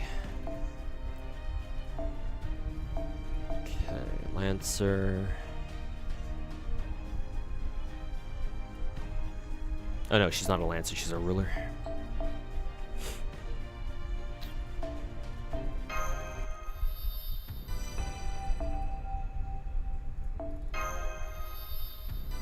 Something like that happened with you with P5X. You had to contact a support desk, and they got it solved, thankfully. Oh, that's cool. Due to technical issues, due to your internet being shit, your email ended up being linked to a guest account instead of your actual account, so as a result, your UID no longer has an email linked to it. Oh shit.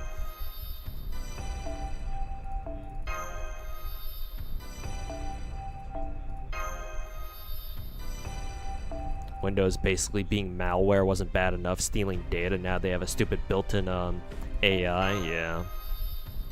People, no shortage of people complaining about how dog shit Windows 11 is, or Windows 10, Windows 11. I'm pretty sure it's not controversial to say that Windows 7 was our last like actually good / decent Microsoft OS before it all started going to shit.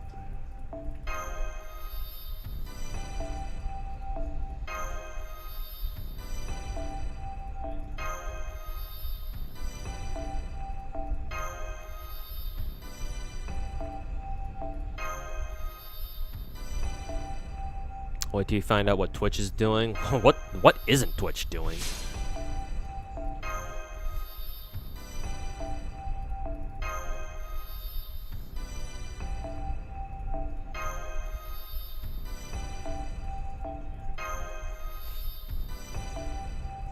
Like, no fucking kidding. What the fuck isn't Twitch doing?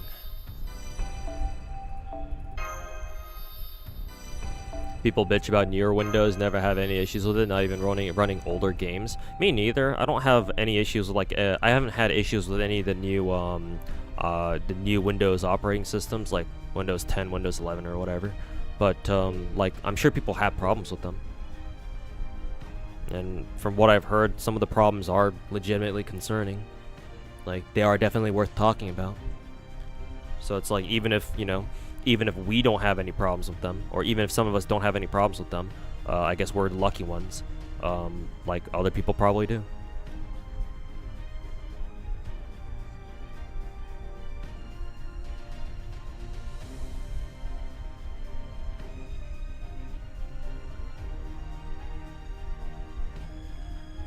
Surprised they gave so much support to Vista and 7, even though they said only like 10 or 11. I don't want to give them too much credit here, but I assume it's because they know how many people out there still run on like the older Windows operating systems, especially outside America, like outside the US or outside the Western Hemisphere. I'm sure a lot of computers, like, you know, in like what not as privileged areas of the world, still run on like a lot older operating systems. So like, just for the sake of those people, they can't exactly just like be like, oh, all right, we're just dropping everything else now. It's like, go fuck yourselves. Yeah, that too, Ken. So that's also a good point. Too many businesses run older OSs because they haven't changed yet, or they haven't switched over yet. Because switching over would cost money, or at the very least time.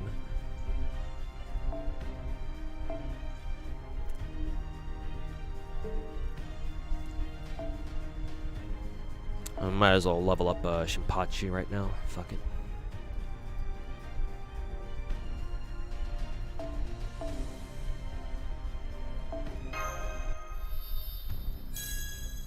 Ooh.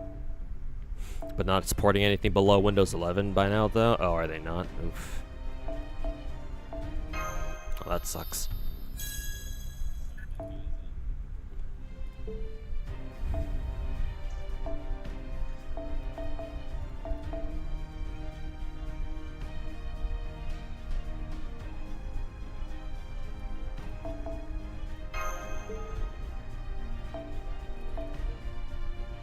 Or just install Linux.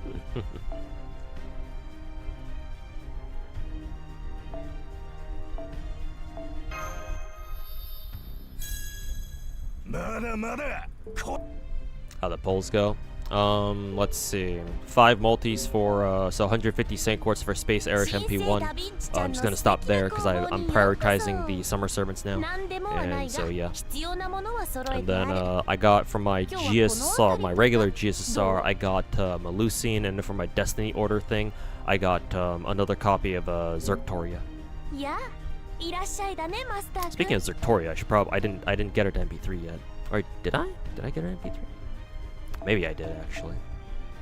Yeah, okay, no, she is MP3 now. Good.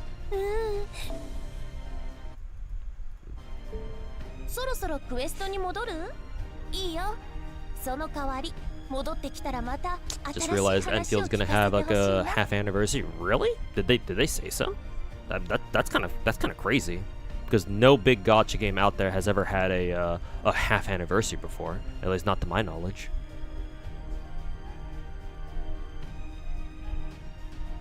Yeah, none of the big gacha games before Enfield ever did like a half anniversary. But I didn't think Enfield would do one either. But I guess their old school Arknights lineage, their OG Arknights DNA still lives on strong. Do I have the original craft assets numbers 1 through 10? 1 through 10? What the hell does that mean?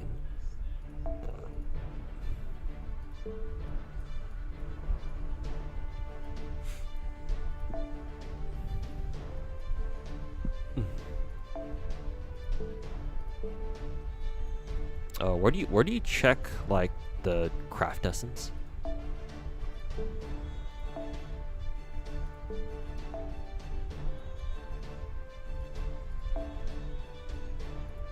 Oh, right there.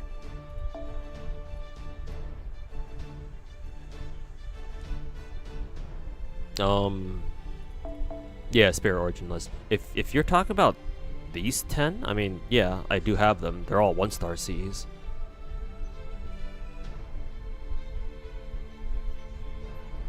Check their socials. It's basically a 0.5. Are they already making announcements about it? I thought you were just guessing, or like you were just going off of like context clues or something. Hold up, let me check. Companionship celebration or whatever. Okay, let's see what they got.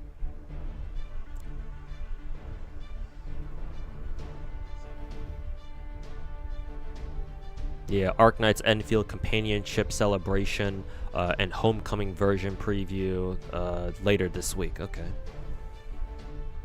Yeah, I guess so. And then the other posts are them being at Anime Expo, which is cool.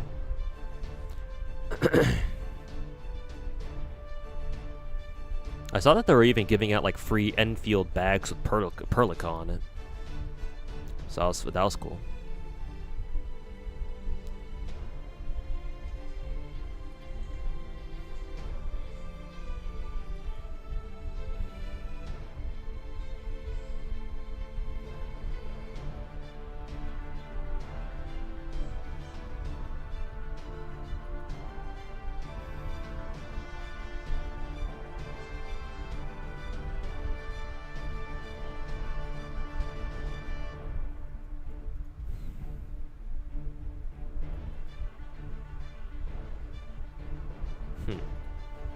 But they only made one tweet so far, so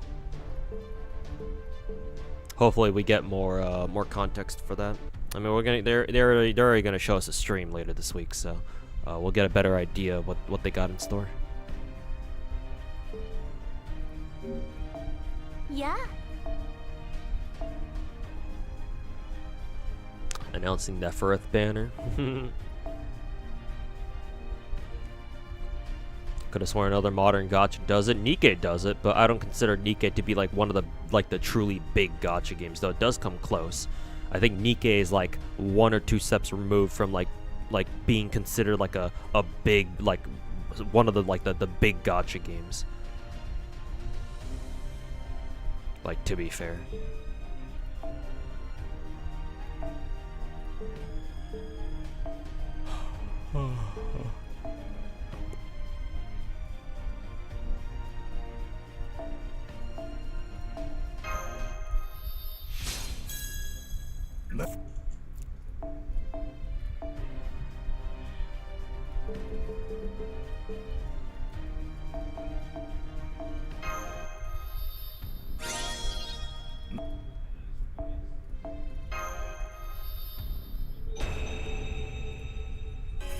Hata might do a half anniversary for NTE too if they considering what they did for TOF. I see.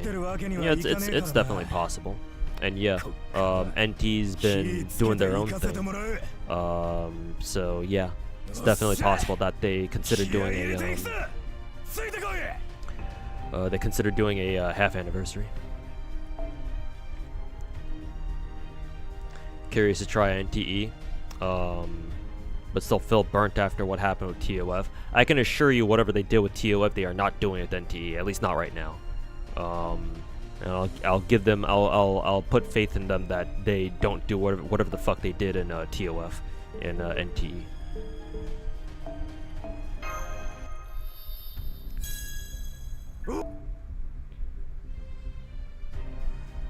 Those Cs are very rare and they discontinued a long time ago. Oh, as in like those 1-star Cs. I probably don't have any actual physical copies of them, but I just have them logged in my my CE decks. But yeah, I have them. I have them logged. If you're asking if I still have like physical copies of them, then no. Probably not.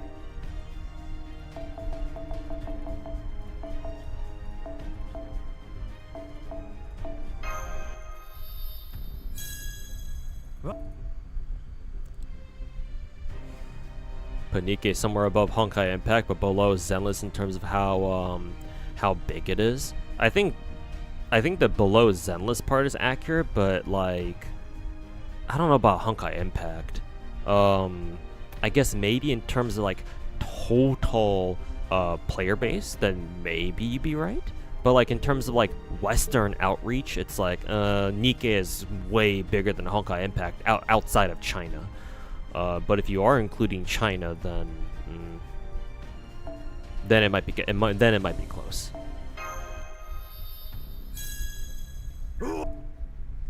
They got removed with the 4th anniversary when they introduced the new lows. Okay, I see. I never noticed. But yeah, no. That means I definitely don't have like copies of like the OG 1-star CEs anymore. If I had known, then maybe I would have pulled Front Point Gacha a little bit just to make sure I have like a limit broken copy of each. But too late for that now, obviously.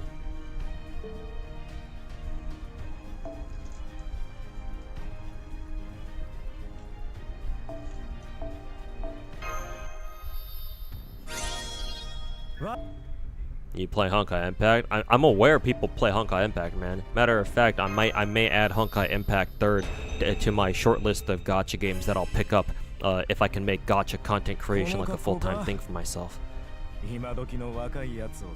Go back to Honkai Impact and see how that game plays. But I'm sure there's a decent number of like Western players who play Honkai Impact. It's just I would wager a guess that Nikkei is much more well known out here in the West than Honkai Impact is. Not saying that to like insult or like be like, ha, Honkai Impact sucks. Like I'm not trying to say that, but like it's just a lot of Westerners just don't know about Honkai Impact.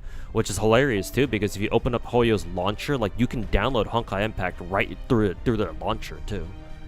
And like Honkai Star Rail exists, so like you'd think that people would go back and play Honkai Impact a little bit, but no, most people don't. Or most people haven't.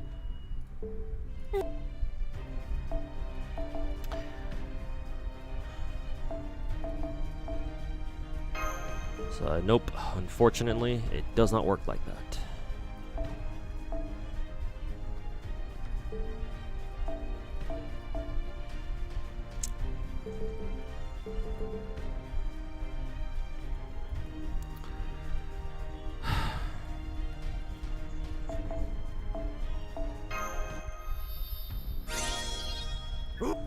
TOF is also being significantly better now. They're the testing ground for NT, so whatever you see in NT, chances are TOF got it already, or they tested it first in TOF. Yeah. 90 gig install is kind of daunting. I mean, 90 gigs is I mean, I'm sure I'm like not trying to say it's a small file size, but like WoW was like 134, 135, or at least it used to be. And with a couple of patches, we'll get back there anyway. I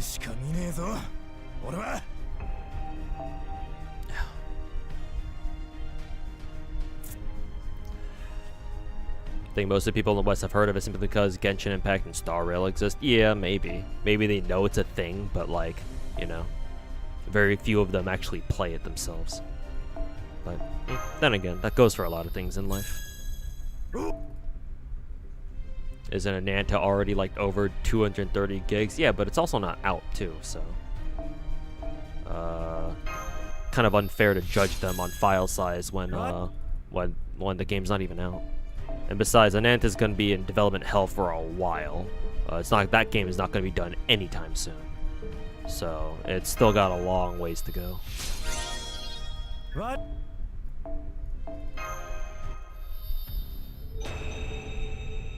Only thing that the West knows of in Honkai is that Himeko died. Yeah, thanks to that Shaoji bastard, Yuri, and a Bunnisu drama. Yeah, unironically. Unironically, yeah. Those are probably the only things we know.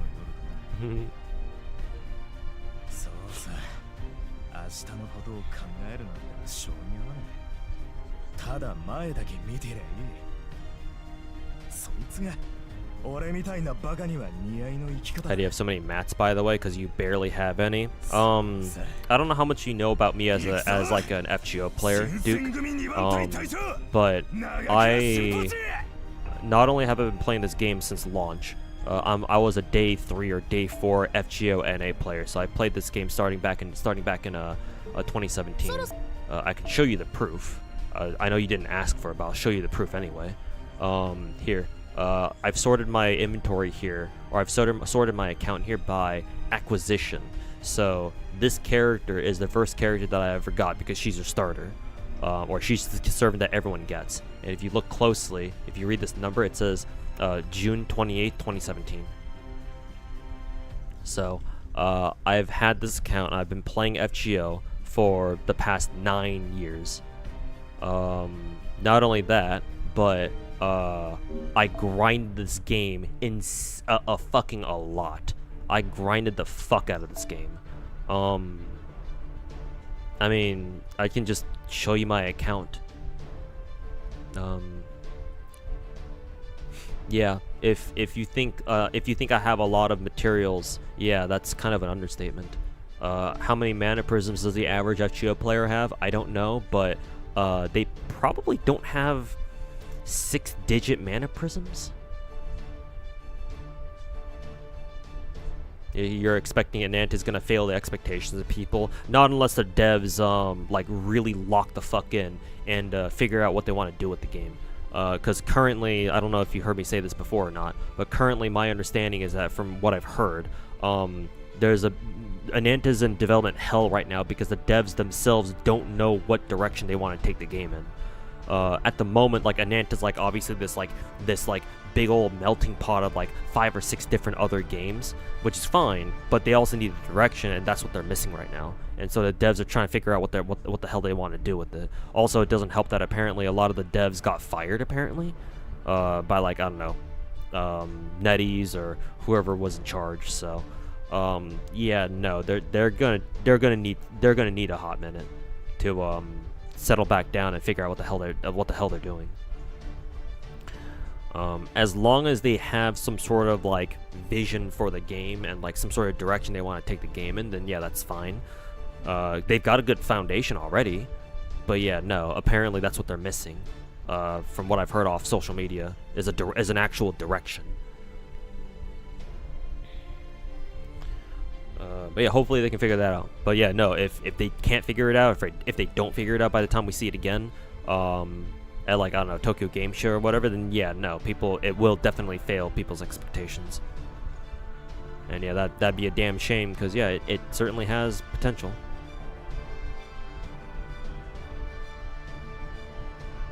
GTA 6 will probably be up before yeah, honestly, yeah, unironically, yeah, we'll probably get GTA 6 before Ananta. Yeah, no, I don't expect Ananta to come out like for at least another year. Realistically, Ananta probably will not be a thing until like 2 years later, but we'll see. Hopefully they can figure something out.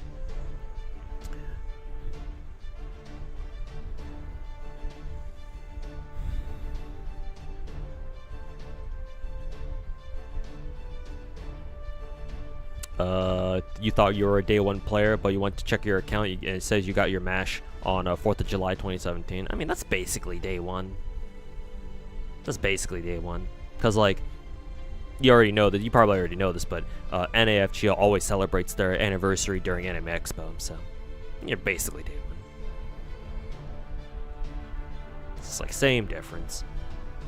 But yeah, Duke. Not only am I an FGO NA OG, but also I have grinded the absolute fuck out of this game. I think I already said that before, but let me say it again. Again, like, no ordinary FGO player has 5-digit like class gems. Like, this is just absurd. Like, you don't need this much.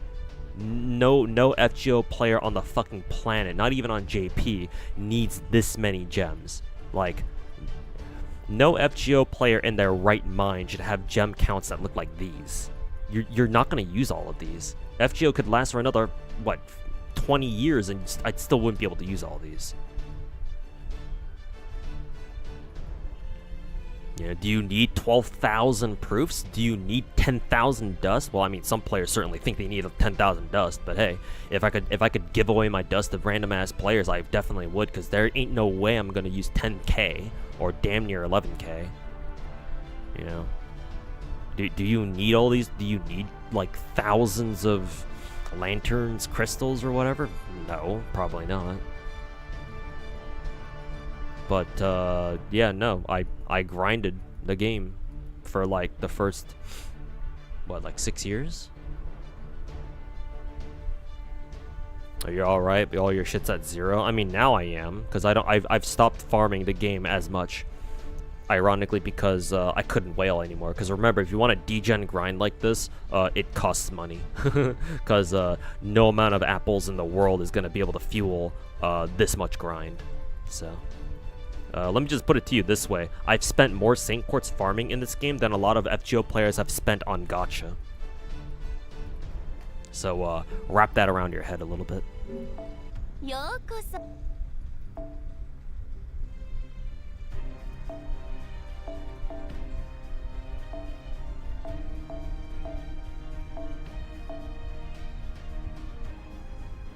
You could have had more, but I wasted half of Da Vinci Lotto currency twice. Yep. The first time unintentionally, but the second time on purpose. I'm surprised you remember that, Amaki. Holy shit, I forgot I did that too. But yeah, no, you're absolutely right. I intentionally wasted lottery currency twice. Oh, no. Once, the first time was unintentional, but the second time was definitely intentional. For old time's sake.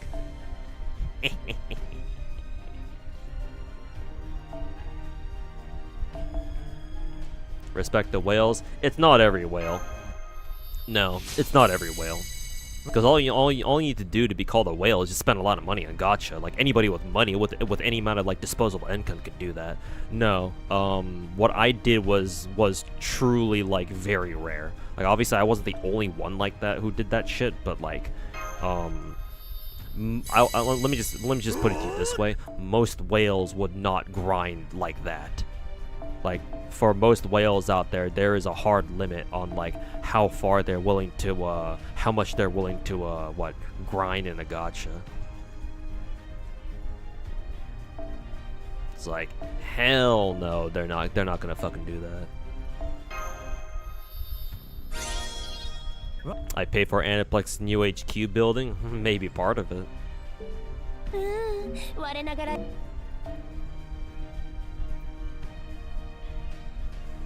The Tectone of FGO. Yeah, maybe if Tectone were Asian, not bald, and actually somewhat decently intelligent. Oh, and also didn't sexually abuse people, but hey, that's another story. Or, you know, lose court cases for that matter.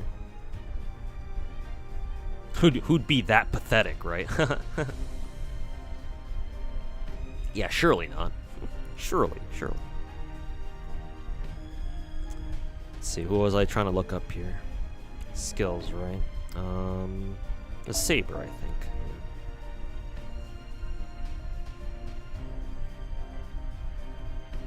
Actually, no, he's a berserker. He's a berserker, not a saber. He just has a katana, so. Yeah, there he is. He's a berserker.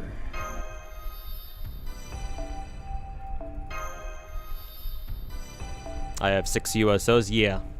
Just from the odd spook that I've gotten over the years. I've been able to USO summon, I think, 4 times. It feels like 4 or 5 times. So I actually know what using USOs feels like, believe it or not.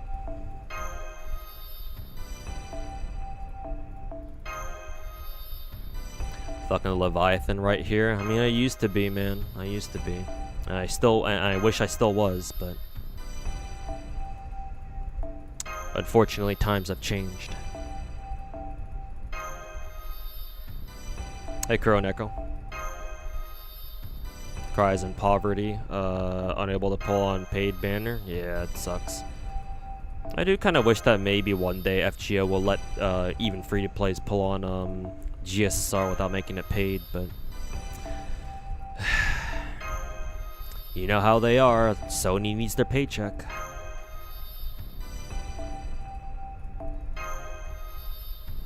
Still saving your 2 USOs for FGO too.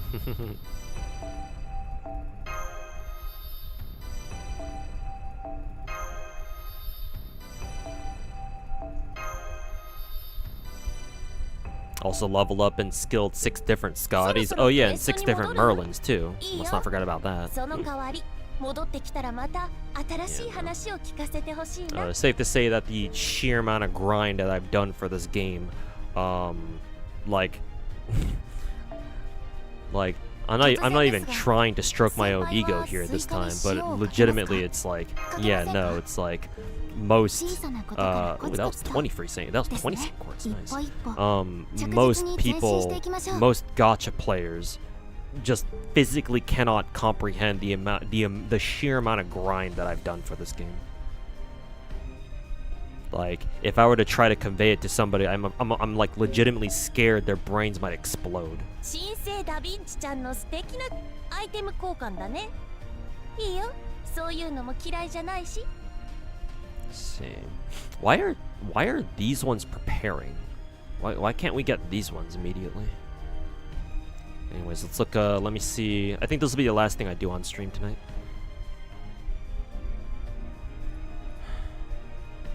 Let's go through the CEs here. Finally done leveling Space Erish to 120. Oh, that's right. I gotta level up my my Lalter, or not Lalter, my Lartoria. Shit. Okay, it's not the last thing I do on stream tonight. It's oh, that makes sense. Okay, then yeah, I'm definitely gonna have to go through OC2 sometime this week. Yeah, these ones must be OC2 locked then. Yeah. Okay. Oh, that makes a lot of sense then. Yeah, because these 3 characters we got, these 3 servants we got out of OC2, right? Definitely Marie. I think I remember getting this guy, the 4-star assassin dude, out of Marie Alter's banner. So yeah, that makes sense.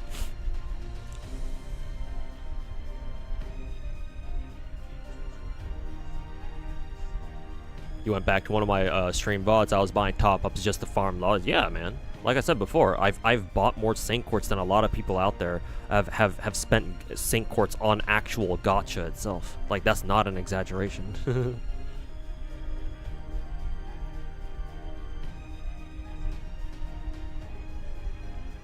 Like, straight up, you know, lottery time. Oh, I ran out of apples. I ran out of apples. Well, guess what? Guess what? Now we use the rainbow apples. Taste the rainbow. Start munching on Saint Quartz for AP. Oh, what's that? I ran out of Saint Quartz. Oh, time to buy another one. Or time to buy another $80 pack.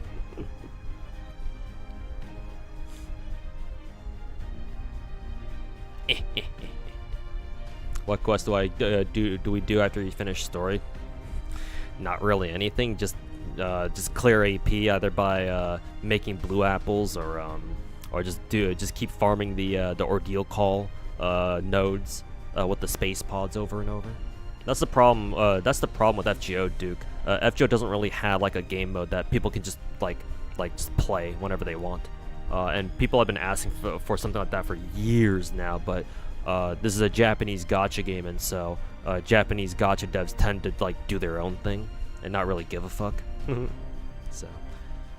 Like, once we're done with story, and if there's not an event that we need to do, it's like we just kind of sit there twiddling our thumbs like, okay, when's our next patch? FGO's in the EU, you have to pay over 100. Yeah, EU gets absolutely fucked. Yeah.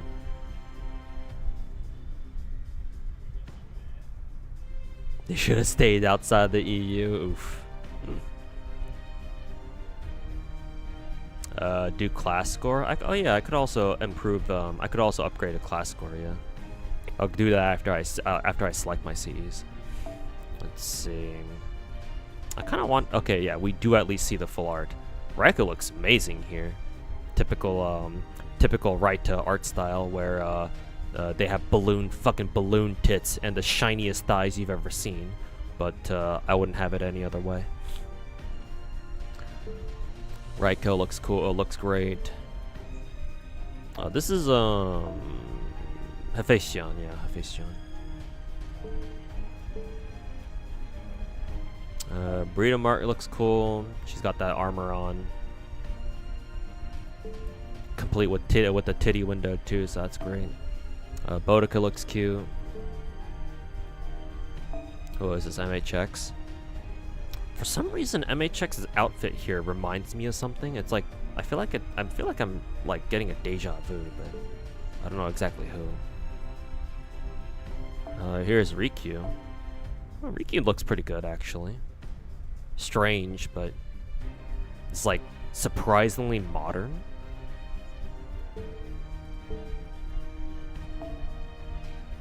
Everyone's favorite archer, Zoomer. Saber Musashi. What the fuck is she even wearing? Also, is that a... What is she carrying on the side? Is that like a literal artillery piece? What the fuck is she holding? Oh, that doesn't matter. Her fucking pussy's hot. So that's cool. This is Ryoma? What the fuck? Cool altar. Looks nice. I mean, Kama's cute. Oh, Saber Hokusai specifically? I mean, it's Hokusai, so whatever. Who cares whether it's Saber or foreigner? Wow, that's a very different hairstyle for Oda, for Nobunaga. For Nobu.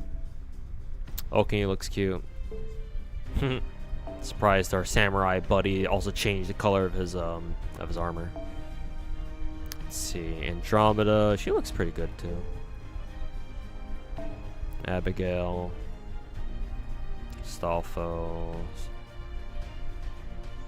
Ooh, Bow Pretender. Bow Pretender.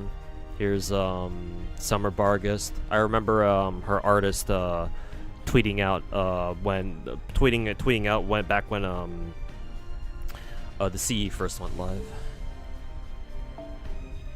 Melusine, specifically Ruler. Maeve / Nocnaria, and an Ash. Well, there's no Tomo here, so...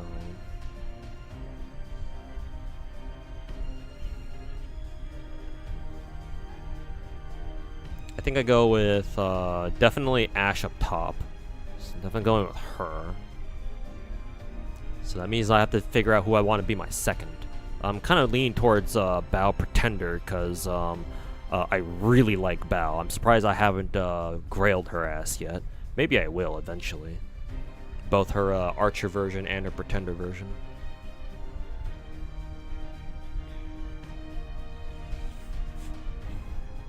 Let's see, some of the other ones are maybe Andromeda,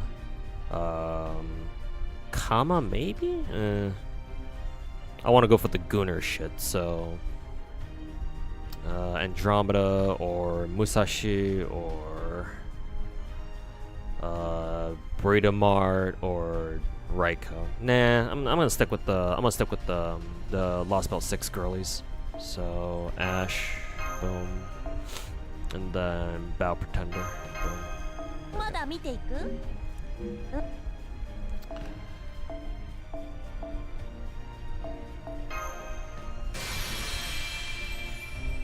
Should use adult Kama. Yeah, I agree. But hey, gotta keep everybody happy, right?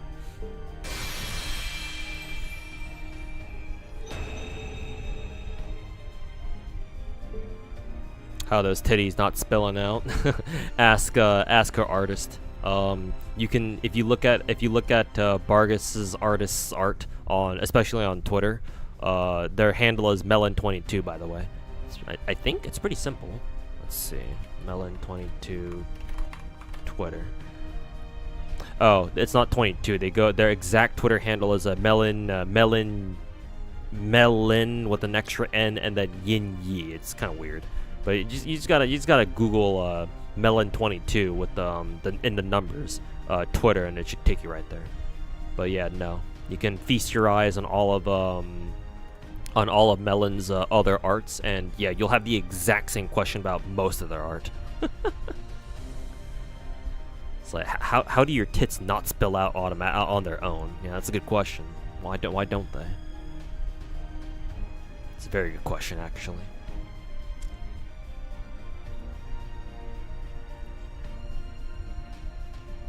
It's like, if you ever wonder why Bargus looks like that, yeah, no. If you know who the artist is, if you know who her artist is, oh no, you will know exactly why.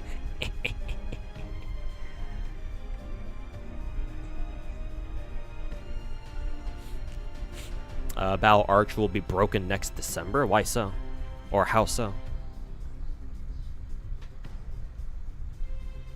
Because I've been thinking about grailing her to 100 at the very least. I don't know if I'll be able to get her to 120 though.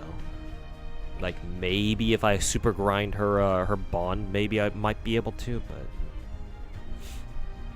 exceptional pick, nice. But yeah, I'm kind of curious. Why does regular Bow become top tier?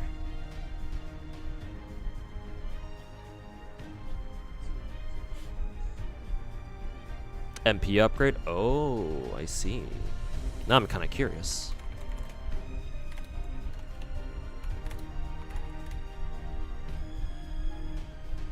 Oh, so desu ka.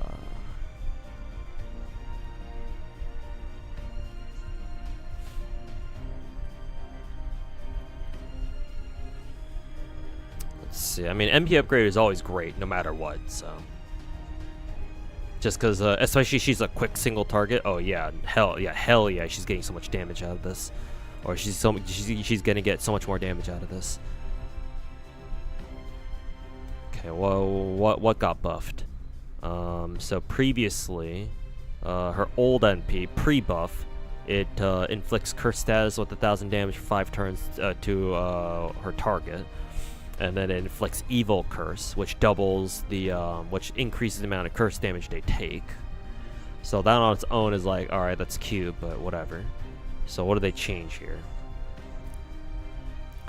So OC is still the same, evil curse status is still the same, but now it activates first. So now the initial curse damage that her new MP has, or buffed MP has, also gets affected, or also gets buffed. So 5 turns again. So, okay. That's alright, I guess. She still has Ignore Evasion. Also inflicts Curse status with 1,000 damage for 5 turns to one enemy. That activates first. Okay. And then it does damage to them. And she gets a damage multiplier off of Curse. Oh, fuck. Okay. She deals 100% plus the 10% times N formula. Extra damage against enemies with curse status. Oh, so the more curse stacks they have, the more damage she does. Oh, so desu ka. Do her skills put curse on enemies too? I hope so. No, they don't, unfortunately. So what does that mean? Does she want curse support, literal curse support servants then, or teammates?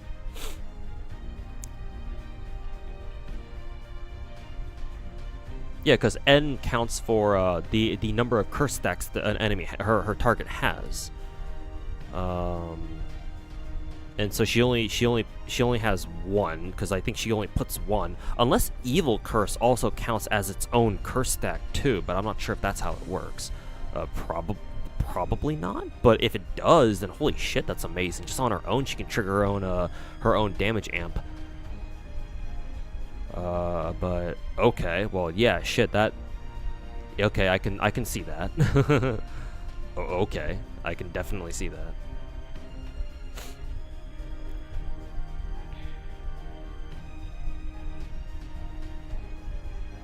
Bargus art is exquisite, yeah. Muscles and fat tits. Yeah, you played Domo with her? Oh yeah, I can definitely see that, yeah.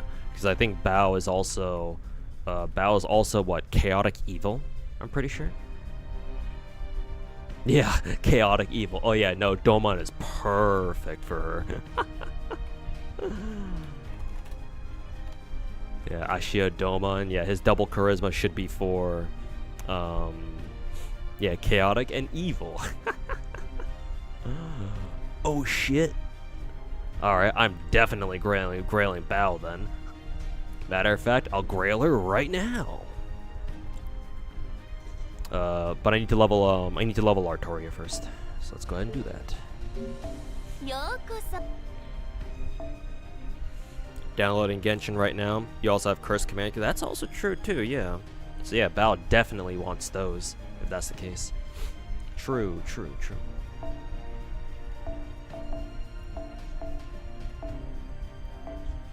Yeah, she definitely wants those then. Downloading Genshin right now. Heard a lot about this game. Saw it a lot, but you want to give it a try at least before you personally judge it. Yeah. Let me just warn you right now, Pronob. It depends. Like, so here's the thing that any new Genshin player like just starting the game these days needs to know. And I'm glad you're here to listen to this too.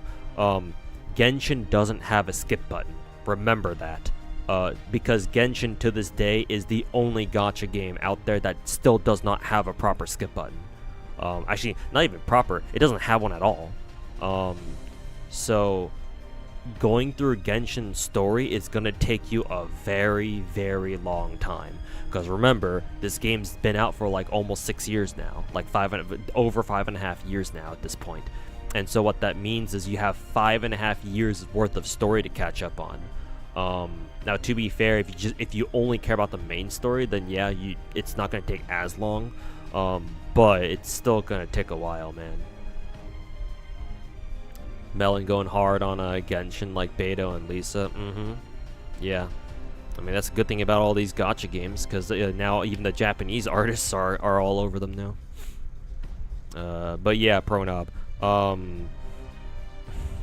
Like, going through story itself isn't like that hard, because remember, Genshin's a new age gacha game, so story, like, in terms of difficulty, you have nothing to worry about for the most part. As long as you make sure to like level up your characters, give them decent gear, it's like you should be able, and like you understand elemental reactions, and like you know what elements are weak to what. Like, for example, if you're having trouble with like electro enemies, and it's not obvious like what element to use to counter them, you use cryo. And but other than that, most elemental reactions are like, you can kind of sort of figure them out. Like, oh, what's fire? Like, what's like pyro shields weak to? Oh, hydro. So yeah, just fucking hit them with some hydro attacks, and you should be able to break their shields, for example. Or like, you know, what are cryo shields weak to? Oh yeah, pyro, because you know pyro melts them and shit like that. Oh, you can also break hydro shields using Dendro too, but that's a more recent one, because Dendro wasn't always in the game in the beginning. Anyways, but as long as you like understand like basic elemental reactions, you level up your characters, make sure they keep up with the game. Yeah, the difficulty of the game itself should not be like a worry. You shouldn't have to worry about that. Just the sheer like length of it and the tediousness of it, and the fact that the game doesn't have a skip button, so you are forced to sit there and just spam your fucking left click, or you know, F key or space bar, or like if you're playing on a controller, your fucking right trigger, or whatever it is, whatever button on controller it is, to like try to scroll past dialogue more quickly. But yeah, no, be warned, it takes a long time.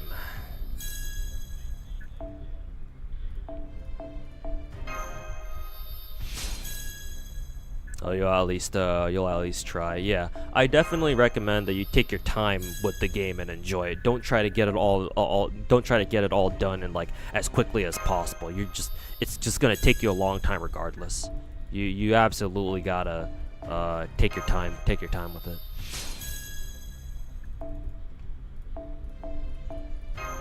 And, like, try to make sure to do and also like I would recommend you don't just like, you know, slam your head against the main story quest. Like, actually take the time to like, you know, go around, do some exploration, because the biggest selling point of Genshin, in my opinion, is like the ambient vibes of the game. Like, if you really try to immerse yourself in it, it's a great game.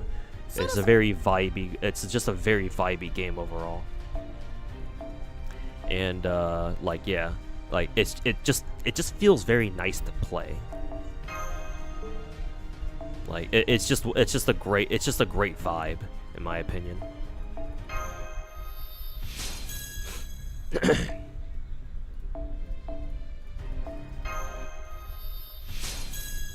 Proud to welcome another member to the Bao cult. I mean, I was always a fan of Bao. Bao is my favorite, aside from Morgan herself, of course. Bao is my personal favorite, fairy knight. Like, I do like Bargus, I do like Melusine a little bit, but Bao was always my favorite, personally. So I'd always kind of like flirted with the idea of like, oh, do I want to Grail Bao? And it's like, well, I guess this is the push I needed. So here we go. Don't level up world level. Yeah, I guess that's a good piece of advice. Like you don't have to level up your world level like immediately. You can definitely take your time with it. Oh shit. Fuck, that got a super suck. God damn it.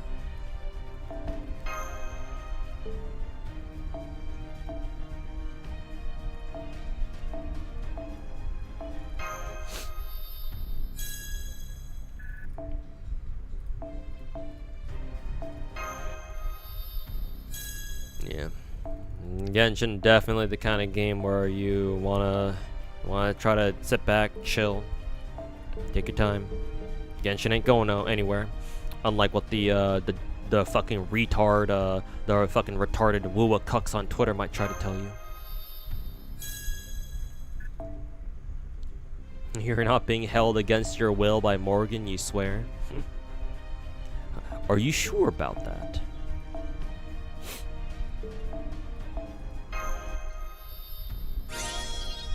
Nice. More grails.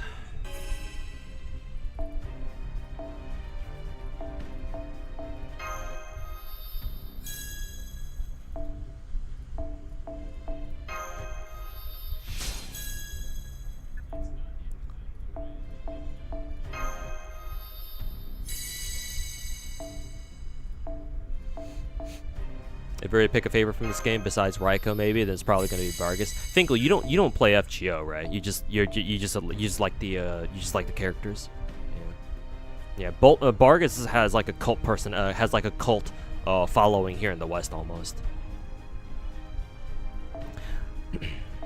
Like if somebody posts like a very tasteful, a very cultured Bargus piece of Bargus fan art on Twitter, for example, like it's like activating the Bargus sleeper cells, and you're all of a sudden you're gonna find Bargus fanboys or fans of Bargus, not fanboys, Bargus appreciators just coming out of the woodworks, being like, coming to appreciate your art.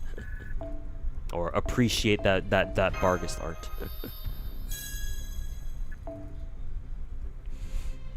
You already know who we already know who your goat is based off of, just off your name.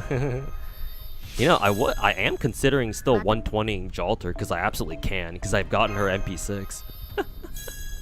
And I do like Jalter quite a bit too. Tsundere, fat fucking titties, fire elemental.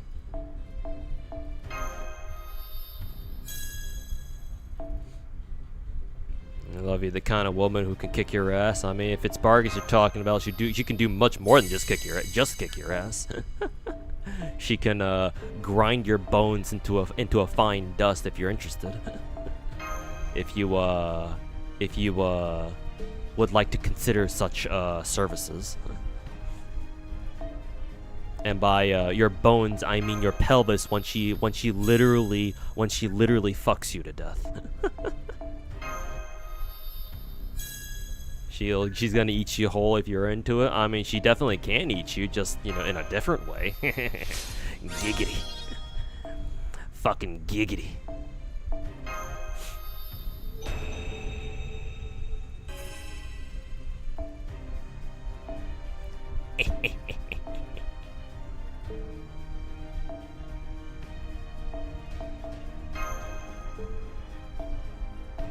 The sacrifice you're willing to make? Many such cases.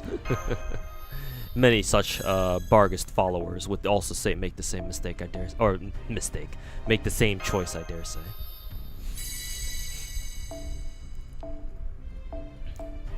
You're immortal, so that's the spirit, Finkel.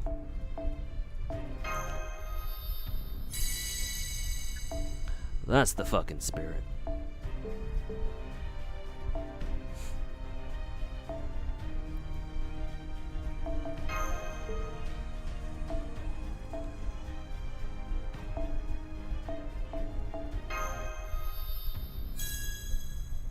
Death by Snoo. I mean, if there's any server who can do that in FGO, it's definitely Barghest. So.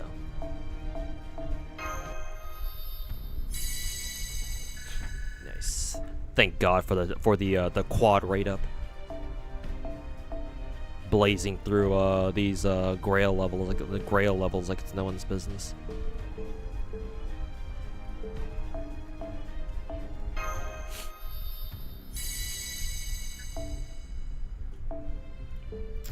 Oh shit, I should have fully loaded that one. I didn't realize I was only going to take it to a 117. And it was a great suck too, fuck. Whatever, bit of a wasted opportunity. Hey Demonic, welcome back, man. How you doing? You wanna fuck the same girl for 35 million cycles? I mean, shit, man. You don't think we ain't loyal? So, some waifus are worth it, man.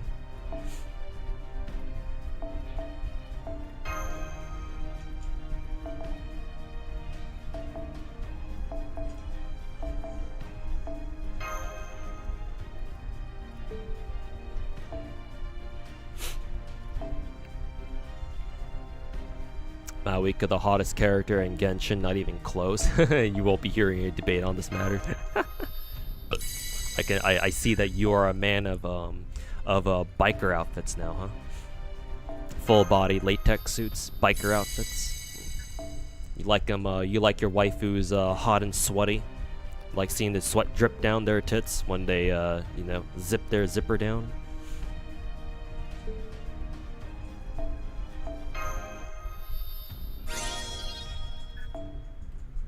Alright.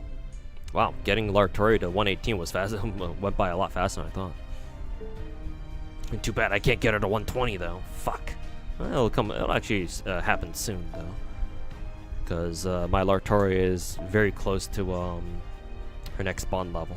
Only 150k away.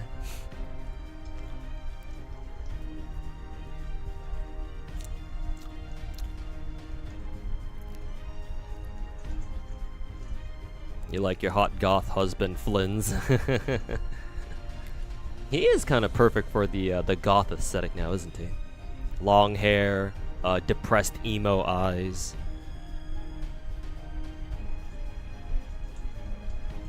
Very sounds like a very broody guy.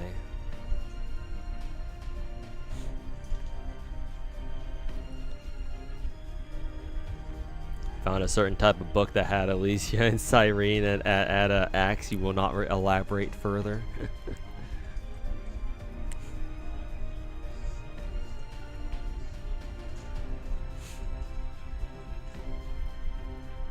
Alright, and then now I would like to commit to grailing both bows, what is it?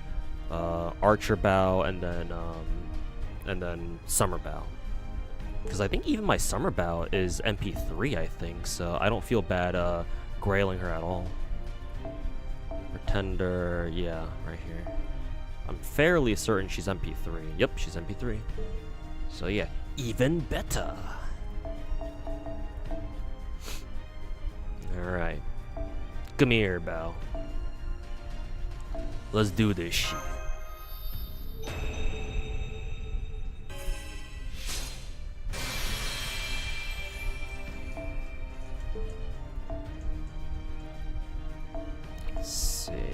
Instead of 5-star embers, we'll just keep using 4-star ones.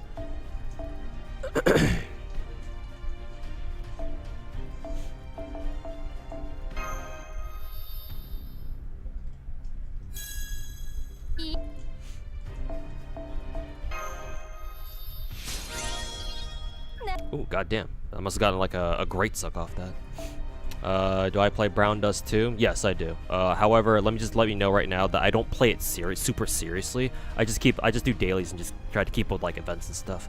I don't consider myself to be like a serious Brown Dust 2 player, but I do try to do my dailies every day.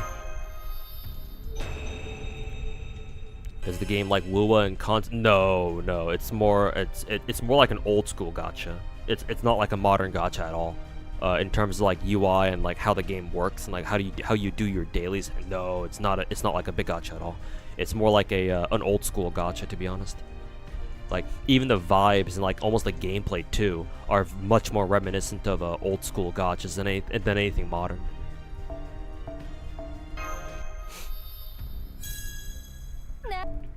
Can we get a 5th Olivier costume?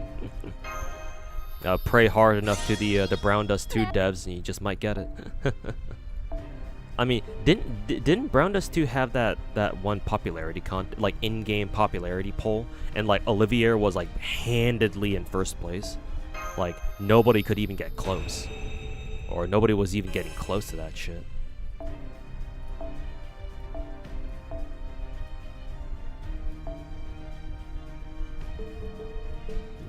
Yeah, Olivier is apparently extremely popular, like Jesus.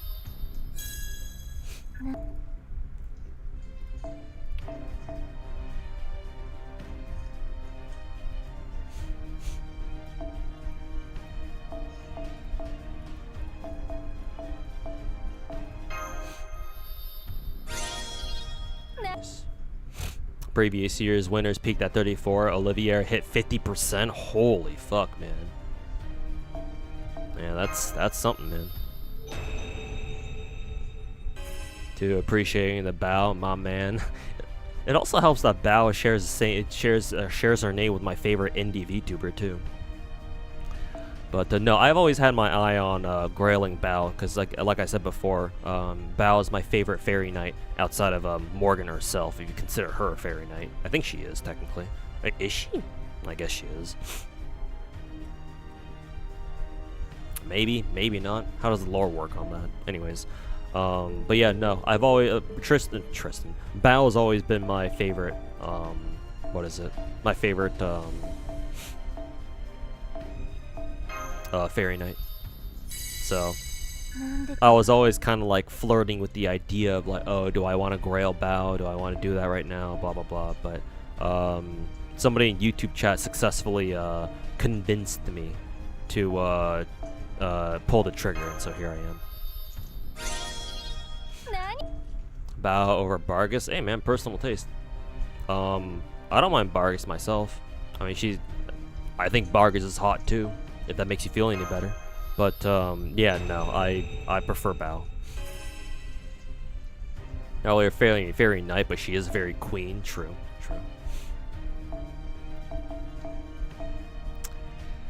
Drew.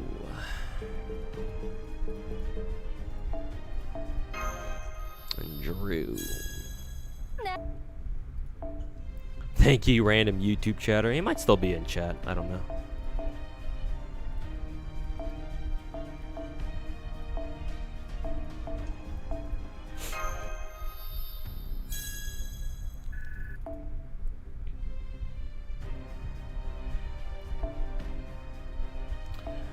Drew.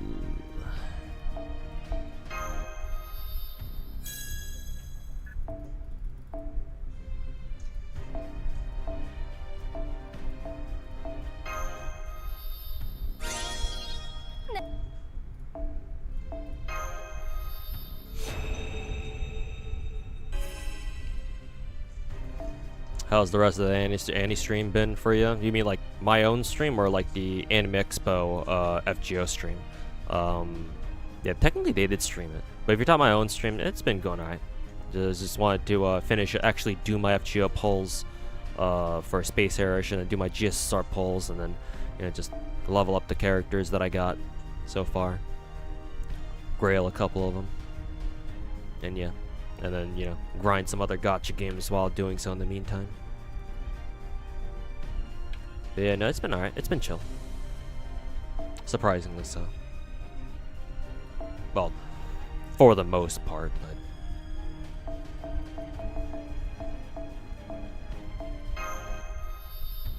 How the polls go? Pretty good, actually. 150 St. Quartz for one copy of Space Airish. I'm just gonna stop there. I would like to pull more of her, but I would like to get it like maybe MP2. But I'm gonna do the safe thing. I'm gonna play it safe, and I'll just leave her at MP1 for now. Because from what I've seen, she's not. Like Space Airish seems to be okay. She doesn't seem like she's a necessity though. So just having her MP1 is good enough for me for now. And so that way I can focus on both CL and Dubai BB, and I would like both of them. I would like to get both of them to MP2, if possible. So I'm gonna have to save up as much as I St. Quartz as I can for those two. Considering, you know, I'm gonna try to go for 4 copies of SSRs in like in a single month. Alright, she is level 100 now, so that's pretty good. And then I pulled the 2 GSSRs, or I pulled Destiny Order, the custom GSSR, and the regular one. The regular GSSR I managed to get Summer Melusine from, who I didn't have before, so that's very good. And then for my Destiny GSSR, I got MP3 copy of Zerctoria, which I'm actually pretty happy with.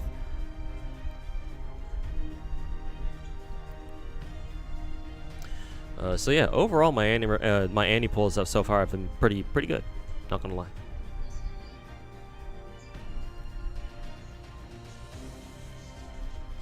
So overall, anniversary experience has been very pleasant, except for, you know, outside of the maintenance, of course. But you know, everyone got fucked.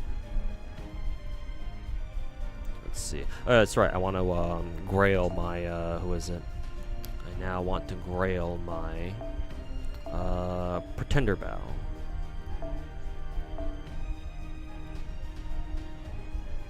Pretender.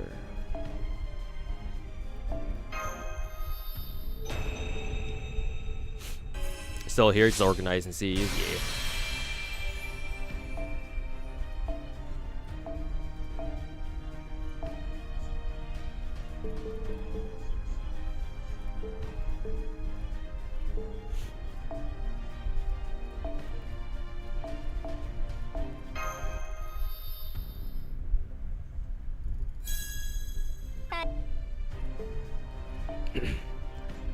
Also, in case I didn't say this out loud before, god fucking damn, Pretender or Swimsuit Bow is fucking hot. But, I don't think you guys need me to say that.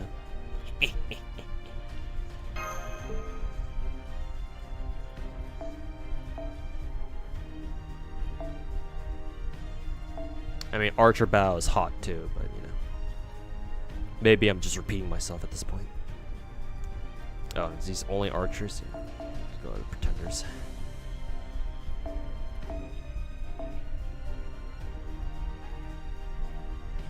Actually, instead of 5-star embers, go with 4 stars.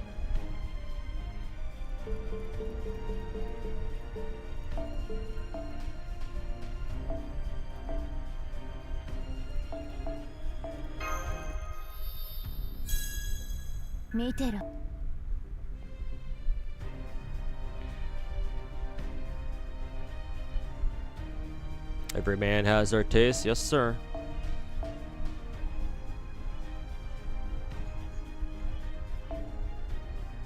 Bow's my taste, but yeah, I understand that, you know, the other 2 knights are probably more popular on average.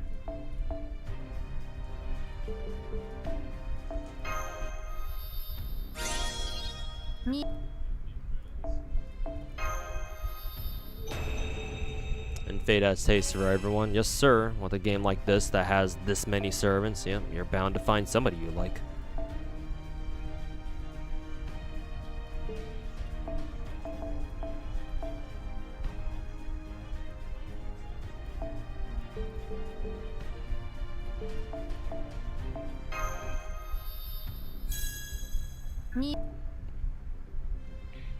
Who's your muscular goth mommy? Jeez, that's a hell of a combination.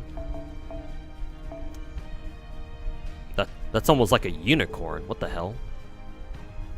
Muscle goth mommy? Damn, that's That's one hell of a combination, don't you think?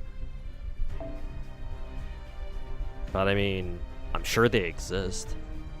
Also, that's hilarious. I've never given Pretender Bow I've never given her what is it? Foes before? No wonder. It's a good time in any, a good time as ever to as any to give her foes now. Oh shit.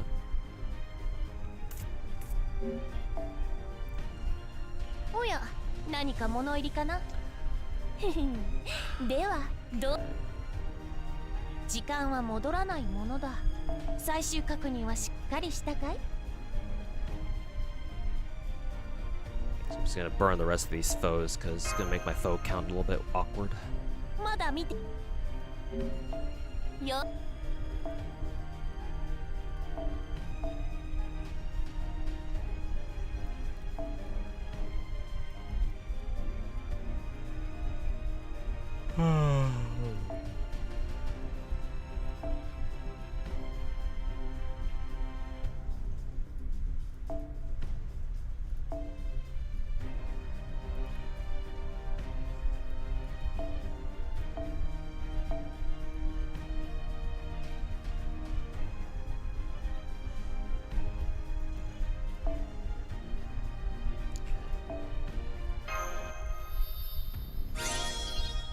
Summer Medusa when?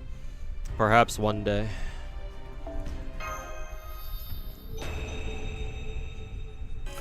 Perhaps one day. If Los Angeles were truly based, then yes, they would finally give us a Summer Medusa version. Though that begs the question, which version of it would it be? Would it be based off of OG Rider, or would it be based off of Saber? I feel like they go for Saber, right? Just because Saber Medusa is more recent.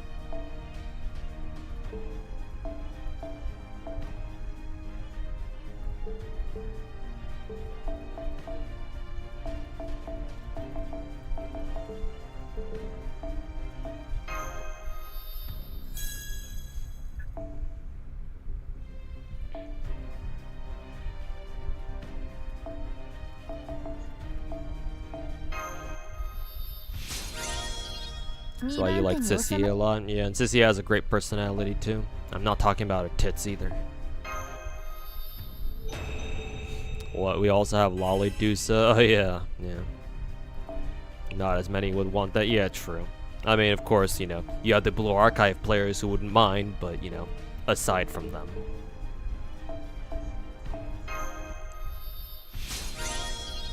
But yeah. If they were ever to make a Summer Medusa, they would definitely base it off of Saber Medusa.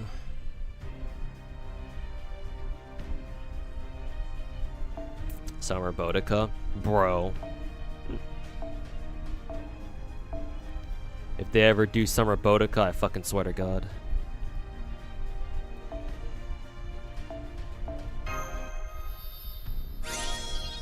Me.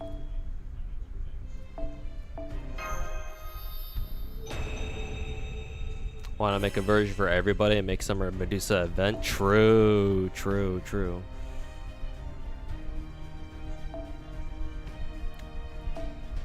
True. Now this is a man who gets it.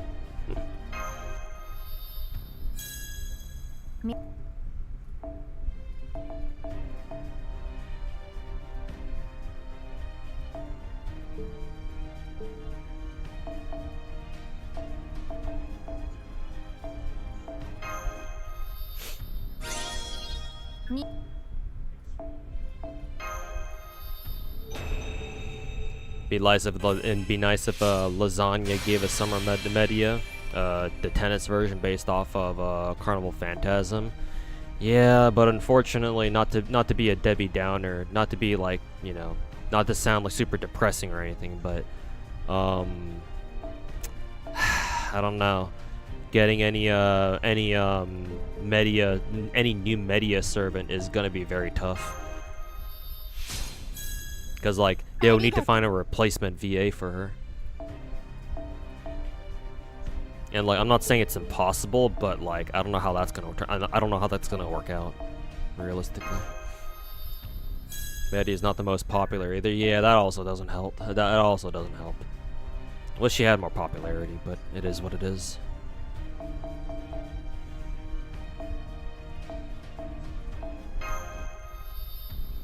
Mash's VA was, yeah, but that was like years ago, though. Unless you're saying Rie Takahashi got replaced recently, but I don't think that's a thing, or I don't think that's the case.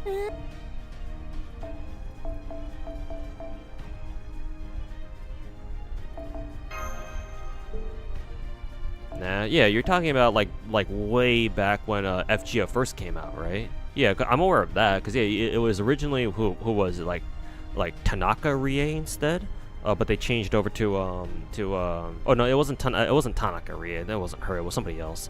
But yeah, no, they early on they had to switch over to Takashi Rie or Takanashi Rie. Is it with an N? I think so.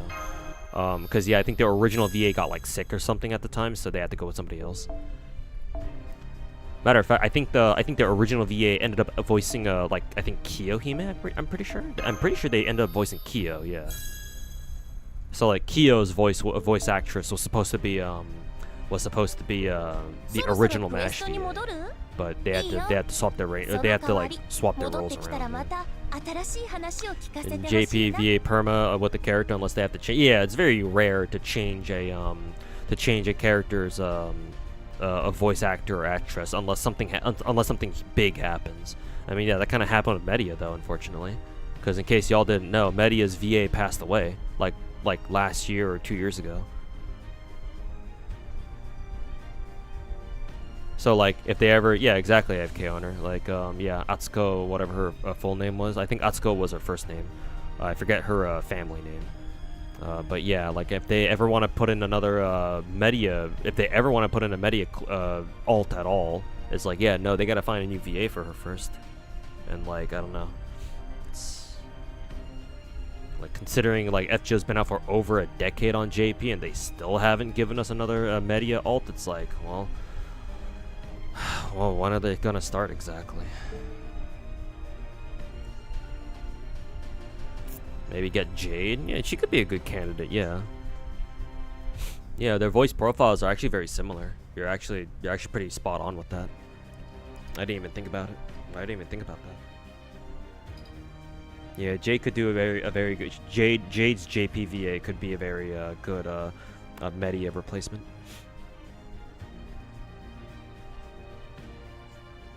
Under pressure to give us new Media because she's not popular. Yeah, exactly. I think you said that earlier too. Yeah, and yeah, that sucks.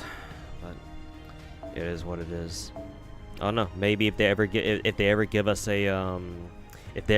for whatever reason a welfare Soichiro.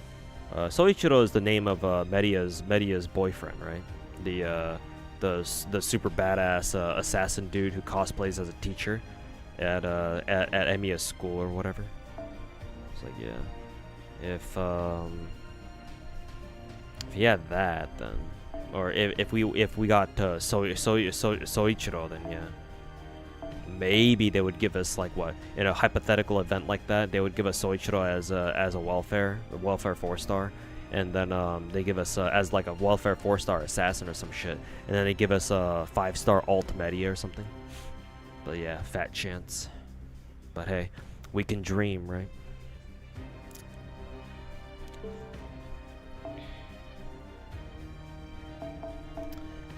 Sag.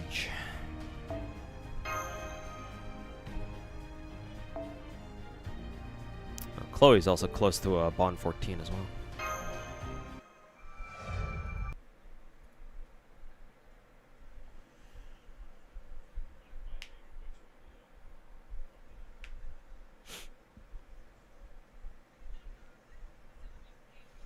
Chloe 121. Is that even possible? Maybe it is, actually, especially after the update.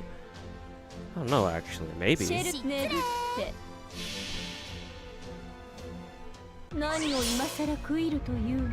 have more coins now. That's true.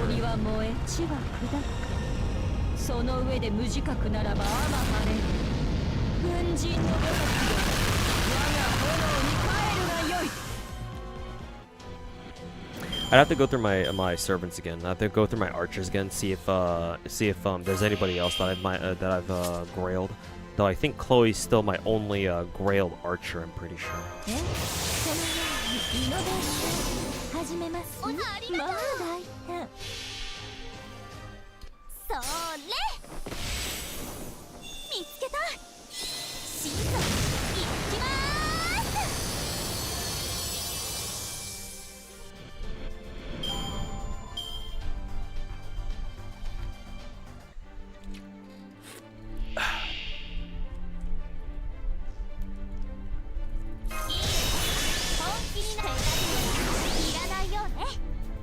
Way too dank. What happened, Finkel?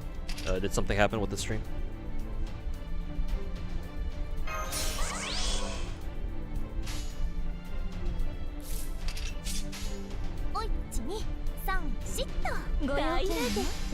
How about Durga? I wouldn't mind Durga. I like Durga a lot. Fat tits, mainly. Yeah, I definitely wouldn't mind Durga.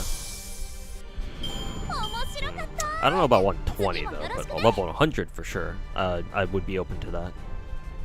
And that way I'd have a grailed AOE archer because Chloe's single target.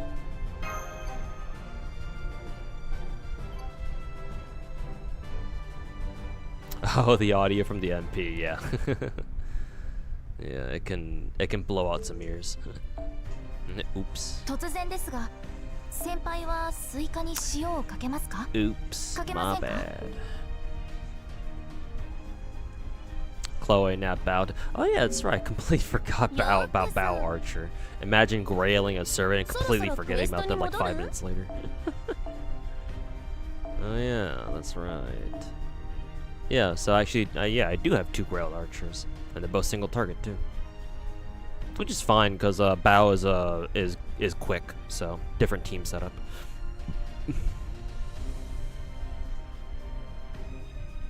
Might as well grail Ishtar early then. Nah, I'm good. Like I like Rin faces, but I'm not exactly crazy about them. My name definitely isn't Braxophone, that's for sure. I think Fobmaster is also a big fan of Rin too, right? If I'm not mistaken.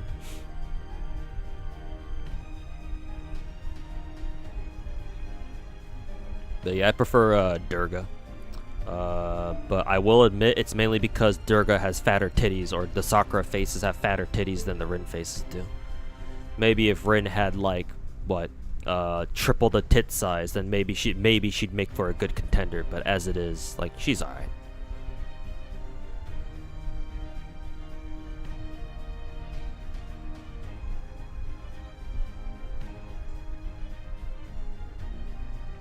He is, yeah, but fake fan because he's not gonna max her and Stara. Did he like say so? Like, did he say as much?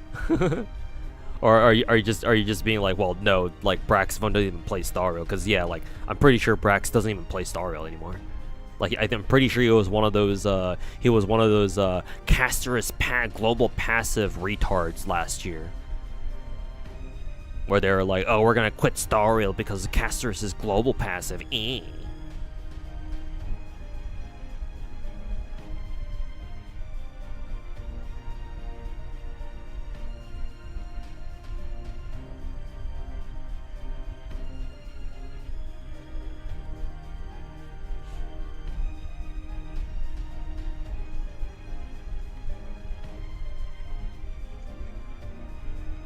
Oh, not Braxophone. You're talking about Fob as. Oh, okay, gotcha.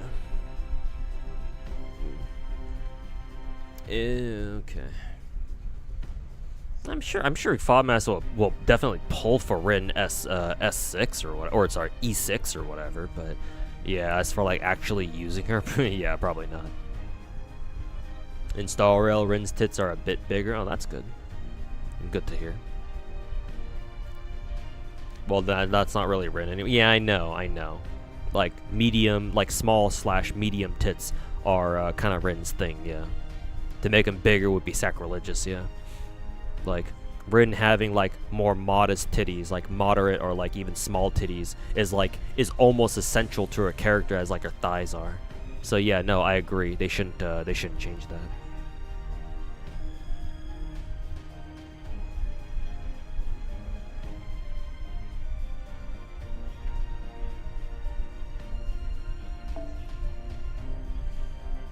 Yay. 我ながらいい So let me check my appends for the two grailed character, for the two bows actually. Let's see. Oh, cool. I actually already what is it? I actually already unlocked both of them. Nice. Actually, maybe I can switch her extra attack boost over to the skill reload instead. How do I do that again? Might as well test that out right now. I think you have to go back out, right? There's like a dedicated button for this. Yeah, append skill exchange. Yeah. The Beard Papa NT collab seemed pretty worth it. Thinking of going again. Really? What do they give out?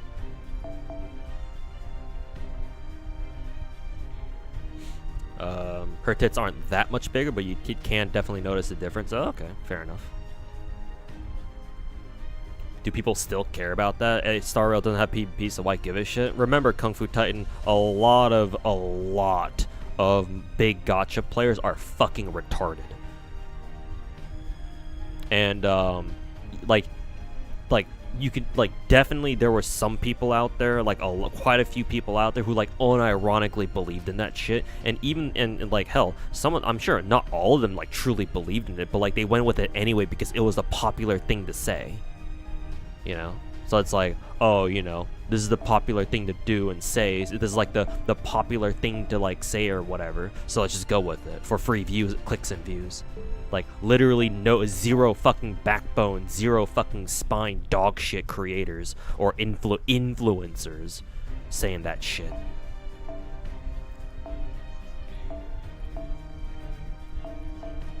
So yeah, let's go ahead and exchange from her A1 over to her A5. Let's see. Just do this. Nice. Very good. Really like how seamless it is. Yeah. You don't need what is it? Some sort of currency to swap them around, right? At least I'm pretty sure you don't. Yeah, you can just do it freely. That's really cool. I figure since this is a FGO we're talking about, I figure, oh yeah, they probably would have forced you to use a currency for this shit or something, but thank God they don't. Oh, don't want append skill exchange. I want to do just regular appends. Pretender. Let's see. Ah, fuck. Need a lot more servant coins for bow.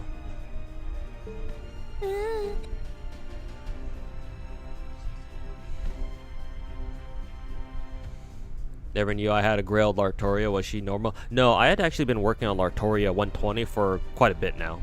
I just had to stop at 112, I think it was, because I ran out of servant coins. And that was I started grailing her, I think at the start of this year, so roughly at the start of this year. So I've basically been waiting 6 months for this update to get more servant coins to get her get her past 112.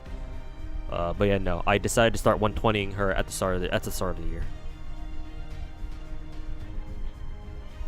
Hey yo, Memi, what's my favorite ice cream? I haven't eaten enough ice cream to really say, but for right now, I'm a big chocolate fan. So most flavors of chocolate, I'm a big fan of. I've also been really getting into coffee ice cream because there's a supermarket that's near where I work. Whenever I'm doing food delivery.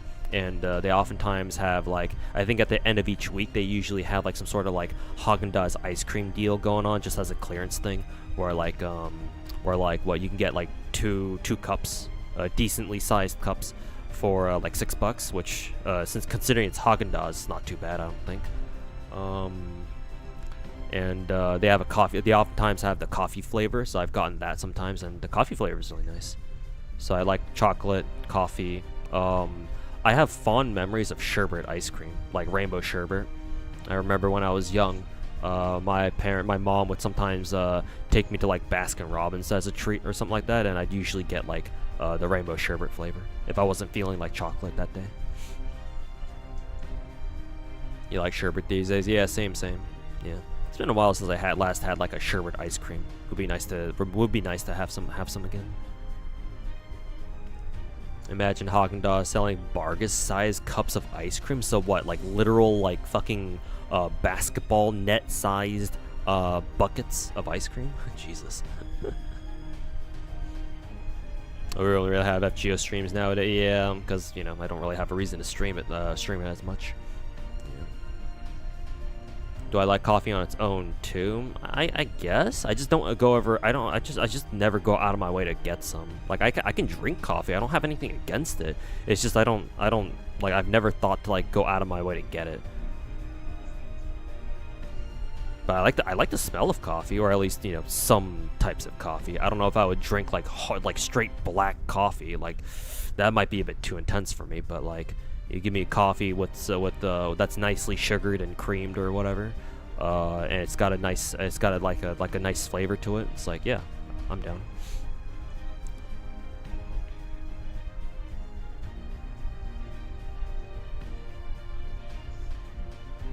You're broke on grails, really? I've just been stockpiling grails forever. Then again, I did use like more than half of my stock right now because I grailed both Lartoria and the 2 bows. So yeah, I went through a lot of my grails.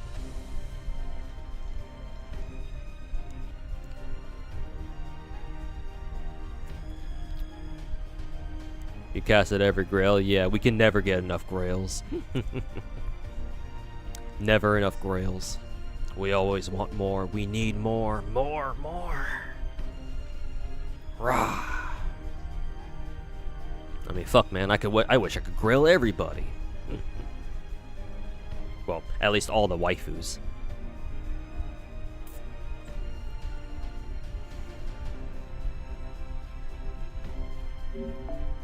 Yup.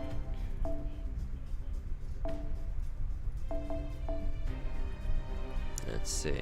I think the last thing I'll do on stream today is I'm gonna go over all my grailed servants and pick out my my grands. Man, so real for that. You know I'm serious too. I mean, I probably didn't even need to tell you that. Imagine 120 every single saber face. I mean, I don't have to imagine. Some people actually done that.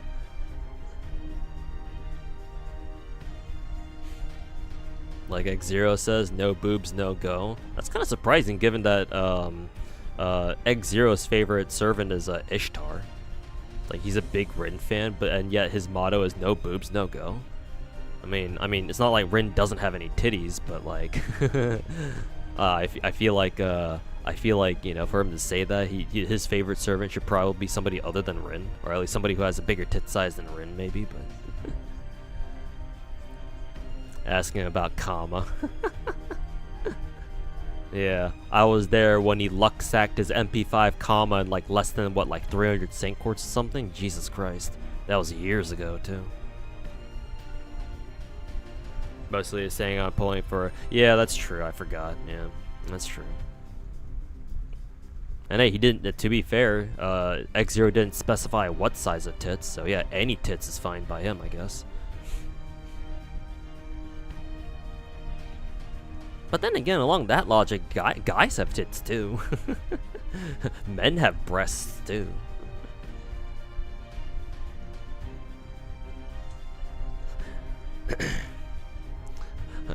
Is he discriminating against men? Is he implying that men don't have tits either? Implying? Caesar out here with 2 cup sizes more than Rin. I know, right? Yeah. Merlin's big old naturals. I mean, hey, you seen the pecs on some of these dudes?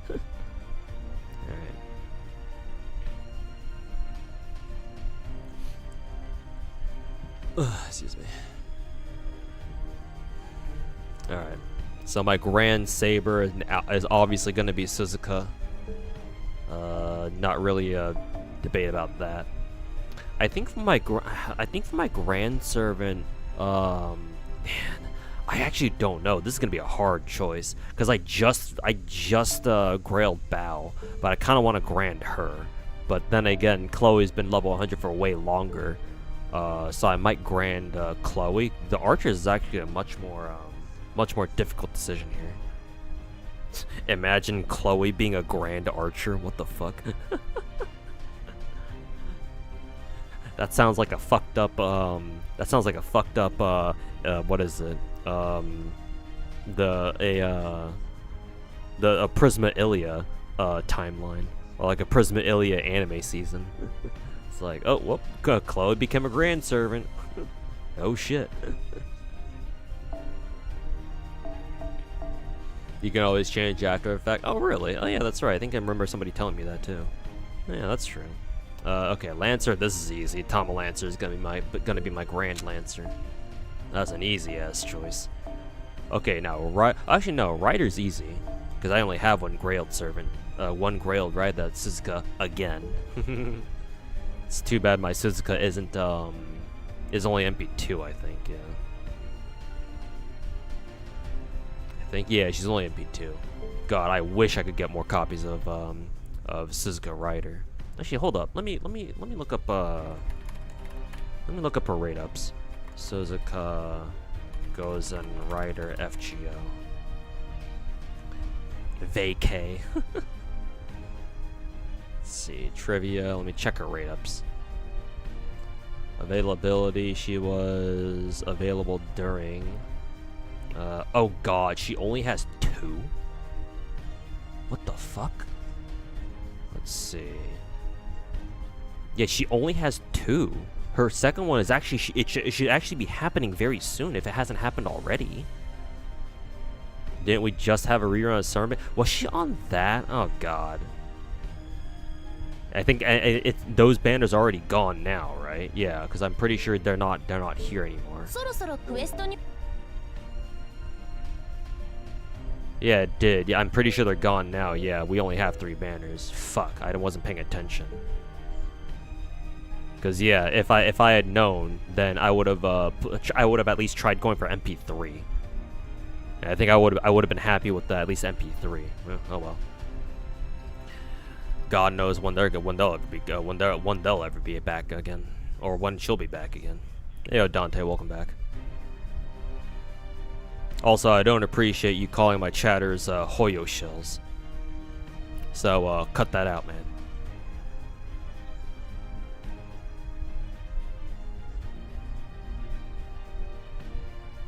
Unless you're fine with us calling you a fucking Wuwa shill too.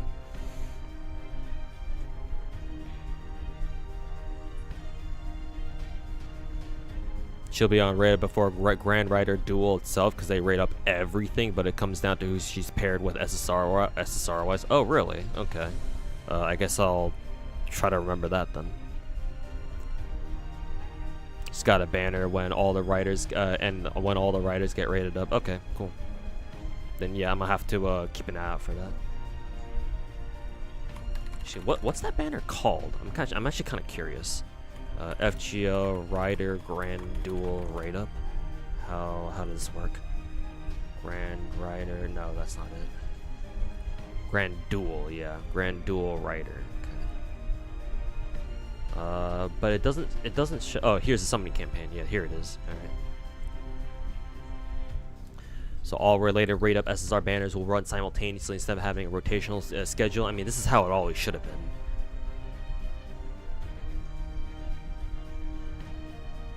By the way, curious as to whether or not I plan to MP5 every server in the game. Maybe no, Fade Echo, no. The only way I go back to MP5ing everybody in the game again is if I can get a good enough job, or like I make content creation work for myself to the point where I earn enough money to do that. Neither seems likely at the moment. So no. The answer is no. Maybe eventually in the far future, but I don't know, man. My personal future is very uncertain. So gone are the days, yeah, for now. Like, again, Fade Echo, I don't mind going back to MP5ing everybody. I don't mind going back to MP5ing everybody like I used to. but that requires money, and I don't have a lot of money these days. So, and what little income I have, like I have to focus on, like I have to control very carefully. I can't spend as much on gacha games as I used to. I gotta worry about real life shit. So no, as of right now, I have to take it very easy on FGO. Only I gotta be very careful for who I pull. I have to make very, you know, hard decisions on who I want to pull, how many of them I want to pull.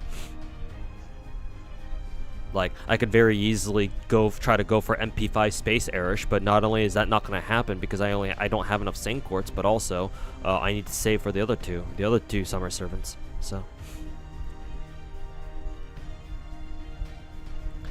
yeah, for now, yeah, unfortunately, gone are the days. Maybe one day they'll come back, but not for me right now.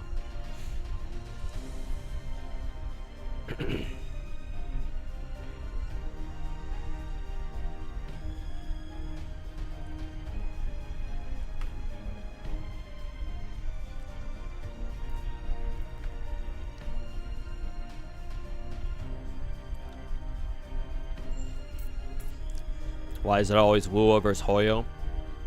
Surely PGR's got champions too who argue like that on Twitter, right? It's what Dante said. I talked about this before, but Dante kind of summarized it with his stuff, or with his comment.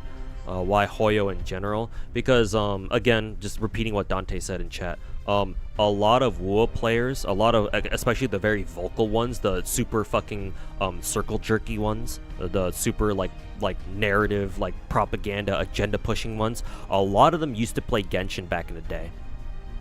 And I remember that Genshin Impact was out, like it was the only big gacha game that was out for like at least 3 or 4 years. Like, matter of fact, the other big gacha games took so long to come out that MiHoYo was able to make another big gacha to come out, and that was Star Rail. So before Star Rail came out, Genshin was like the sole big gacha for like the first 3 or 4 years. And so because it was the most popular gacha, a lot of people obviously attracted a lot of players, but as time went on, more and more players started becoming more and more disillusioned with the game because, you know, the Hoyo devs aren't doing what we're asking them to. They're not putting in stuff that we want them to. They don't like, it feels like they're not listening to us. So the list of complaints that a lot of those Hoyo players, those ex-Genshin players, had just got longer and longer, and eventually they just got fed up. And so when Star Rail first came out, they initially jumped over the Star Rail, but then when Wuwa came out, that was the kicker. Because finally, with Wuwa coming out, Wuwa is the first big gacha game to come out that's not managed by Hoyo. And so a lot of those ex-Genshin players, or at least ex-Hoyo players in general, who got super disillusioned with Genshin, or Star Rail even, immediately jumped over the Wuthering Waves, and they immediately started glazing it because Wuthering Waves gave them like more of what they wanted than Genshin ever did. And so because of that, they just became super militant about, oh, Wu was so much better than Genshin, blah blah blah, it's so much better, Kuro's the best, Genshin is trash, the little spawn of Satan, fucking Benjamin Netanyahu type shit. You know, Dawe's Chinese Benjamin Netanyahu. You know, what other dumb retarded shit that they can pull out of their ass, out of their assholes. It's like gacha tribalism, but it's no ordinary gacha tribalism. It's like the tribalism that the Wuwa cucks, specifically the fucking Kuro bots on Twitter. That you'll find just endlessly glazing, no limit to the glaze type shit, people on Twitter. Like, the degree of tribalism they have towards every other gacha game out there is kind of sickening. Like, at that point, it's not even really tribalism anymore, honestly, if you ask me. At that point, for me personally, I consider it to be a form of mental illness. Because, like, ain't no way, like, you're actually serious about glazing a fucking gacha game this hard. Like, ain't no fucking way, man.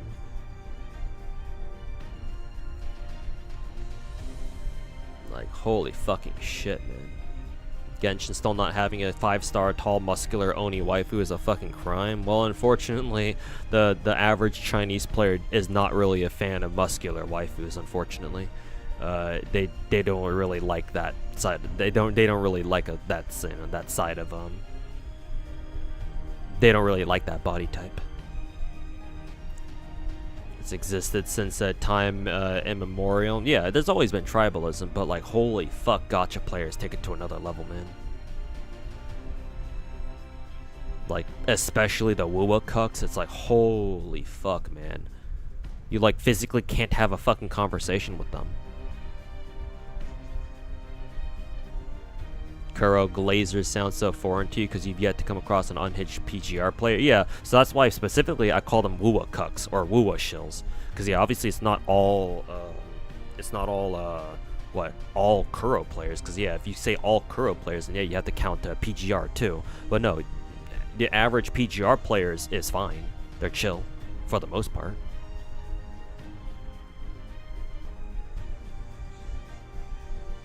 Wuwa cucks even hate PGR player base. Yeah, because it's not Wuwa. That's how retarded they are.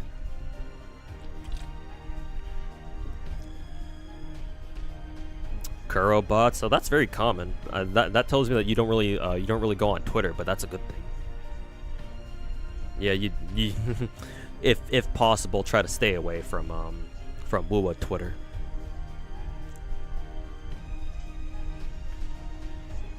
But yeah, no. Like, go see for yourself if you dare. But these Kuro dogs or Kuro bots, Kuro dogs or whatever I call them. Again, like I said, I prefer calling them Wuwa cucks or Wuwa shills. Like, no, they're, ugh, there's something, man.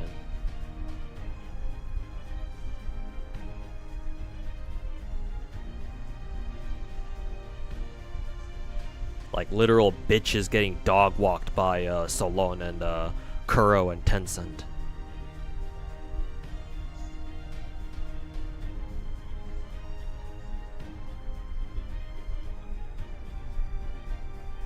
But yeah, literally anything that perceived to be a hindrance to the Wuwa agenda, they will attack ferociously. Like they have literally zero standards.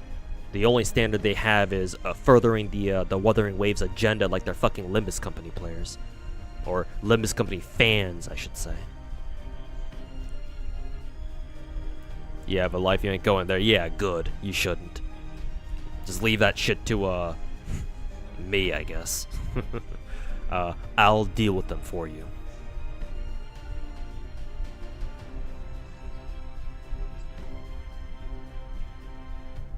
Also, SGAS Fox, are you typing in both my YouTube and my Twitch chat? I'm surprised it took me that long to figure that out.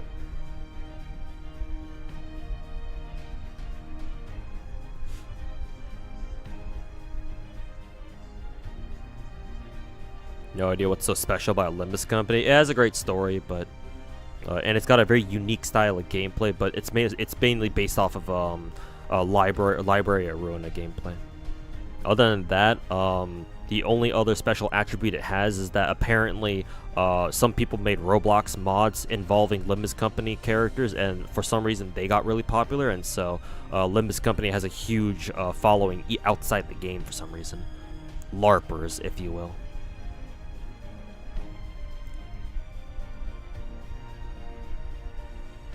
Mostly due to Tectone and Saint Tontus championing Wuwa. I mean, they certainly contributed to it, but even if they didn't do it, you'd still find. I'm of the belief that you'd still find a decent number of like die-hard Wuwa cucks. It's just that, you know, the clown and the fucking trailer trash. Unfortunately, they propagated the numbers. They used their platforms. Their platforms became breeding grounds for fucking retards like that, unfortunately. So yeah, now the problem's way worse than it needed to be.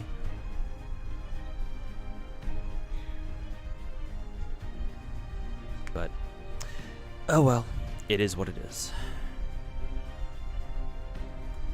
Well, not just it is what it is. I'm trying to do everything I can to fight back. I was hoping more people would also join me there, but maybe not. But it'll take time. It'll take time to fix that whole fuck-ass mess.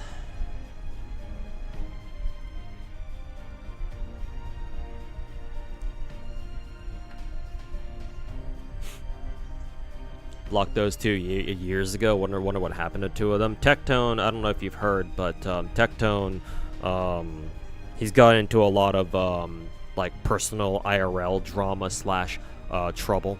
The most relevant of which was that he evidently lost a court case that involved him and an ex-girlfriend of his, who is also another streamer, and then his ex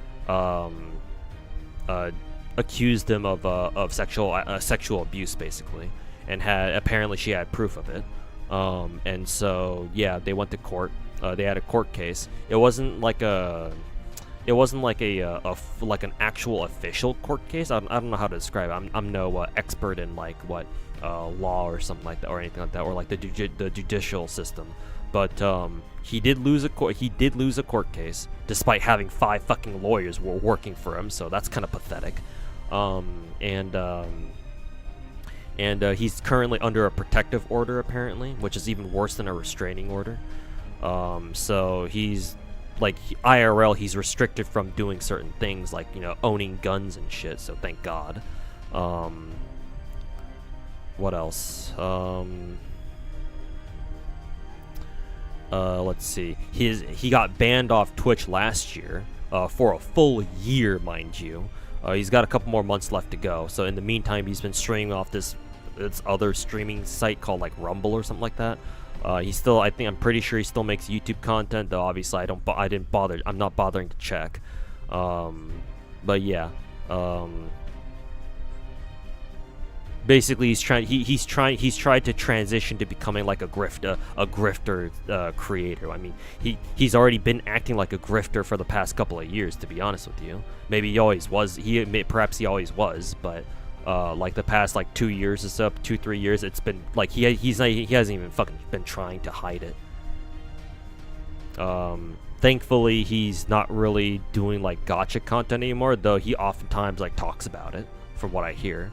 And he's been trying to like transition to becoming more of like he's basically trying to copy Asmongold. He's trying to become the next Asmongold. Timu fuck ass Asmongold, basically. And he's trying to like go like the whole political commentary grifter route, to mixed success. I don't know how well he's doing that. I don't know how well he's pulling that shit off, but he's certainly trying.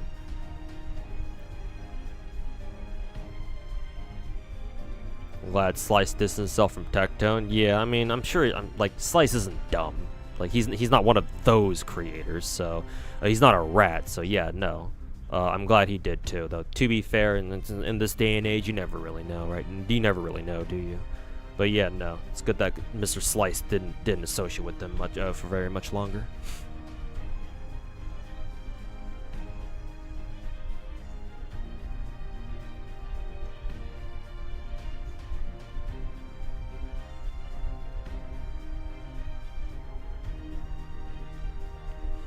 Pass on the Twitter Crusades. Yeah, it takes it. You gotta have like a pretty, you know, you gotta have some pretty thick skin for that, or like an actual willingness to get down and dirty with that shit. So yeah, if you don't want to do that, then yeah, I don't blame you.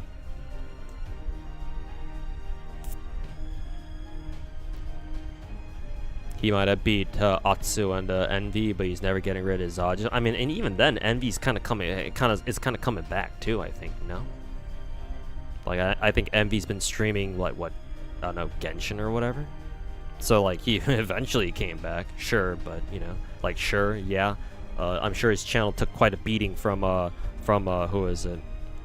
From Mr. Trailer Trash, constantly harassing him, but hey, he's slowly but surely coming back, so that has to count for something. He's a Corpa guy, so of course he would distance himself from Tectone. Yeah, I suppose so. Where's our 150 St. Quartz compensation for maintenance? If only we got that many. If only we got that much. Seen him playing Star Rail? Who? Tectone? I mean, that'd be hilarious because he said he would play Genshin if Paimon's VA got fired, and turned out that actually happened. But you never he never did good on that promise because he's a little bitch. Oh, not Tectone, but Envy. Okay, that makes sense.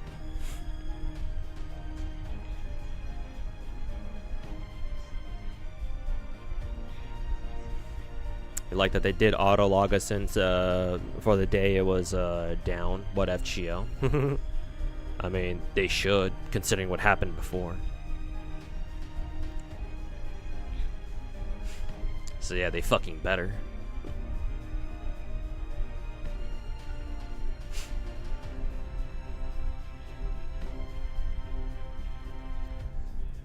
They fucking better.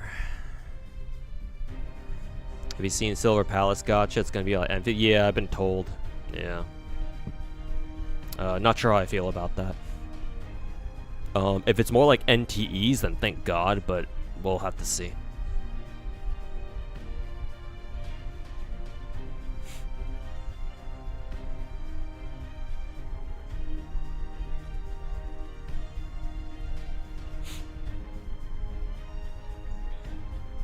Does Asclepius' buff make him a better arts buffer for arts looping than Paracelsus? That's a very specific question. I don't know.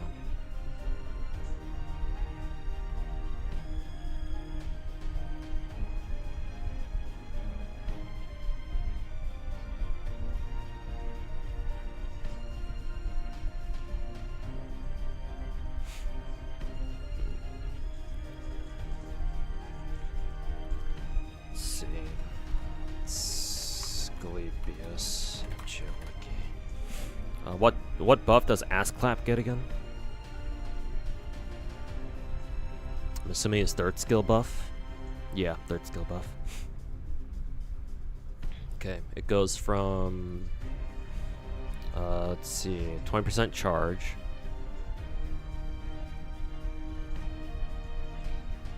– 20% party arts buff.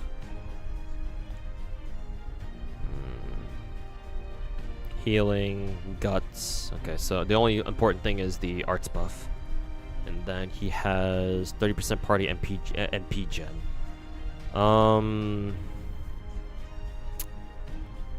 Strictly speaking, no, because if you're arts looping, you're typically only relying on one arts looper.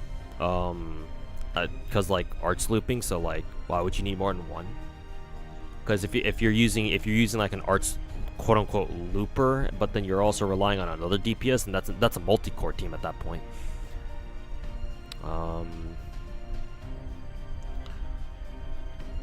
And Asclepius' second skill only gives what, a 20% MP gen buff, whereas Paracelsus gives 50%.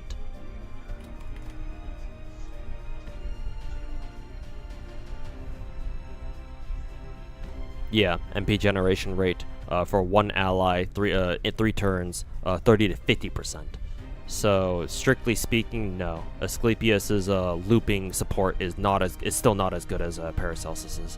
Let me check his arts buff actually. Yeah, his arts buff is party wide, 10 to 20%. Yeah. So effectively, no.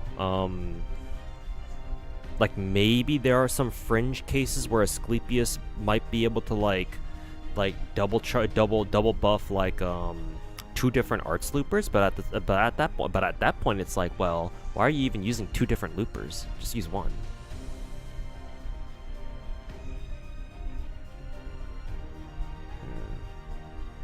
So no, I would have to say no, unless somebody who knows JP/FGO better than me can explain why that might not be the case. But in my opinion, my guess would be that no, Paracelsus is just better for like pure arts looping.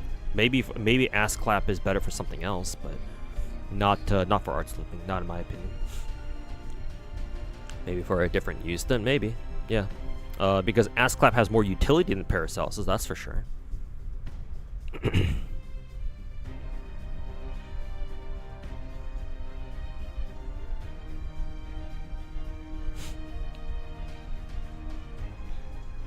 How does NT's gacha system work? Think of Hoyo's gacha, but then the first copy of a character is always guaranteed. You do not have to deal with the 50-50 on the first copy of a limited character. After that first copy, yes, you do, but the first one is always guaranteed.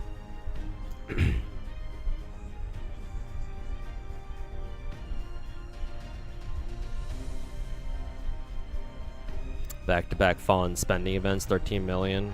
Sure ain't free-to-play friendly. Yeah, that's a lot. I guess I'll find out exactly how that event goes.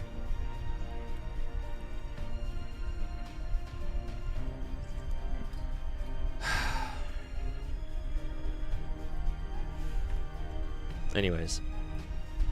Alright, chat. I think I'll call it a stream there. Nice little 6-hour stream.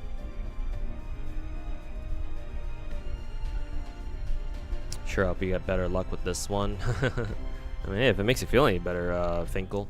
I had to go full, I had to pay for the full, the full Porsche Gacha collab myself, too. NT has no 50-50, not even at the first copy. It's actually guaranteed all the way, really? Like, no cap? Like it just straight up doesn't have a 50-50? What the fuck? Because this entire time, I thought NT's coin flip was only for the first copy, and I thought, that's your first copy. Okay, now you got to deal with the coin flip. Because I thought that was only fair. Like, just straight no 50. Okay, that changes things then. Okay. Holy fucking shit. Well, critical information acquired. But anyways.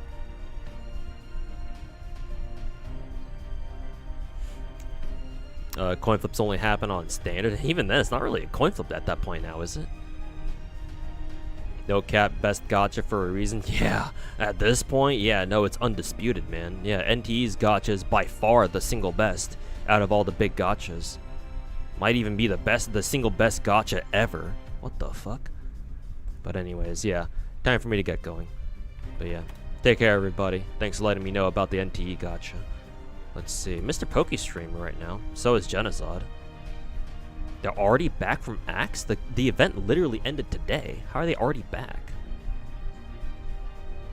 Unless they're just like staying at their hotels or something. Did they just not bother with day 4? Oh no, Mr. Poke looks like he's still in a hotel. Okay, Mr. Poke's still at a hotel somewhere. I think Genozod might be back home. Let's see.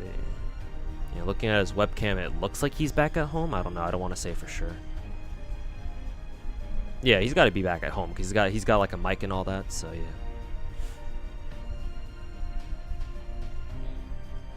It's not that fun. It's not that fun. I mean, yeah, if you're local, then yeah, obviously. But I don't know where Genozod lives now. Like, does he live in Cali? Like, does he live here in SoCal? I don't think so. So like, if he's already back home and he's not if he doesn't live in the state, then like he must have just left on day 3.